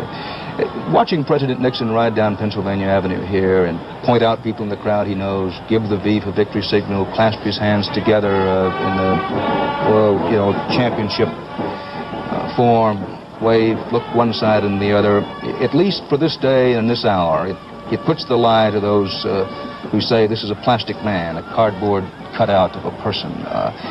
Yes, he may appear to be that way sometimes because he believes in running a comparatively remote presidency, that is, removing himself for long periods of time to think and to do. But on this kind of occasion, big political rally, parade, meeting with thousands of people, Richard Nixon, as with any politician at or near the top, can mix with the best of them, as I think we're seeing here today. I mean, you couldn't ask for a more animated president in his inaugural parade than we're seeing here today, and on a raw, gray day.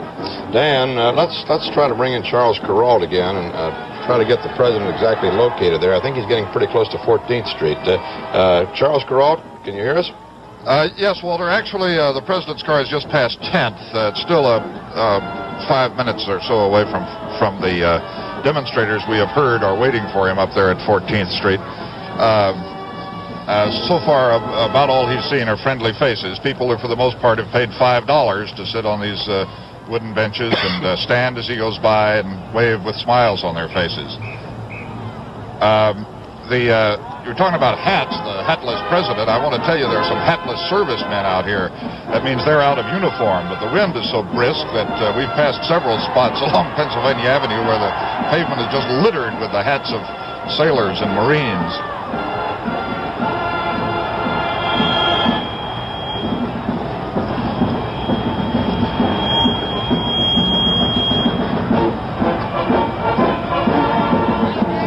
Charles Kuralt. Yes, Dan. From our distance, just looking at the pictures, it looks like the parade crowd might be a little thinner than we had anticipated, but it's hard for us to tell at this distance. How deep are they? This should be about as deep as anywhere along the parade route. Well, actually, the crowds are about as deep as they can get, Dan. The stands right along here, the depth of the crowd is limited by the depth to which they built the stands, and I would say it's virtually a capacity crowd. Very few people who didn't pay are able to see right along here because the stands flank the street on both sides where the president is. These seats went for from $5 to $50, I gather, Charles. Matter of fact, there's been quite an escalation in the cost, a little bit beyond the Cost of Living Council's guidelines, I think. One Jim Mulligan noted that just a few years ago, or 4 years ago to be precise, he had a couple of nice seats just a block from the White House for $5. Those same seats this year are $25. He said that's a 400% increase, and he doesn't like it.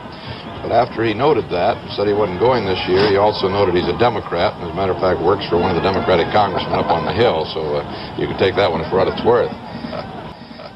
The president's car is just now approaching the old post office, getting ready to pass the post office and Department of Labor building. So that means there's still a couple of blocks away from the corner of 14th Street. Still no sign where we are of any unfriendly demonstrations. This is one of the nation's great parades, of course. The inaugural parade has been for the last several decades.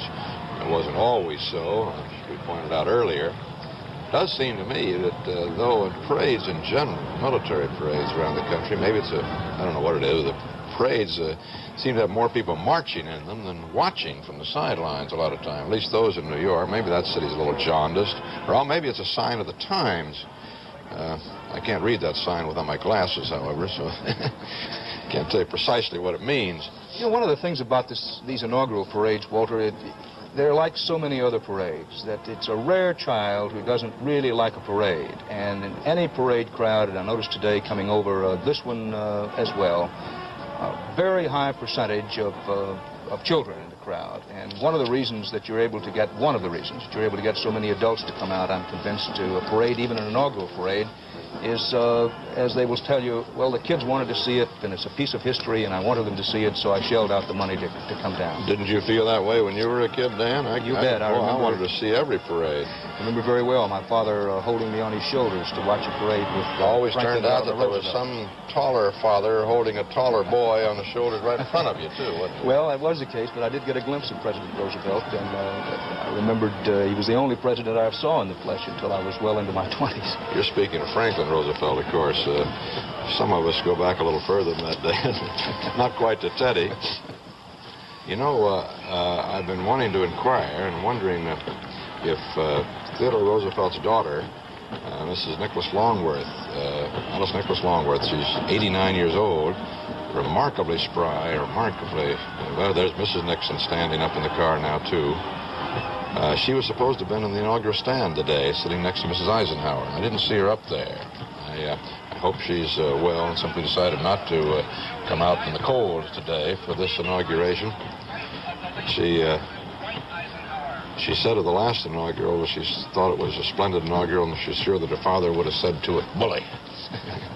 She's a wonderful lady. President Nixon advised his speechwriters to read the inaugural address of Theodore Roosevelt and helping him pull together material for his address today. President Nixon has said on several occasions that among the presidents he admires most, Theodore Roosevelt, Woodrow Wilson, and Dwight Eisenhower. Dan, the president is right about 14th Street now. Let's pick up Charles Kuralt if we can. Charles, are you there? There may be unfriendly demonstrators somewhere around here. We are perhaps a block and a half behind the president. I have not yet reached 14th Street. But from the people along here and the people we see on our television monitor, if there are demonstrators, they are outnumbered by I think friendly waving crowds. I think, Charles, if I'm not mistaken, that's the old district building behind him. If I'm not absolutely positive of that, but if it is, he's just past 14th, and we haven't seen any evidence of those demonstrators. That's right. That's right. He's now just a block away from making that turn up 15th Street and then over to the White House. So perhaps that report was of the police out here are so nervous, and there are so many of them, you know, that reports like that can arise very quickly. But I don't see any. We're coming up on 14th Street ourselves now, and you know, you do see occasionally an unfriendly sign, but it's being held very peaceably. It was right about this spot last inaugural 4 years ago when some rocks and beer cans were thrown at the presidential car, as you remember. Yes. Some 6,000 demonstrators gathered on that occasion, and as I remember, about 80 arrests. The president looks to me as is just about to turn that 15th Street corner by the Treasury building. Yes, this is looking back along Pennsylvania and then along E Street. Well, what are we talking about? Security, protection of the president, how nervous the police are. Naturally, they would be in any such situation such as this. But keep in mind that I think we have to remind ourselves that the ultimate protection of a president. No amount of Secret Service, no amount of police can give him ultimate protection. The protection of a president depends on the goodwill of those he represents. And overwhelmingly, it is obvious in this crowd, Democrats and Republicans alike, if it needs to be said here today, are here to wish the president in his second term well. And I think that's his basic security in this crowd, even around a place such as 14th Street, where the demonstrators hope to make some kind of show, that the overwhelming goodwill of the rest of the crowd is as much as anything a deterrent to their causing any real difficulty. So far, there have only been a couple of arrests reported today as in regard to crowd control. One of them up on the Capitol just before the president came out of the Capitol, and the police said the only problem there was a man refused to move when asked to move. No suspicion of any deep plots or attempt to harm the president. Mrs. Nixon has been up beside the president. Was that something? Yeah, well, yes, the Secret Service just dropped back and looked like they caught something there. That's part of the small group of demonstrators. Yeah. Being handled as best I could see there, Walter, primarily by the District of Columbia Police. Secret Service did drop back. You see the Secret Service over there on the right. They're forming quite a cordon along the side, as well as the men right around the car itself. Now, for those who know Washington, where this is happening is beside the Treasury Building, where Pennsylvania Avenue makes an S turn, coming away from the Capitol beside the Treasury Building, and the next turn would be a left going on Pennsylvania Avenue in front of the Treasury Building and in front of the White House. Mrs. Nixon has been standing beside her husband now for the last, 4 or 5 or 6 minutes in that cold for most of the way up Pennsylvania Avenue. If that was a little flurry of excitement there, and I'm not so sure it was, it's interesting it would happen right by the Treasury Building, which has had charge of the Secret Service for all of these years. And so that's their headquarters, has been. Excuse me. Bruce Morton is in Lafayette Park, just across from the presidential reviewing stand at the White House.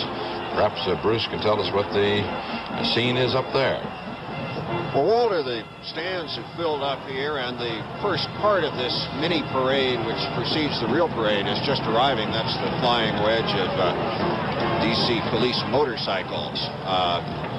They've just gone by the main reviewing stand here, and the first car, a police car, has just come around the corner after them, past the Treasury Building there. The VIP section of the stand so far is probably the emptiest, but a number of people have arrived. Former Treasury Secretary John Connally and his wife Nellie. He, of course, the leader, I suppose, of the Democrats for Nixon during the election campaign. John Ehrlichman, the White House aide who's in charge of domestic policy. Number of cabinet officers, past and present. Outgoing Housing Secretary George Romney and his wife. Former Interior Secretary Walter Hickel. And Ed Nixon, one of the president's two brothers. Both of them expected to be here. We haven't seen Don Nixon come in yet. And you can hear behind me the inaugural PA system, which is cranked up now. And just coming into my view here, the first of the official cars, that's the car with Mr. and Mrs. J. Willard Marriott. He, of course, is the chairman of this inaugural weekend, as he was 4 years ago. And behind them, I think you can get a look now, the first of the military units. It's the commanding officer of the 3rd Infantry, the ceremonial unit based out at Fort Myer, and his staff. And behind them, heard and seen the U.S. Army Band, the premier band of the Army, which the research people say has performed at every inauguration since Calvin Coolidge's, which goes back quite a ways. The stands are not absolutely packed, but given the fact that it's a cold day and a lot of people may have decided that color television in a warm room is a pretty good substitute, they are respectively full. These seats nearest the presidential reviewing stand, of course, are the $50 seats. These are presumably mostly friends and people in the White House, contributors to the party, and so on. And here comes the Army Band.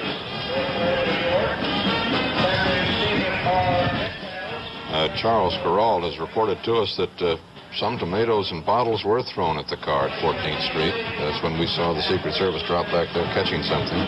He reports no damage whatsoever, and as we could see on the television screen, it seemed that the President and Mrs. Nixon were totally oblivious to anything going on around them. They paid no attention to it all.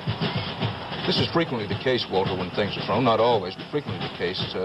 Any number of times in the past, when something would be thrown and even hit the automobile, the President would say afterward, was something thrown? He wasn't aware of it. He's engaged in whatever it is he's doing. In this particular case, waving to well-wishers. The motorcade has arrived now in front of the White House and has passed the reviewing stand. It now will pull into the White House grounds, and President Nixon and Mrs. Nixon, once the automobile pulls onto the White House grounds, will have a chance to go inside, freshen themselves up, and then come out to the reviewing stand. This, for those who were lucky enough to get the tickets, special invited guests, is obviously the best place in town from which to watch the parade, just right in front of the White House. $50 worth. Someone said that you could put out, if you were a mind to, for this inauguration, you could spend $1,500 in tickets alone. And I don't doubt it for a moment. It is the most expensive inaugural on record. To report to you what we are going to see, we're giving you a vantage seat, of course, not only right across from the reviewing stand where you can peek by the electronic miracle of television right into that stand where President Nixon will be, but also be able to watch the full parade from right there, and we intend to stick pretty closely to that camera so you can get a really participant's eye view of it.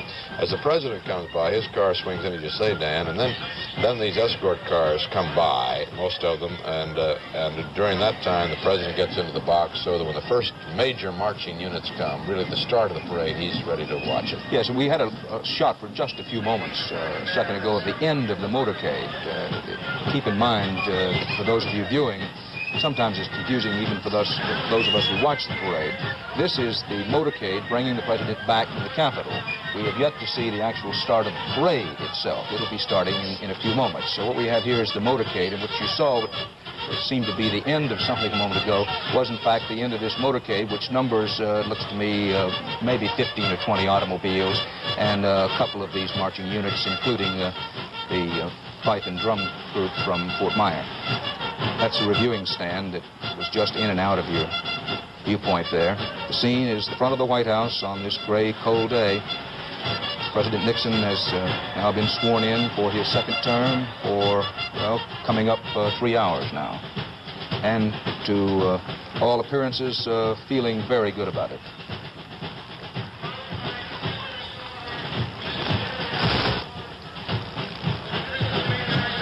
He's got a coat on now, hasn't he? Looks like he's...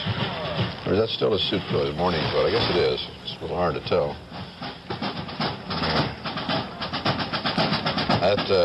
The driver of that vehicle has got a push button that closes that sunroof arrangement. We mentioned I understand that if it starts to rain, he presses that button and the rain stops. I'll have to take your word on that one.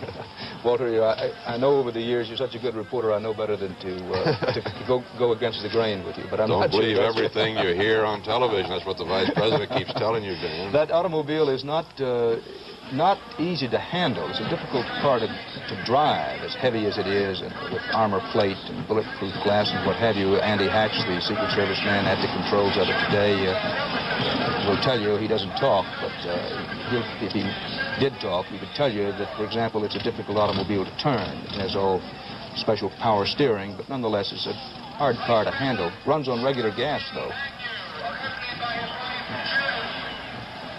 Good shot of the stand from which the President will be reviewing the parade.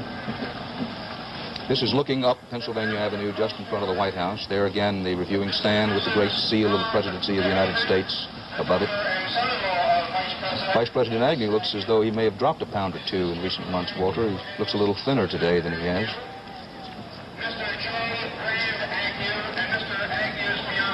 What you're hearing is the announcer at the stand there at the major reviewing stand to identify the units as they come by. Maybe they'll just do our work for us, Dan. We can sit back and just watch the television and listen to that announcer. As a matter of fact, we tried that one year, but you get a lot of feedback from the public address system announcer. Oh, killjoy. Well, also he's not very accurate, we found in the past. That he, as we frequently do, gets the parade units mixed up, although we hope today that that will not be the case. Had some wonderful days watching the parade. I like a parade, and it's quite a sensation to be there in those stands right there across from the President of the United States. I remember there's Henry Kissinger. He's already in the reviewing stand. Dr. Kissinger looking cold through most of the day. Of course, the reviewing stand is heated, so he won't have that trouble in there. He was caught yawning during the President's speech up at the Capitol earlier in the day, and I wouldn't think he'd get a reprimand from that, for that, but when he reads about it, or if he happens to see it, I don't think he'd be very happy about it. That stand has not always been very well heated in the past. It's better now that it's glass enclosed. That came after the Kennedy assassination, and the security tightened quite a bit. But President Truman and President Eisenhower reviewed the parade from an open stand. They had heaters down at their feet, and if you remember in President Truman's inaugural, which was the first I covered here actually, in '49, that year the hot plate that they were heating coffee on flamed up at one point. Margaret called their father's attention to it, and the President himself turned from the parade and poured his coffee on the fire. Put it up. Some of the early arrivals in the reviewing stand, we saw astronaut Borman there, I think. The President's automobile is now on 17th Street, having turned off of Pennsylvania Avenue on 17th Street, then making a turn, making a loop, going around to the back of the White House to go in the southwest gate. This is the, excuse me, Walter. Go ahead. This is the south portico of the White House, the south lawn with the fountains, the Truman balcony there. One of the things that I had to keep reminding myself of today, Walter, in doing homework, is that President Roosevelt was sworn in for his last term actually right there. That is, at the south portico of the White House, not at the Capitol. Right. The only time on in a history very that happened. cold, rainy day. Were you there, Walter? Terrible day. No, I wasn't there for that. I You were was overseas in the war, at the time, but my research tells me that it was a cold, rainy day. It was and I remember the pictures of it. It was quite a bad day. That's Harry Truman's back porch. Remember that's the one he had put on the White House. The scene we saw there was from the top of the Washington Monument, the ellipse. Quite a nice picture. Bruce Morton is there at at Lafayette Park. Bruce, how's it going there? Walter, I don't know what it is about Republican timing, but the only time the sun has come out on this location all day was just as the President and Mrs. Nixon came by in the car. The President obviously was just having a whale of a time. He was gesturing to photographers he knew here in the press stand and kind of pointing at one photographer saying, "You want one more? Okay." Just really looked like a man enjoying himself. He is, as you said, is going back in now to change his clothes. This really isn't the parade yet, of course. It's still the motorcade. Cabinet officers, Joint Chiefs of Staff, that kind of people going by now. Some of the cabinet already is in that main reviewing stand across there. And this really should be just about the end of the pre-parade, so to speak. The heads of the various armed services just went by in their cars. One guest who wasn't on anybody's list was former Speaker John McCormick. Bob Pierpoint is at the White House now, and the President should be arriving. Bob? The presidential limousine is just coming up the long curving driveway on the south side of the White House, and the President and Mrs. Nixon should be getting out at any moment. There's Mrs. Nixon now waving to us as we stand here, a small group of newsmen and newswomen, waiting for them to get out after the motorcade down from Capitol Hill. Some of the White House staff people giving the President a hand. President Nixon says that he borrowed his Secret Service agent's coat. That's Bob Taylor, the chief agent here, accompanying the President and Mrs. Nixon inside the diplomatic entrance, where they will go up to their private quarters on the 3rd floor and then come back out on the north side for the parade review. Now back to you, Walter. CBS News coverage of the inaugural parade will continue in a moment.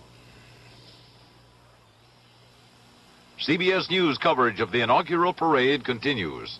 This portion is sponsored by the many fine products of General Foods and by the Savings and Loan Foundation for your Savings and Loan Association. They want you to know how money works. Here again is Walter Cronkite. With Dan Rather at our CBS News headquarters anchor position for this parade coverage. And Dan, if things continue to go like this, it's a very smooth inaugural indeed. There have been a few snafus and foul-ups, but nothing of any great proportions. Everything's going on time. The president seems to be happy. Only the weather hasn't cooperated. The weatherman had promised in mid-50s, and it's down in the low 40s, and with a heavy wind, it's very chilly. Maybe a new weatherman in the second administration, Walter, if this one doesn't shape up. We see the parade units as they approach the White House. They won't really begin to pass in review, however, before the president gets his clothes changed and out there to watch them. Nelson Benton, meanwhile, is at the Washington Monument, the major area for the anti-war demonstrators who have their counter-inaugural going today. And Nelson, can you give us a report from there? Walter, this demonstration at the Monument Grounds, which is just a stone's throw from the White House, is sponsored by two organizations, the National Peace Action Coalition and the People's Coalition for Peace and Justice. And as you can see over the north end of the grounds from the monument, it's almost wall-to-wall people. We haven't really played the numbers games with the people here. Hal Walker, who was on the start of the march that came to these grounds, told us that there were about 20,000 people in the march. And as our camera comes around toward the White House, past the speaker's stand, the march from the Lincoln Memorial, carrying signs and with all sorts of slogans, is still continuing. And so those who oppose the tone of this inaugural are still filing into the Monument Grounds. Speaking right now is the first speaker of the program that is scheduled to run about 2 hours, Congresswoman Bella Abzug, Democrat of New York State. She is the first of a number of speakers, which are to include Senator Philip Hart, Father Philip Berrigan, and a number of other speakers from more liberal organizations in the Republican Party. The atmosphere here so far has been quite peaceful, not too noisy, really kind of reserved, Walter, but a lot of people here. With messages of condemnation. Australian longshoremen declared a boycott of American goods. I gather, Nelson, that some 1,500 demonstrators, and what the police have always thought of the more militant groups, that's the Students for Democratic Society and the Yippies, as well as, in some cases, the Vietnam Veterans Against the War, have joined this group now. They originally had a separate demonstration of their own. Now they've joined with this group there at the Washington Monument. So far, there has been no reported violence of any serious nature. As we reported a moment ago, some tomatoes and a couple of rocks, some eggs were thrown at 14th and Pennsylvania toward the president's car, but they missed it by a long distance, and there was no great problem there, apparently.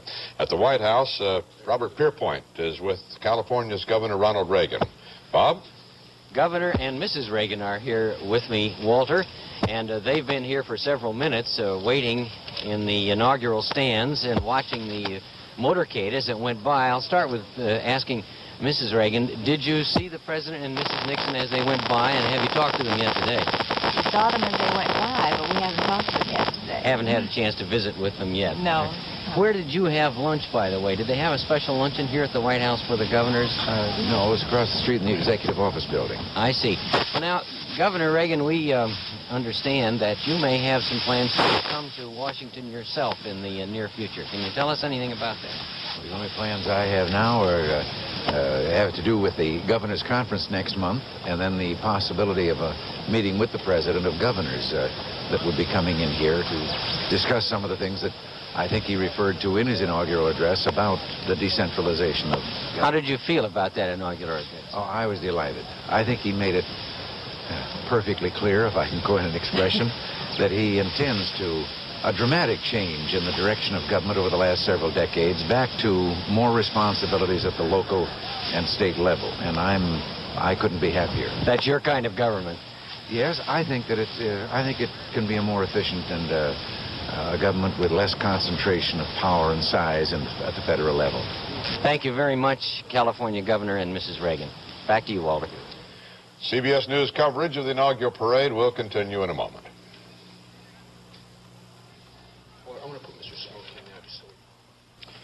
As we wait now for the president to change his clothes, come out to the reviewing stand, and begin the parade past that reviewing stand in front of the White House, we have here at our CBS News inaugural headquarters Mr. Marion H. Smoke, who's the acting chief of protocol for the United States, and whose job it was today to usher through the ceremonies the distinguished guests from our from the nations that are recognized by the United States and have ambassadors, representatives here in Washington. How many foreign ambassadors were there?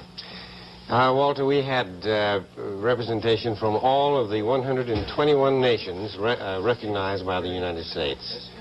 We have an unusual situation here in this country. We do not invite foreign delegations, as is done in most countries around the world, to their inaugural. Instead, the local ambassadors who are accredited here constitute that representation. So they were all present, and we had them. They were seated, as you noted, just to the rear of the president on the inaugural stand. We brought them back from there by bus to the Blair House, where they are now watching the parade from their boxes in front of Blair House.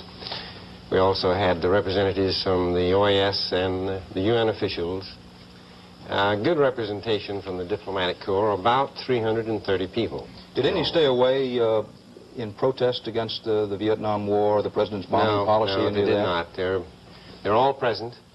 We had, of course, one or two away because of illness, but they were represented by their next highest official in their embassy.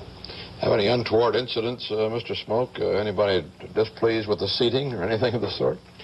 Well, because anytime you have to move 330 people around, and especially today, it's pretty cold out there. You know, the temperature dropped considerably, and we had to separate the wives from the husbands, and I think maybe a few of them didn't quite understand that, because, of course, the ambassadors all had an official place. They constitute one of three major official groups at this inaugural. The other two being the Congress and the governors from the various states.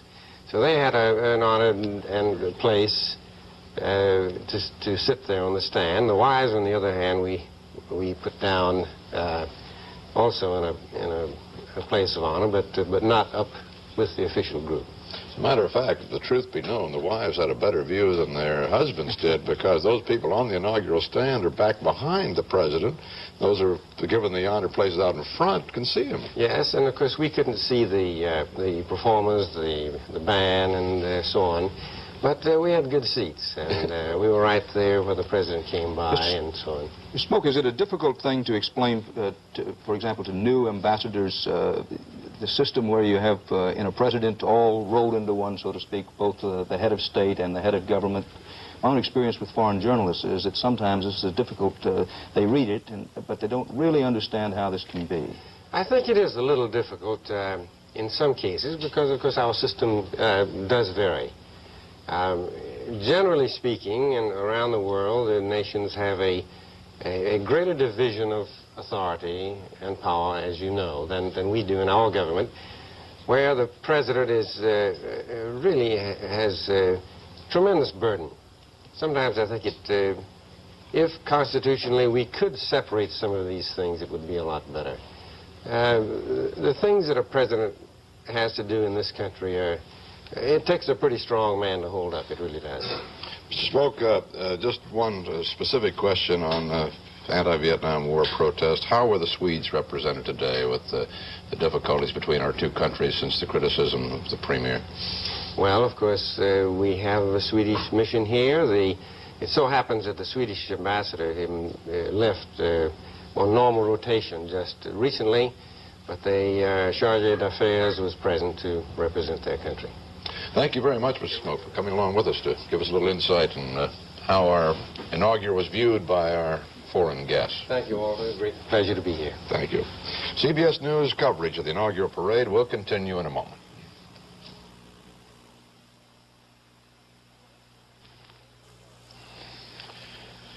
Well, here we are, Dan Rather and I, back at our CBS News inaugural headquarters, from which we're going to be reporting the inaugural parade, due to get started very shortly. The first part of that procession, which is not really the actual parade, has now made its way down Pennsylvania Avenue. The president is in the White House changing clothes, will be back out in his business suit, out of his morning coat, the cutaway that he wore for the inaugural, and along with Mrs. Nixon will be prepared to watch the parade from the bulletproof reviewing stand there on Pennsylvania Avenue in front of the Capitol. In front of the White House, rather. Robert Pierpoint is on the north lawn of the White House right now. Bob?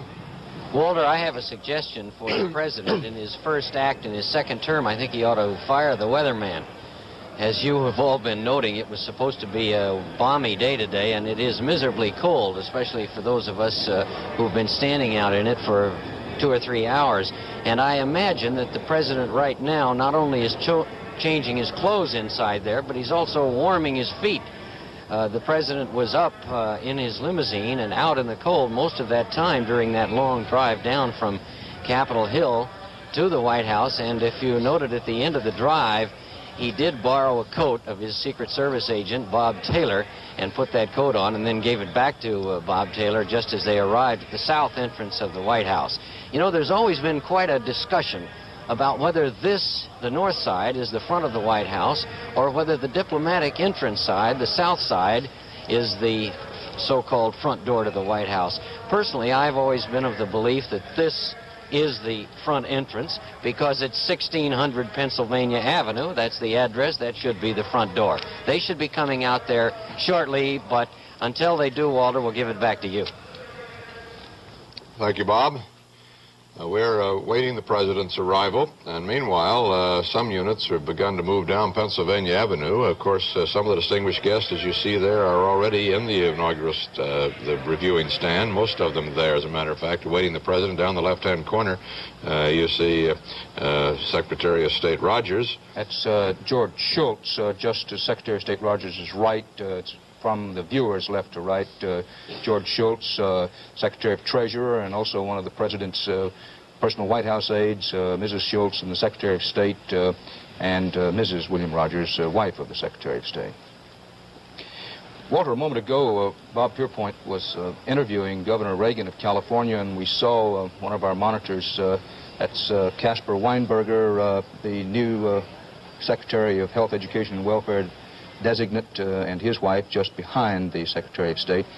We heard Bob Pierpoint interviewing Governor Reagan, and we saw near the reviewing stand just a glimpse of Governor Nelson Rockefeller. You know, the conventional wisdom has been during the last year that both of these governors are no longer serious contenders for the 1976 presidential nomination, and just wonder if it isn't a little early to count them out.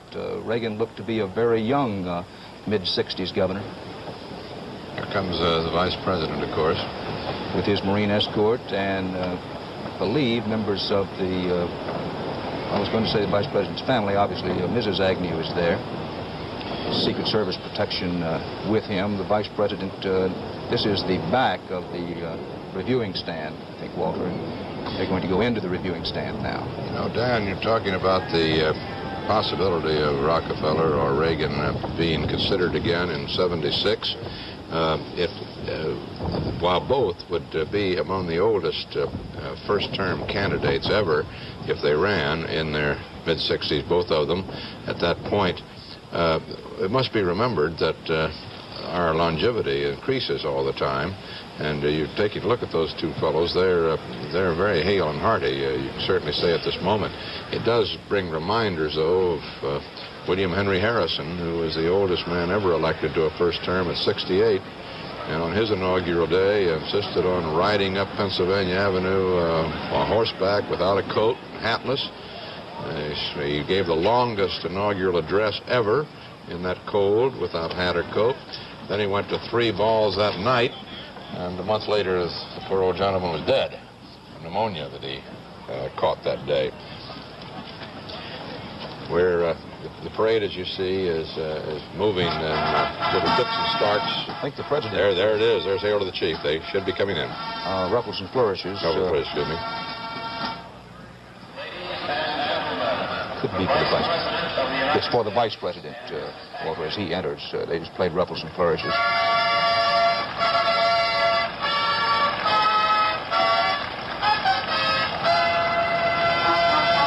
Vice President Agnew and his handsome family. Mrs. Agnew, Agnew children. They, as is the case with the President and everyone on this reviewing stand, seated behind bulletproof glass.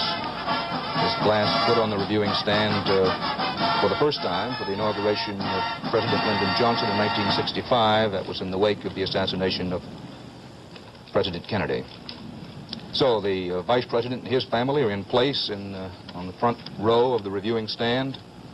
And the wait for President and Mrs. Nixon to enter the reviewing stand continues, but it looks like the parade is going to start at or about on time. You saw earlier some of the first units of the parade moving down Pennsylvania Avenue into position to begin. The idea is that the parade gets lined out and is all ready to start moving past the reviewing stand as soon as the President and his family get into the reviewing stand. Randy Agnew has what one time might have been called a Civil War mustache, but now is the Mark Spitz model. The family of the Vice President in the box with him, Mr. and Mrs. Bob DeHaven, that's the daughter and son-in-law of the Vice President, Mrs. Agnew. Mrs. DeHaven is 29 years old, Miss Kimberly Agnew, 16, Miss Susan Agnew, 24, and then there's J. Rand Agnew, 26, with Miss Cornelia Angelos, who is fiancée of Mr. J. Rand Agnew, or Randy Agnew, as he's called, and also the Angelos, Randy Agnew's... Let's go back to Bob Pierpoint, and we can see the President coming out now. Bob? President and Mrs. Nixon and their family have just come off the north portico and are about to enter the long wooden walk that's been constructed across the lawn here to the back entrance of the inaugural stands. The President and Mrs. Nixon greeting us as they walk along. This time the President has on an overcoat. He, I guess, has decided that the weather just isn't what the weatherman had ordered. He's in a very relaxed, smiling mood. We haven't seen him quite this relaxed and happy in some time. Behind him is military aid, and then behind them on the walk, Julie Nixon Eisenhower and Mrs. Eisenhower, followed by David and... No, David is not in that group. I'm sorry, it's Ed Cox and Tricia. And then the Secret Service. Walking up to the back of the inaugural stand, and soon the President and Mrs. Nixon should be emerging on the other side. They will be spending the next couple of hours watching this parade. And now, in the stands, they have gone up through the back side and should be coming up in the front any moment. The sun has come out here, just barely peeping out from behind the clouds, but not warm enough for anyone to shed coats. There's the family, particularly led by Julie and Mrs. Eisenhower. It is windy here. Perhaps you can hear the wind across the microphone. They're now, the whole family inside, and now up in the stands, and it's back to you, Walter.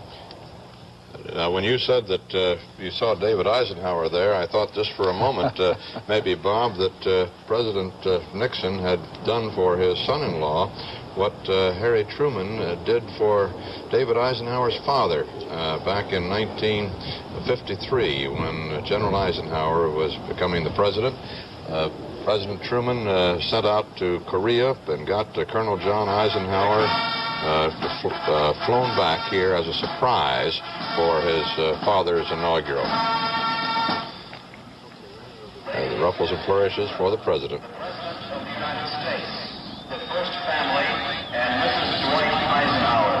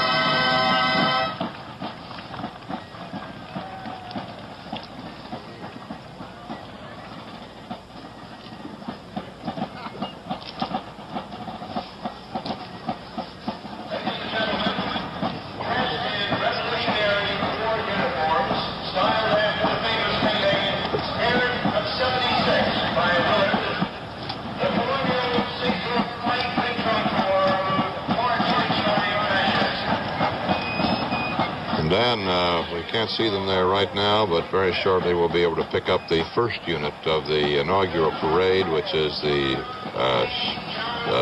group called the Colonial Saybrook Fife and Drum Corps from Old Saybrook, Connecticut, and they do their version of the Spirit of '76, that famous painting by Willard, you know. And what President Nixon selected as the theme for this inauguration parade. Indeed. And I'm told that now we must take this little break, say that CBS News coverage of the inaugural parade will continue in a moment. So the parade has just begun past President Nixon and the inaugural stand. This the old Saybrook Fife and Drum Corps and marching unit.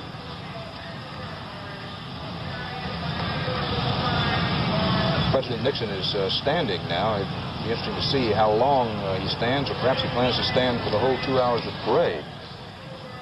Right now, we're seeing past the reviewing stand after the 30 motorcyclists of Northeast Ohio's Cuyahoga County Sheriff's Department passed by.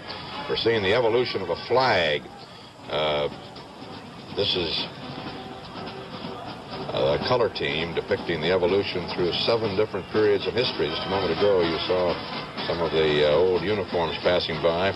Began with the colonial era, the team tracing our history and flag through the War of 1812, the Mexican War, the Civil War, Indian War, Spanish-American War, ending with World War I and II, Korea. These members are from the 1st Battalion of the 3rd Infantry. That's the Army Ceremonial Unit right over here at Fort Myer. Saying they're playing one of the President's favorite tunes, Columbia, the Gem of the Ocean. Frequently when some high school band will say to the President, "What would you like to hear us play?" he'll say, Columbia.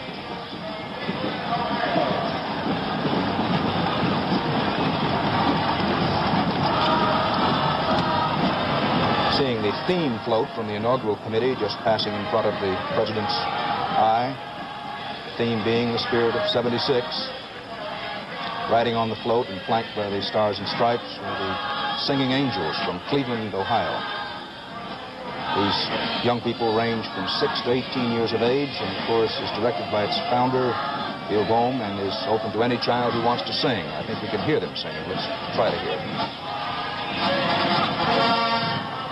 Well, just as we said that, the chorus passed out of range of the microphones, and we're now to see the Deputy Commander and staff.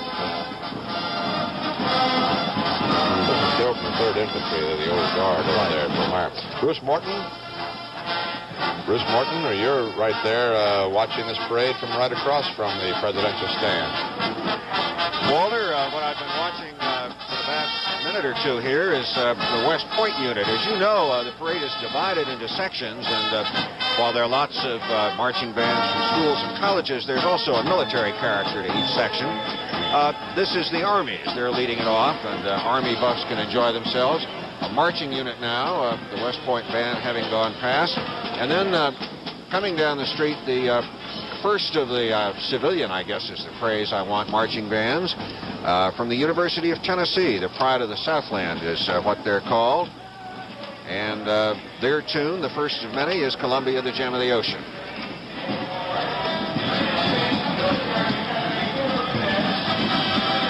Bruce,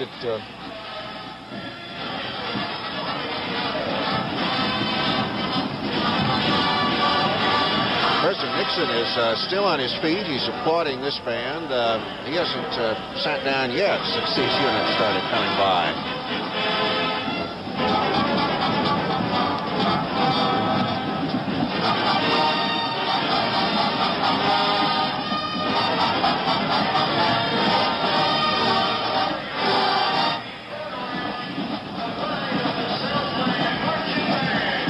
Reviewing stand, not in that closed section where the Nixons and the Agnews are. Just about everybody else in Washington is here. Among those in the front row, Chief Justice Warren Burger and his wife, Speaker of the House Carl Albert, his, Senator and Mrs. Marlowe Cook, Senator and Mrs. Howard Cannon. They were the chairman of the Congressional Inaugural Committee. Henry Kissinger was here holding a paper cup of coffee. I don't see him at the moment. Accompanied, I think, by Nancy McGinnis, an aide to Governor Rockefeller, with whom he's been doing these inaugural festivities. This is the Virginia float now. celebrating Jamestown, as it says, birthplace of a nation.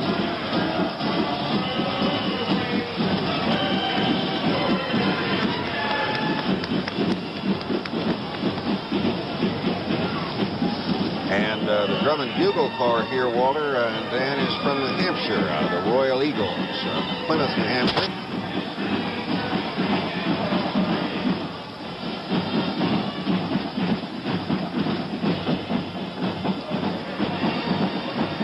The horses who are coming along just after them are kind of interesting. They're the Lipizzan stallions, the ones who do that marvelous dressage, I think is the technical word, but dancing almost. And they're a presidential favorite. Mr. Nixon had asked for them in the last inaugural parade. 4 of them have come back for this one. And then, of course, a band from where else but Whittier, California. Bruce,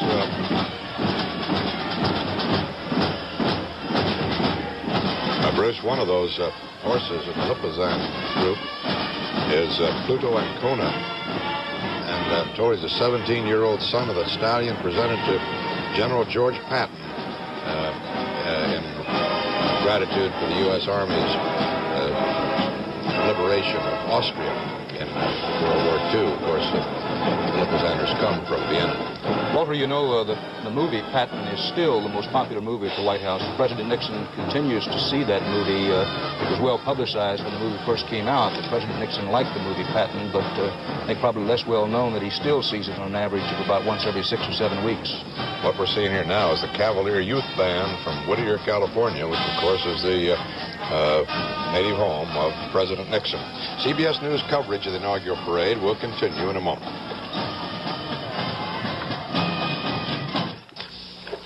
The Massachusetts float, the one state that did not give its electoral votes to President Nixon, just passed a moment ago. It was in the theme on this continent, a new nation, with the Mayflower shown landing at Plymouth Rock. I think that was a Mississippi float that just went out of I was view. talking about the Massachusetts one that just went by a moment ago. There was no note, apparently, on the president's part that Massachusetts any particular difference. Then the Massachusetts Concord Minutemen went by, and now the Mississippi float's going by. I assume that I think these are the Minutemen right here. No, I believe, Walter, this is the Maryland Maryland Marching Regiment. Unit. You're right. 1st Maryland Regiment. What happened during that commercial, we got a bit behind, and as always, we're sorry when we miss any state's particular unit. I think we did get the last part of the Concord group from Massachusetts on, and we saw briefly the Mississippi float, and now this is the Maryland Marching Unit, the 1st Maryland Regiment, the color and tradition of the spirit of 1776. Being recreated by this marching unit from Maryland. And I remember back in 1953, Ed Murrow had to go down to his native state, North Carolina, to Gastonburg and explain why we missed the Gastonburg marching unit.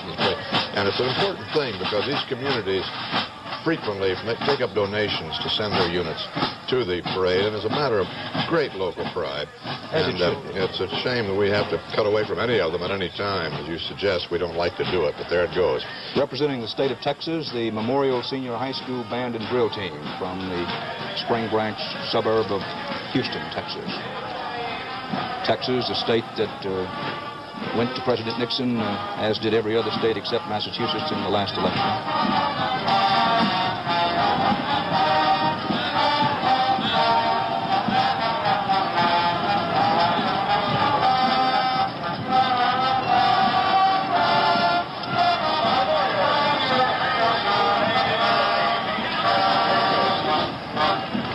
The large state units predominate in the early stages of the inaugural parade. The Pennsylvania float will be just behind, see it there, just behind the marching band representing the state of Texas. This float is from Bucks County, the Bucks County Historical Society, and it depicts Washington crossing the Delaware. Perhaps you can see a gentleman posing as George Washington standing in front of this float from the state of Pennsylvania.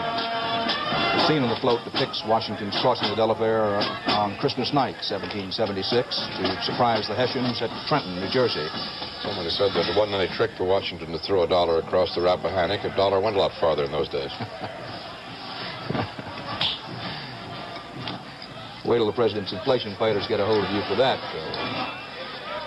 President and Vice President Agnew making it a point to wave, clap hands, or make some sign of recognition for each group that passes by in front of them. The Connecticut marching unit, the governor's foot guard, now passing in review.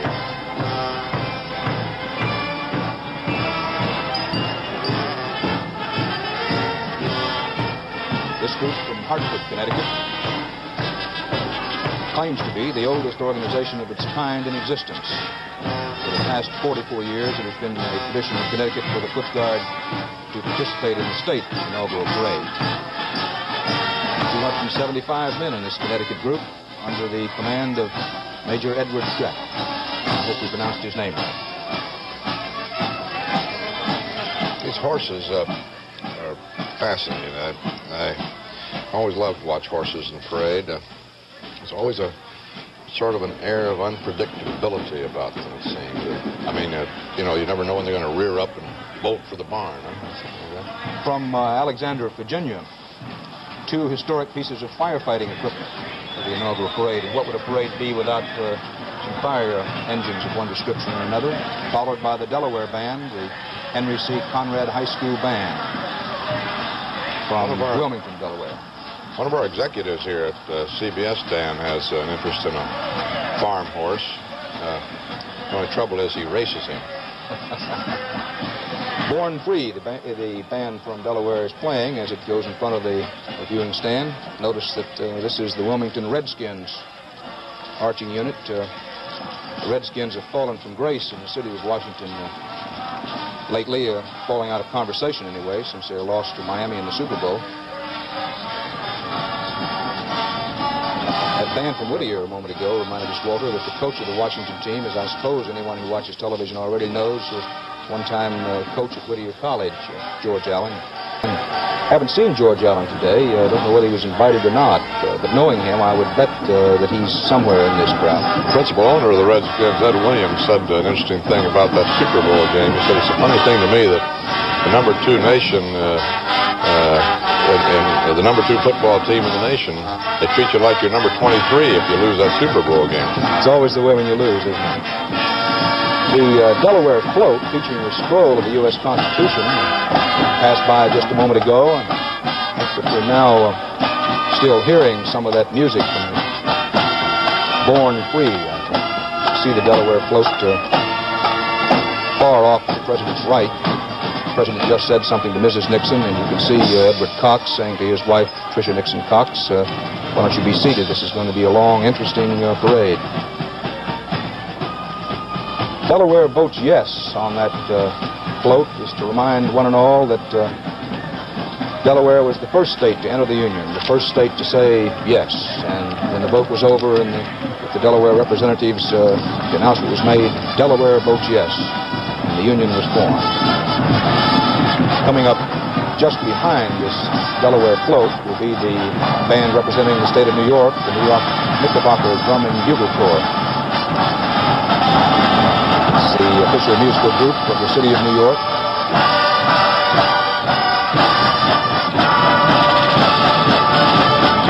United States Park Police force-mounted unit is in there, and the New York float, claiming New York as the first seat of government. They can make a historical case for claiming to be the first seat of government, since it was 1789 when George Washington appeared on the balcony of the Federal Hall in New York City to take the oath of office as the first president of the United States.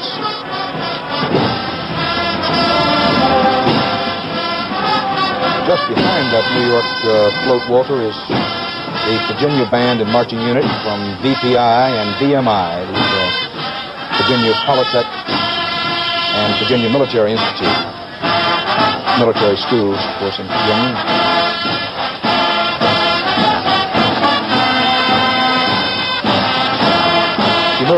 You may note that early on in the parade, quite a bit of prominence is given to the states of Tennessee and Virginia, whether by design or not. It is true that the President and Vice President have been anxious to solidify what they see as the gains in recent years of the Republican Party in Tennessee and Virginia hopes of leading the South into becoming a solid South for the Republican. CBS News coverage of the inaugural parade continues. This portion is sponsored by the Savings and Loan Foundation, for your Savings and Loan Association. We're doing a lot for America, and we want to do more. Here again is Walter Cronkite. The Oklahoma band has just gone by. It's from the Edison High School in Tulsa. The Golden Eagle Marching Band was recently selected to represent all Oklahoma bands at the 1973 Oklahoma All-State Games. South Carolina float you saw there just a moment ago. Those hallowed words, "I have not yet begun to fight," spoken by the great American patriot John Paul Jones. They're inscribed there on the South Carolina float. See Nevada just behind that, too. The Elko High School Marching Band. And then we'll see the Chicago Horsemen of the Medina Black Horse Troop from Chicago, Illinois.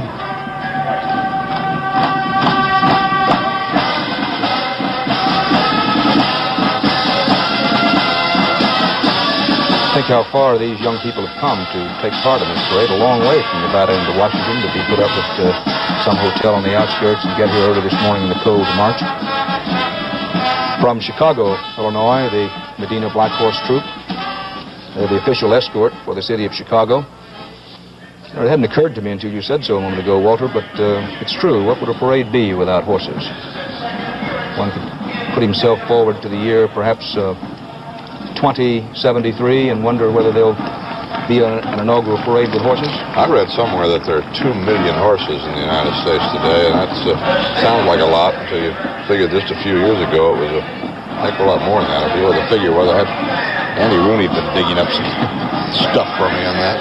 The Biloxi, Mississippi Band, as you can see. 25 million horses. I wanted to finish that. I had it here in a note somewhere that I'd lost. It's going to give 2 million today, and there were 25 million in 1910.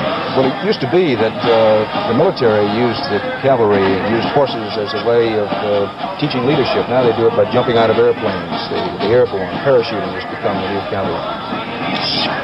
This is the Biloxi High School Band, I believe, Walter, from Biloxi, Mississippi.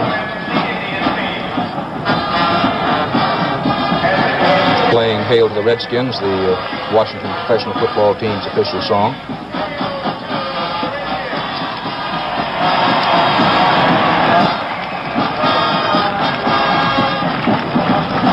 We had shades of William Jennings Bryan's days at the turn of the century here a little earlier this afternoon. We're advised when a biplane approached the forbidden air over the parade route in the White House, towing a sign, "Legalize gold." I saw that airplane. I don't understand that. Well, there's a committee, the National Committee to Legalize Gold, that points out that nobody is permitted to own gold in this country in a monetary sense anymore.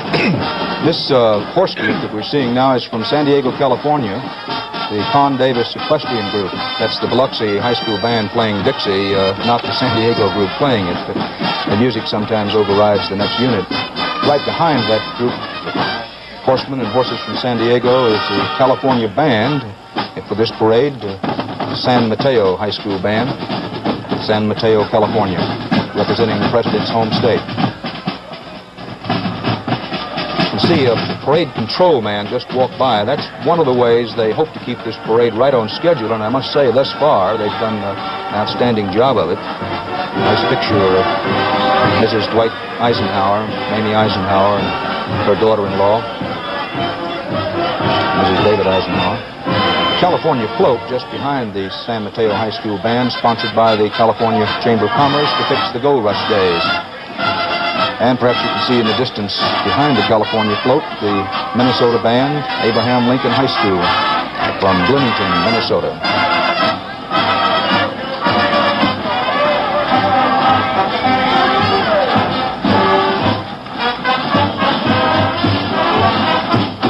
The President has not been as animated watching the parade as he was taking part in his own motorcade, but Mrs. Nixon has become the animated one here, pointing out to daughter Tricia this float and this band and that. Dan, this is the scene over at the Washington Monument. There are varying estimates of the crowd there, from 20,000 all the way up to 60,000. The park police say there's 60,000 there. And what you see burning in the background are the snow fences that they had erected there for crowd control, which have been set afire, and whether it's part of the demonstration or just to keep warm isn't very clear. There have been some jostling in that crowd, and the police are alert to a possibility of problems there, but at the moment, no serious trouble. Wonder if that fire could have been accidentally set. Is that a possibility at all? Well, no, I don't think so, because they tore down the snow fences and piled them up. Had piled them up, I see. This is the Wells Fargo stagecoach.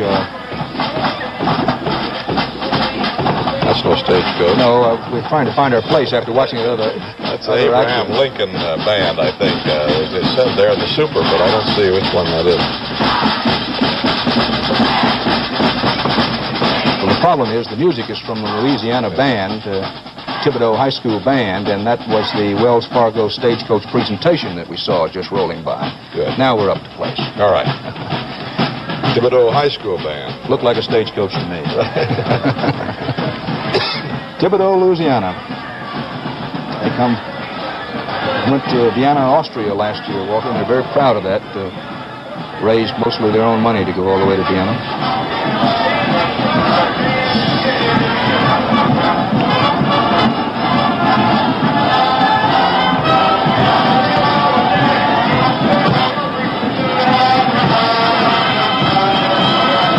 CBS News coverage of the inaugural parade will continue in a moment.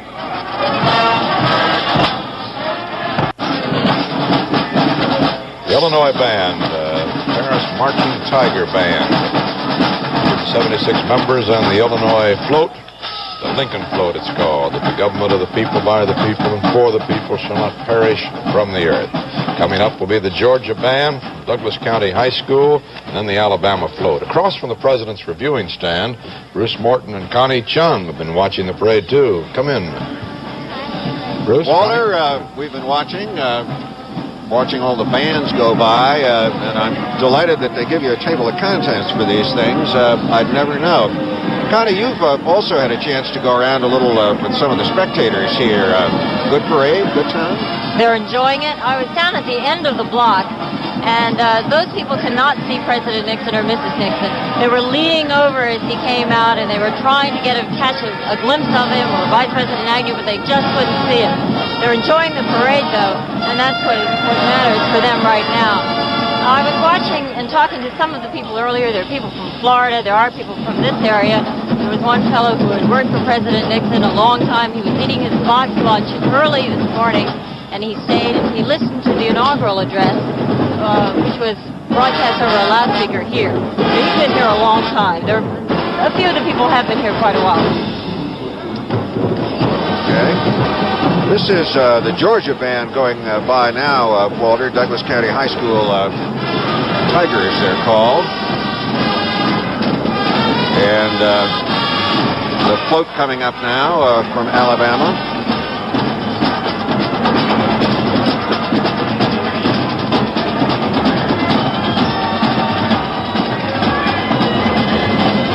That's a little old Southern Belle float, I guess. It says Southern Spirit of 76. I think for the Republicans, the Southern Spirit of 72 was pretty good news. Security, I noticed, is very tight around Lafayette Park. Around back, there's a long cordon of buses and about 50 motorcycle policemen who are keeping those spectators who can't get close enough to the parade away from the parade area here. One kind of sad sight here, we might point out, Walter. I don't know whether our cameras have seen him yet. Is former Speaker of the House, John McCormick, was sitting in the main reviewing stand here, but kind of off in a corner by himself. More, I'm sure, with memories of these occasions in years past than with thoughts of the inauguration today. That's North Carolina's band from East Bladen High School, East Bladen Senior Band from Elizabethtown in North Carolina. And just behind it, the Utah Float, which celebrates railroading, the Golden Spike, where the railroad going west met the railroad coming east.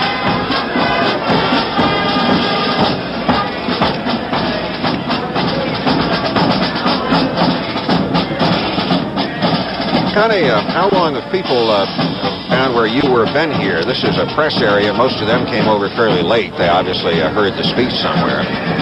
A lot of the people that I saw did filter in very slowly. I don't know whether that was because of traffic or problems getting in since security was very tight. I did talk to one family who came fairly early. It was about midway through the president's inaugural address.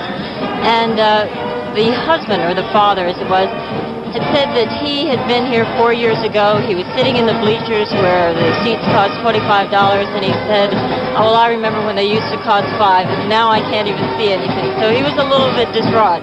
But for the others, most everyone is enjoying the parade. You know, Connie and Bruce, watching that Utah float driving to the Golden Spike, just thinking back a few years, not so many years ago, when we had really, I guess, the last railroad inaugural here. And that would be in 1949 for Harry Truman, when there were 468 Pullman cars parked in the freight yards in Washington, D.C., with 9,000 of the guests at the inaugural sleeping aboard. One of the ways that we used to take care of overflow crowds in this country was with the Pullman cars. I don't think we've got that many Pullman cars anymore, and if we did have, they'd be too hot or too cold to live in. Just wondering, Walter, whether anybody went out to Dulles Airport and counted jumbo jets this time. What Bruce is referring to is a good point. Many of the people who came into the inauguration came by charter plane, company charters, and for that matter, commercial charters, brought state delegations and large groups of people into both the main Washington airports, Dulles and National, as well as the nearby Friendship Airport. One Boeing 707 charter just to bring Nixon and Ryan families from the West Coast. CBS News coverage of the inaugural parade will continue in a moment.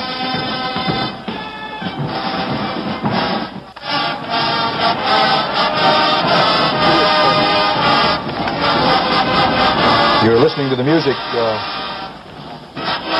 the, I think, the Alabama band, Troy State University. We had that.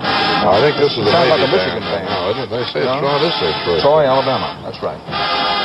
There's so many units, it's very difficult to keep up and show them all. We try to show and mention each one, but I know we missed the band from Arkansas a moment ago, at least in mentioning it. But now we're pretty well caught up. It's the Alabama band. The West Virginia band was in there somewhere. Did we see them? We did. We saw them, but I'm not sure we mentioned them. This is the North Carolina float. Passing reviewing stand in front of the president. Just behind it, the Michigan band. Just to give them a mention, the West Virginia band was the Wahoma High School White Falcon Band under the dual direction of Gerald Simmons and Charles Yago. Sorry that they passed along there just as we were away. That North Carolina float depicts the flight at Kitty Hawk and the Ferris State College Marching Band from Big Rapids, Michigan.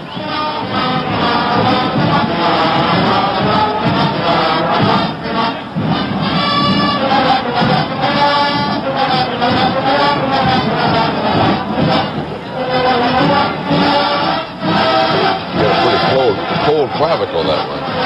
Hello, Michigan. Young lady performing as best she can. There's the former Speaker McCormick. One of the things about Washington, it's a city of disposable units and disposable people. Here's a man who spent almost all of his adult life in the vortex of power. No longer a representative, no longer speaker, and the former Mr. Speaker is seated alone, yawning in a section of the reviewing stand. That's an electric car you see down there as part of the Michigan units. It's a 1915 electric car. We'll be coming back to those someday, perhaps, in their fight against pollution. The Michigan float represents the history and development of America's automotive industry. That music just behind it comes from the main band, which will be coming into this trampoline act, the float, part of the President's Council on Physical Fitness. It's part of the main float. I think they flipped that picture at us from some distant part of the parade. They're not supposed to be right in there, are they? According to my line of march, they're on the way down the line somewhere. Well, the Freeport High School Falcon Marching Band is in the right place. Walter, this whole parade has gone along with marching band precision. Let's listen to a little of that music along with Treasury Secretary Schultz.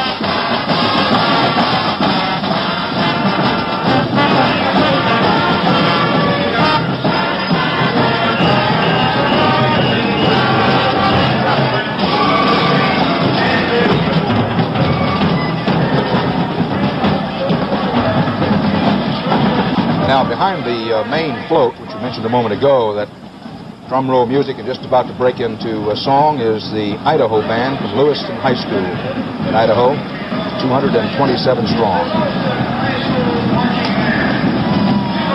27 young men and women who have permission to be proud of their colorful purple, white, and gold uniforms. The name and range $47,000 for these outfits, especially to march in this inaugural parade. And just behind this Idaho band, the Lewiston High School group, will be the Virginia Arabian Horse Association contribution. And behind that, the Alaska float.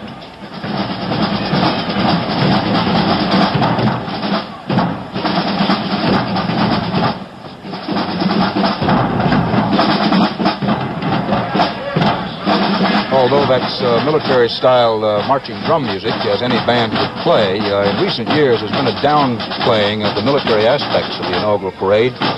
Back in the late 1800s, it was not uncommon to have virtually the whole parade taken up with military hardware and military units. But in recent years, particularly the 1968 inaugural parade, the word went out, we want as little military hardware and as few military units as possible in the parade.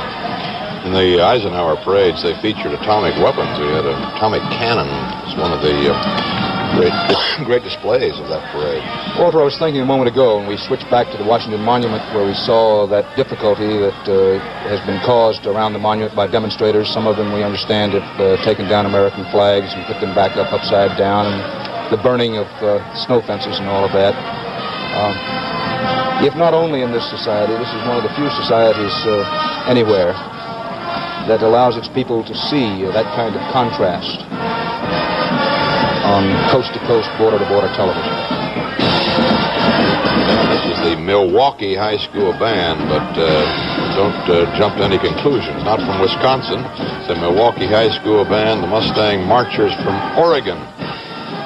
Representing the state of Oregon here. The Oregon float, which is just coming into view now. The center of this float depicts the Columbia River, harnessed by the Bonneville Dam. Anyone who's ever seen the Bonneville Dam couldn't help but be impressed by it. Although there's some controversy in Oregon now about how many more dams they want, if any, because of environmental problems. This is the Arizona Band, the only all-Indian band to be participating in the inaugural. Navajo tribal band from Window Rock, Arizona. Let's listen to them a minute.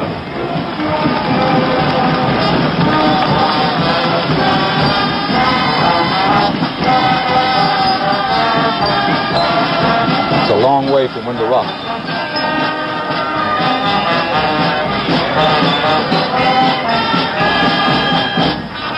Another South Carolina band moving into view now. The Brooklyn Case High School Band. I hesitated there because I'm not sure whether it's Case or Case, to be perfectly honest. The band that Arizona float we saw going by had the ecological connotations, and that teaching us to live with the land was the idea that fast as the American Indian's way of life was fast disappearing under our modern civilization. Tennessee float.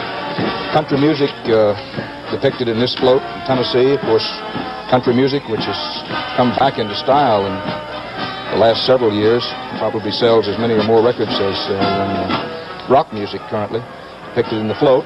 The Oklahoma Horses right behind that from Fort Sill, Oklahoma. Field Artillery Half Section, and then the Aurora High School Band from Missouri.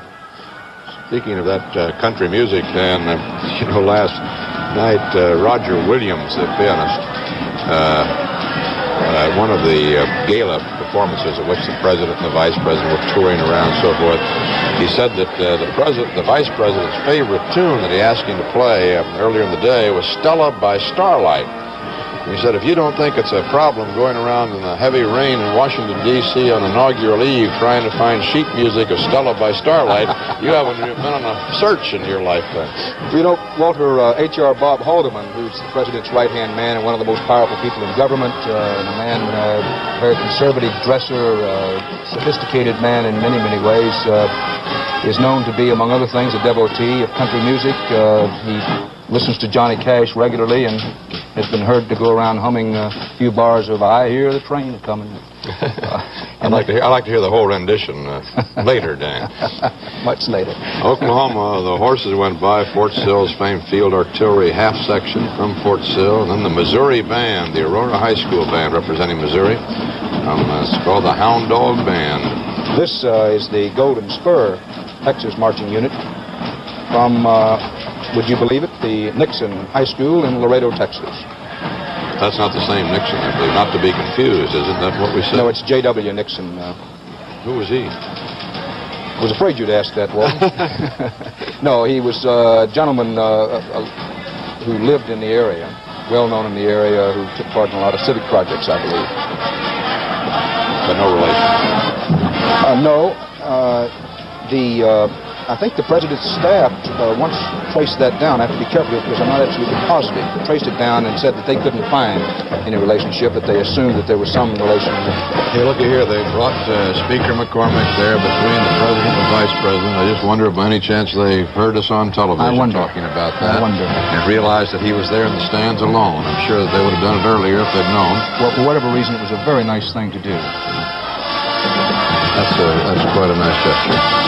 This music, Walter, is from the Indiana band from Shenandoah High School, Indiana, providing the music for a poignant photograph. President Nixon, former Speaker McCormick, Vice President Agnew.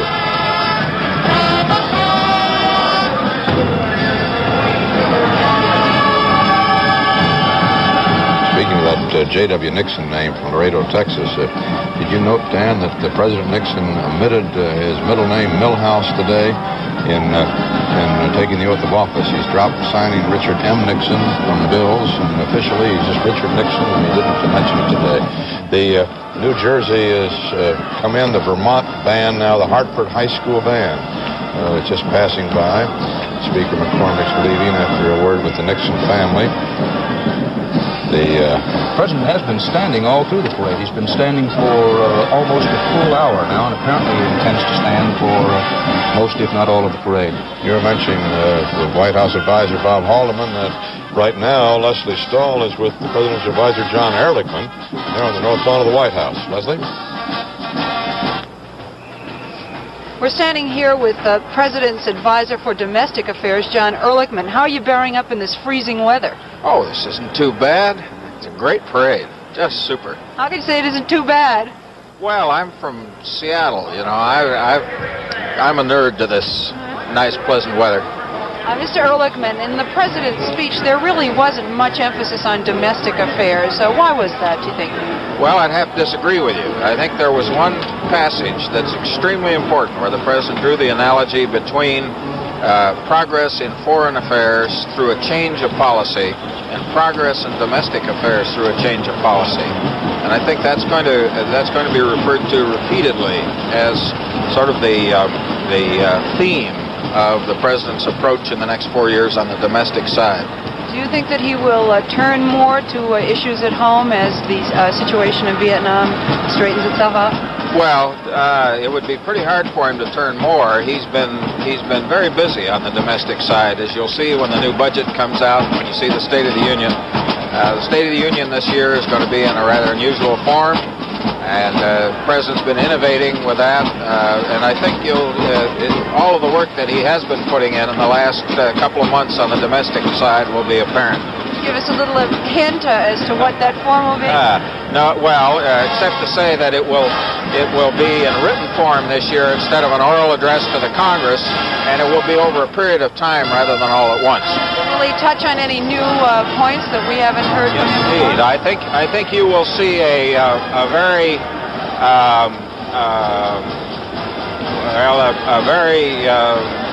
innovative and positive.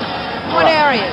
Well, it just generally this kind of thing, that everybody knows government's not working well enough, that we've got a lot on our books in the way of programs that are not delivering, and a real challenge to everybody in the federal government and at all levels of government to renew and make the whole thing work better. Thank you very much, Mr. Ehrlichman. Thank you.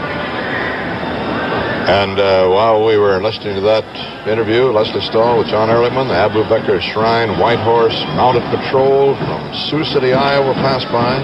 We saw the Kentucky Band from Morehead State University, the Morehead State University Marching Band, quite a large and magnificent unit. And now the Georgia Float's just going by. Its theme, Education for a Great America. And the Montana Band behind it, the Golden Skyliners Junior Drum and Bugle Corps, and now the Ohio Float, the Spirit of America. Native Sons of Ohio, first in flight, first on the moon. That music, Walter, is from the Ohio State University Marching Band, which is just behind that Ohio Float.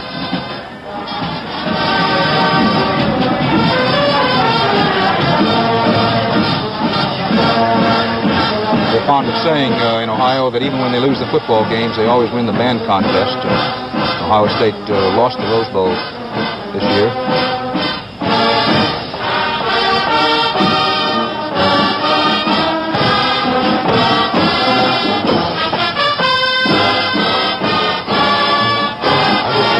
Members of that band, 20 units. Well, there's no contest for bands today, but if there were one, this band would be high up there. They have that really big, full marching band sound to them. More horses, Indiana's, Fort Wayne's, Mizpah Shrine, Horse Patrol. Parade and drill champions at the Great Lakes Shrine conventions for quite a long time. Well, Walter, Leslie Stahl was interviewing John Ehrlichman a moment ago, and I think it is probably not yet fully understood in the country that Mr. Ehrlichman, who's been one of the powers in the Nixon administration, virtually single-handedly under the president's supervision in charge of domestic policy, has increased powers in recent weeks. CBS News coverage of the inaugural parade will continue in a moment.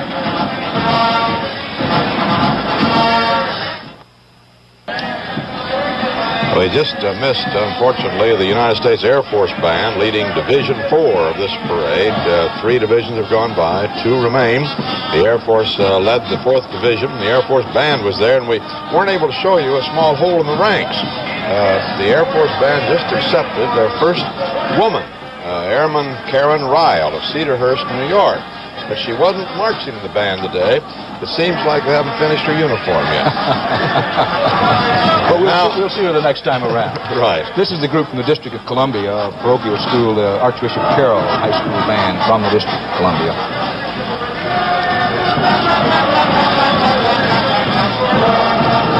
Walter, seeing faces of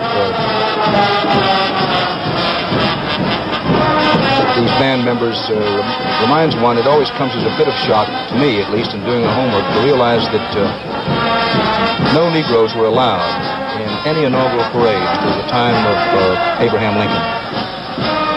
That the parade of 1865, the first blacks were allowed in an inaugural parade, a couple of military units. This is the Virgin Islands float. District of Columbia, perhaps, or is that further? Well, we are a little ahead of ourselves on picture. The District of Columbia just moving out of view, and we'll see the Florida Band and then the Virgin Islands float. This is the Leto High School Falcon Marching Band. Could be Leto High School, I suppose we should say. Tampa.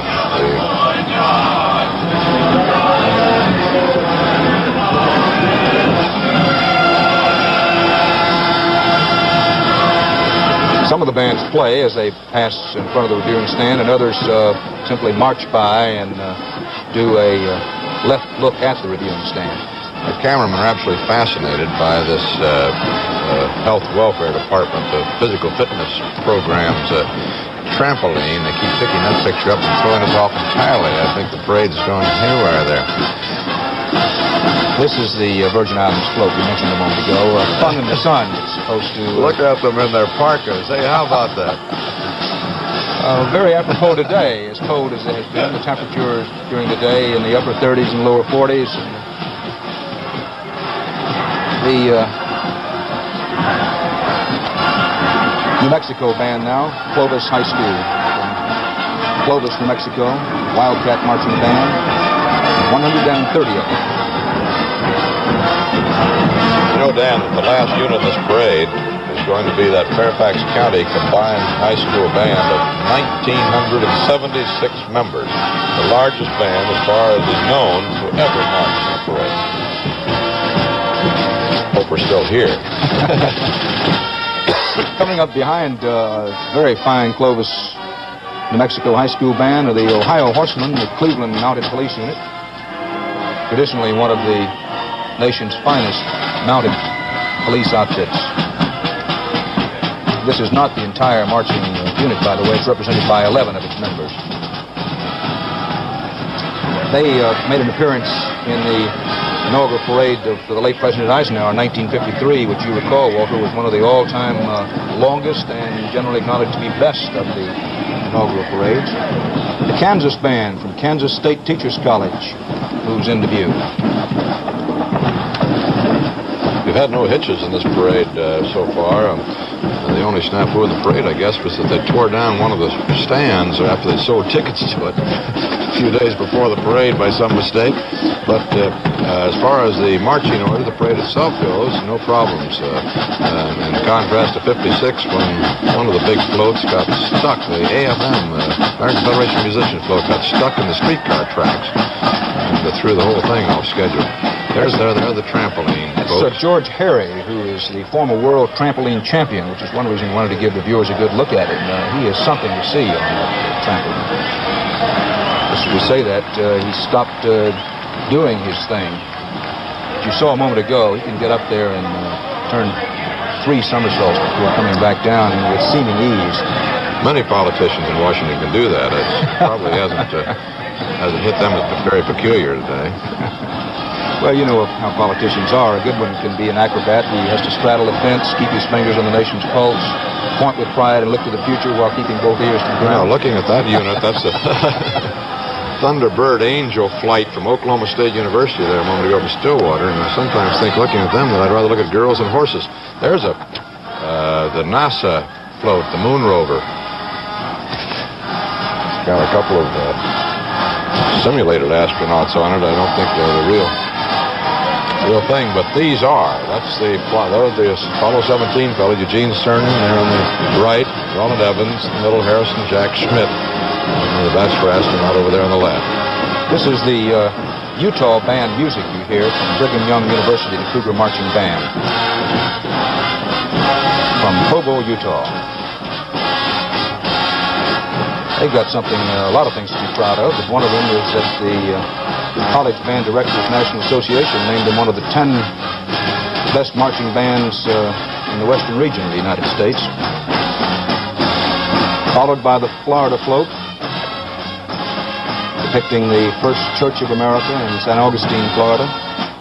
Followed in the distance there by the Newport Military Contingent from Rhode Island. Rogers High School Band and Junior Army ROTC Drill Unit moving in there behind the Florida Float. Walter, it appears to me that the wind has dropped down just a little, which means the chill factor is not quite as low as it was earlier in the day. The temperature is still in the low 40s, and it's cold for those who must watch the parade. It's a little more comfortable than it was. Well, the Weather Bureau doesn't agree with me, Dan, that the wind has dropped. They claim it's now up to 23 steady and gusting to 33, but it doesn't look like it in the parade, I must say. It looks very calm out there compared to what it had been before when the flags were standing straight out. Those may be airport meetings or meetings at the top of some building, and while the Weather Bureau people generally do an outstanding job, we've worked with them over the years in hurricanes and other things, they've been badly off today all the way around. They're having the kind of day the Redskins had in the Super Bowl. We saw the Rhode Island Newport military contingent go by. Now the Maryland Mounted Park Police. Right behind them, a Colorado band, the Platte Valley High School band from Kersey, Colorado. We have a fuller explanation of what went on there at 14th in Pennsylvania earlier today from CBS News correspondent Phil Jones, who was there. That's where some missiles were thrown at the presidential car. There were bottles, one of them shattered right behind the car. Mrs. Nixon, according to Phil Jones, appeared to duck a couple of times, although none of the tomatoes, eggs, and rocks came actually near the president's car itself. When the vice president's car came along shortly thereafter, the Secret Service climbed aboard the back of the car and told the vice president and Mrs. Agnew to sit down inside the car at that point. Phil Jones says there were about 2,000 demonstrators there chanting Sieg Heil, Sieg Heil, as the president's car went by. Now here's the Veterans Float, torch of freedom rising from a bed of our nation's colors. That music, I think, Walter, is from the Woodway High School Marching Band, which is just behind the float. That's a Veterans Marching Unit directly behind the float, and then behind that, the state of Washington's representative band from Woodway High School. Dan, there's a touching note of passing time here. The Veterans Marching Unit has the colors of all of our veteran organizations. And it's noted in our program parade notes here that the flags of the veterans of the Spanish-American War and the veterans of World War I are carried on their behalf by members of other units. And I think this is the first time I've seen a note in the parade or elsewhere that our World War I veterans are getting along to that age where, indeed, there are not many of them who are capable of a long march of this kind to carry their own colors. I think it's rather a sad note of our passing history. Well, we're going to move into a period now, Walter, when the Vietnam finally does end, trying to assimilate a different kind of veteran, a different kind of feeling about war. It started with the Korean War veterans, didn't it? And now with these Vietnam War veterans. It's going to be, as President Nixon has said any number of times, an important test for us as a people as to whether we can bind up these wounds caused by this long and tragic war. This is the Missouri Military Academy Marching Unit. Well, I think we just had them, and now the Coast Guard band, I believe, Dan. But CBS News coverage of the inaugural parade will continue in a moment.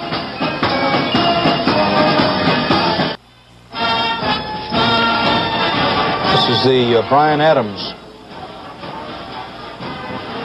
Marching Band, Dallas, Texas. We missed the Merchant Marine Academy band and marching group. And the Coast Guard, which were in there too, leading this 5th and last division of this inaugural parade.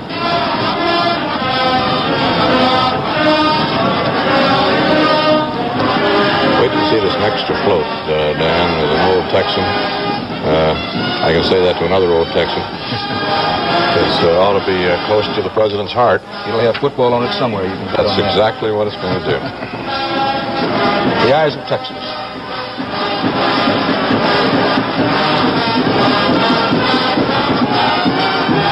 Former President Johnson did not attend today's inaugural ceremonies. He chose to remain in Texas. He, of course, had an invitation to attend. I understand sent his congratulations to President Nixon. John Connally, the former Treasury Secretary, was much in evidence around town this week, doing some politicking. And to continue to hear a lot of people in the Nixon administration say, don't be surprised if John Connally sooner or later isn't back in the administration. Whether that's a hope or something they know, well, we'll simply have to wait and see.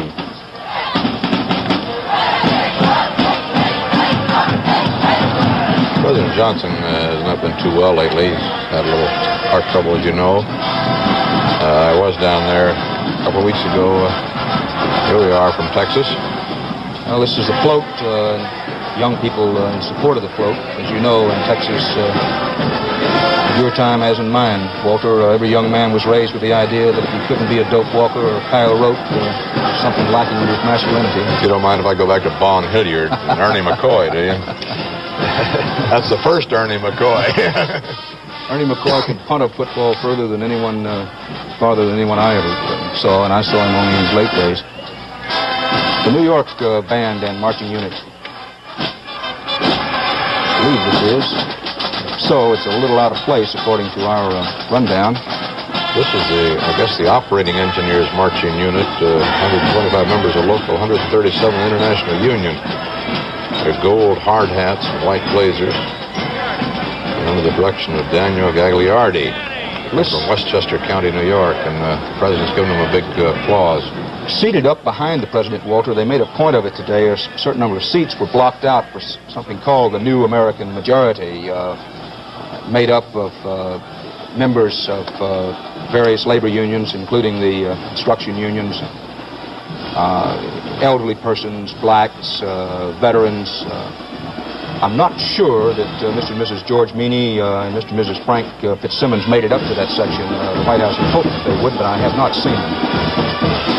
This is something called the Queen Village Queen Drum and Bugle Corps, also from Westchester County, New York. Was I blinking and I missed the Nebraska, the McCook High School band? I started to say, I hope we didn't miss the Nebraska band. It may be that they've changed places. That sometimes happens, particularly in the late stages of the parade, and we are nearing the end of the parade now. We do see the Black Horse Troop of Texas Shriners. And behind them is scheduled to be the Hawaii Marching Unit. We'll keep an eye out for that McCook High School band from Nebraska. But I'm told it's already gone by, and apparently what happened, Walter, is it went by very quickly. 110 members. We must have looked around quite a while. Sorry we missed that. I think that and the Arkansas group were the only two through this long afternoon that we didn't get a look at. I think so. It wasn't because we weren't trying, but in a parade this long, it's almost impossible to show every unit from every place. The Hawaii Marching Unit, Aloha, from Hickam Air Force Base. This Hawaii float depicts a bridge between east and west. To be followed by the New Jersey band, the Governor Livingston Regional High School Marching Unit, just behind this Hawaii float. We're going to cut away just for a moment because that demonstration with, they say, an estimated, some have said as many as 60,000 people still going on at Washington Monument. Let's get a quick report from Hal Walker there. Yes, Walter, things are about breaking up here, it seems, in spite of the fact that they had folk singer Pete Seeger, who was usually a good crowd drawer. But it's kind of dissipating. The people here at their height were estimated by various police forces at ranging from 30 to 40 or 44,000. Many of the people have been out in the cold since early this morning for this counter-inauguration. Nelson Benson has been here watching the crowd. What do you think of the mood? Well, I would note a couple of things, Hal. It was not all young people. I saw some people here as old as you and me. The mood has been pretty quiet. I mean, pretty peaceful. It hasn't been quiet. There's been rock music in the speakers and a lot of speeches, but except for the flag incidents where the American flags were taken down, some others substituted, fairly peaceful. Interestingly enough, that contingent of older people seemed to have joined after they got here closer to this point this morning. It seemed like a very young crowd at the Lincoln Memorial, and it got a little older as the day wore on, as the peace movement has worn on too. Back to you, Walter. I think we've all done that, Hal. We've grown a little older as the day is going on. The Pennsylvania band from the Altoona area high school band came by a moment ago. This is the American, or just coming up, I guess. This is the American Heritage float here now. The band that passed by with the New Jersey band, now coming up, Governor Livingston Regional High School Marching Unit. Now we got the Pennsylvania band. We only have a few more units left in this parade, and it's just about going off on schedule. They said it'll be over between 3:30 and 4. That's just about what they're going to do. I suppose we could say, Walter, it's certainly true in politics, and I guess it's true in parades as well. As in love, timing and luck are fundamental, and President Nixon's had a lot of good timing and a lot of good luck in recent months. Very large election victory. His inauguration, second inauguration thus far, going off with clockwork precision and little difficulty, as best we've been able to gather, reporting around town, some demonstrations, and that bonfire built out of winter picket fence back on the ellipse about 300 yards from the parade, but no serious trouble reported as yet. Coming up on the New York Mounted Unit and the Rockland County Mounted Patrol. And coming along after that, let's just run through quickly what we expect to see. Parks to the People, a float representing the park system of the United States. And the Iowa Band, the North High School Band from Iowa. Iowa always has terrific bands. That's great band country. It really is. Well, it's where the Music Man was set, you know, that great Meredith Wilson show. He was an Iowan. I remember Music Men in my day when we all were sold instruments by the traveling man who organized us into a band. That's a super float. You can see it coming down, that Parks to the People float. And there's another behind that, the Youth float, the Generation of Peace. See it coming into view. Probably the largest float of this parade. I think the Eisenhower first inaugural parade had more larger, expensive floats than any inaugural parade I've ever seen, including this one. Some of those floats cost $10,000 or more, and I wouldn't be surprised if, for example, this Generation of Peace float cost $5,000 or $6,000. Those things are expensive to put together. Eisenhower parade also took 4.5 hours to pass the reviewing stand. It's a little bit long. 25,000 people took part in that 1953 inaugural parade. The estimate today was something, I think, just under 20,000, was it not? Yes, something like 15,000 or something ridiculous. The Polar Bear Band from Des Moines, Iowa.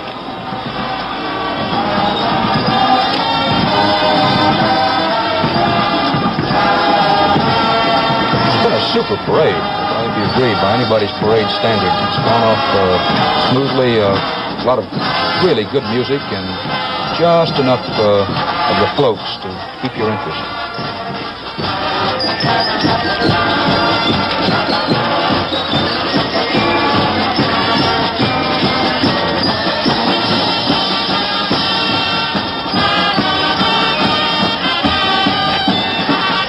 The youth float, the Oklahoma Band from Perry High School. Then the Bicentennial Commission float.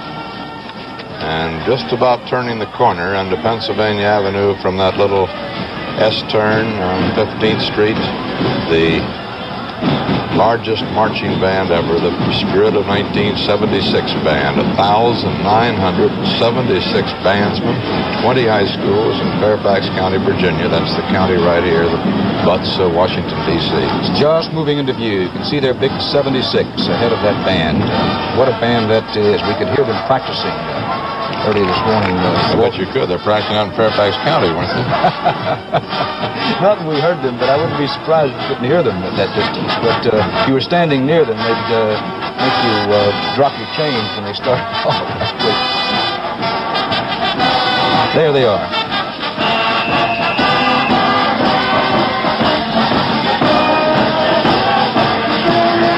Last strains of the Oklahoma Band with the Bicentennial float, and then that huge Spirit of 76 band, which will bring the parade practically to an end. Just behind it, the Colonial Saybrook Pipe and Drum Corps will close out the parade. President Nixon has stood with Vice President Agnew through the whole parade. Mrs. Nixon stood for most of the time.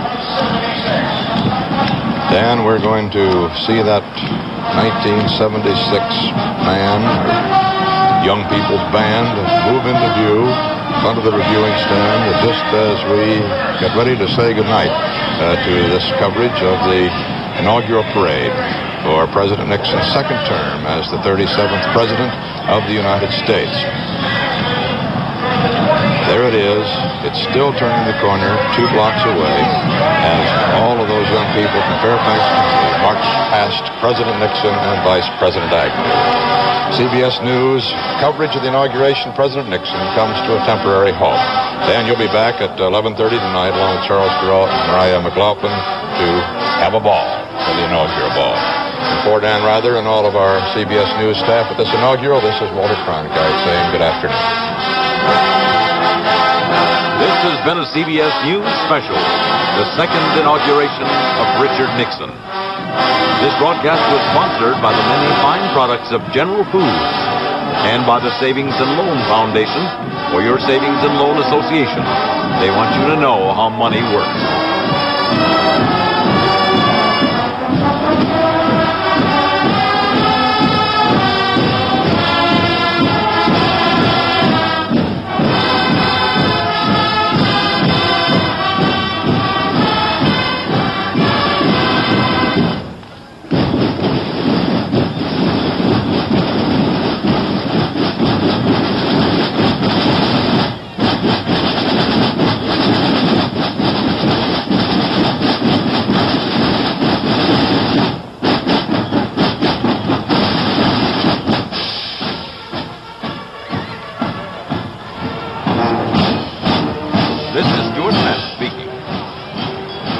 Ed Sullivan hosts a gala 90-minute special when he presents the Entertainment of the Year Awards. Join Ed and the year's top stars Tuesday night at 9:30, 8:30 Central Time on CBS.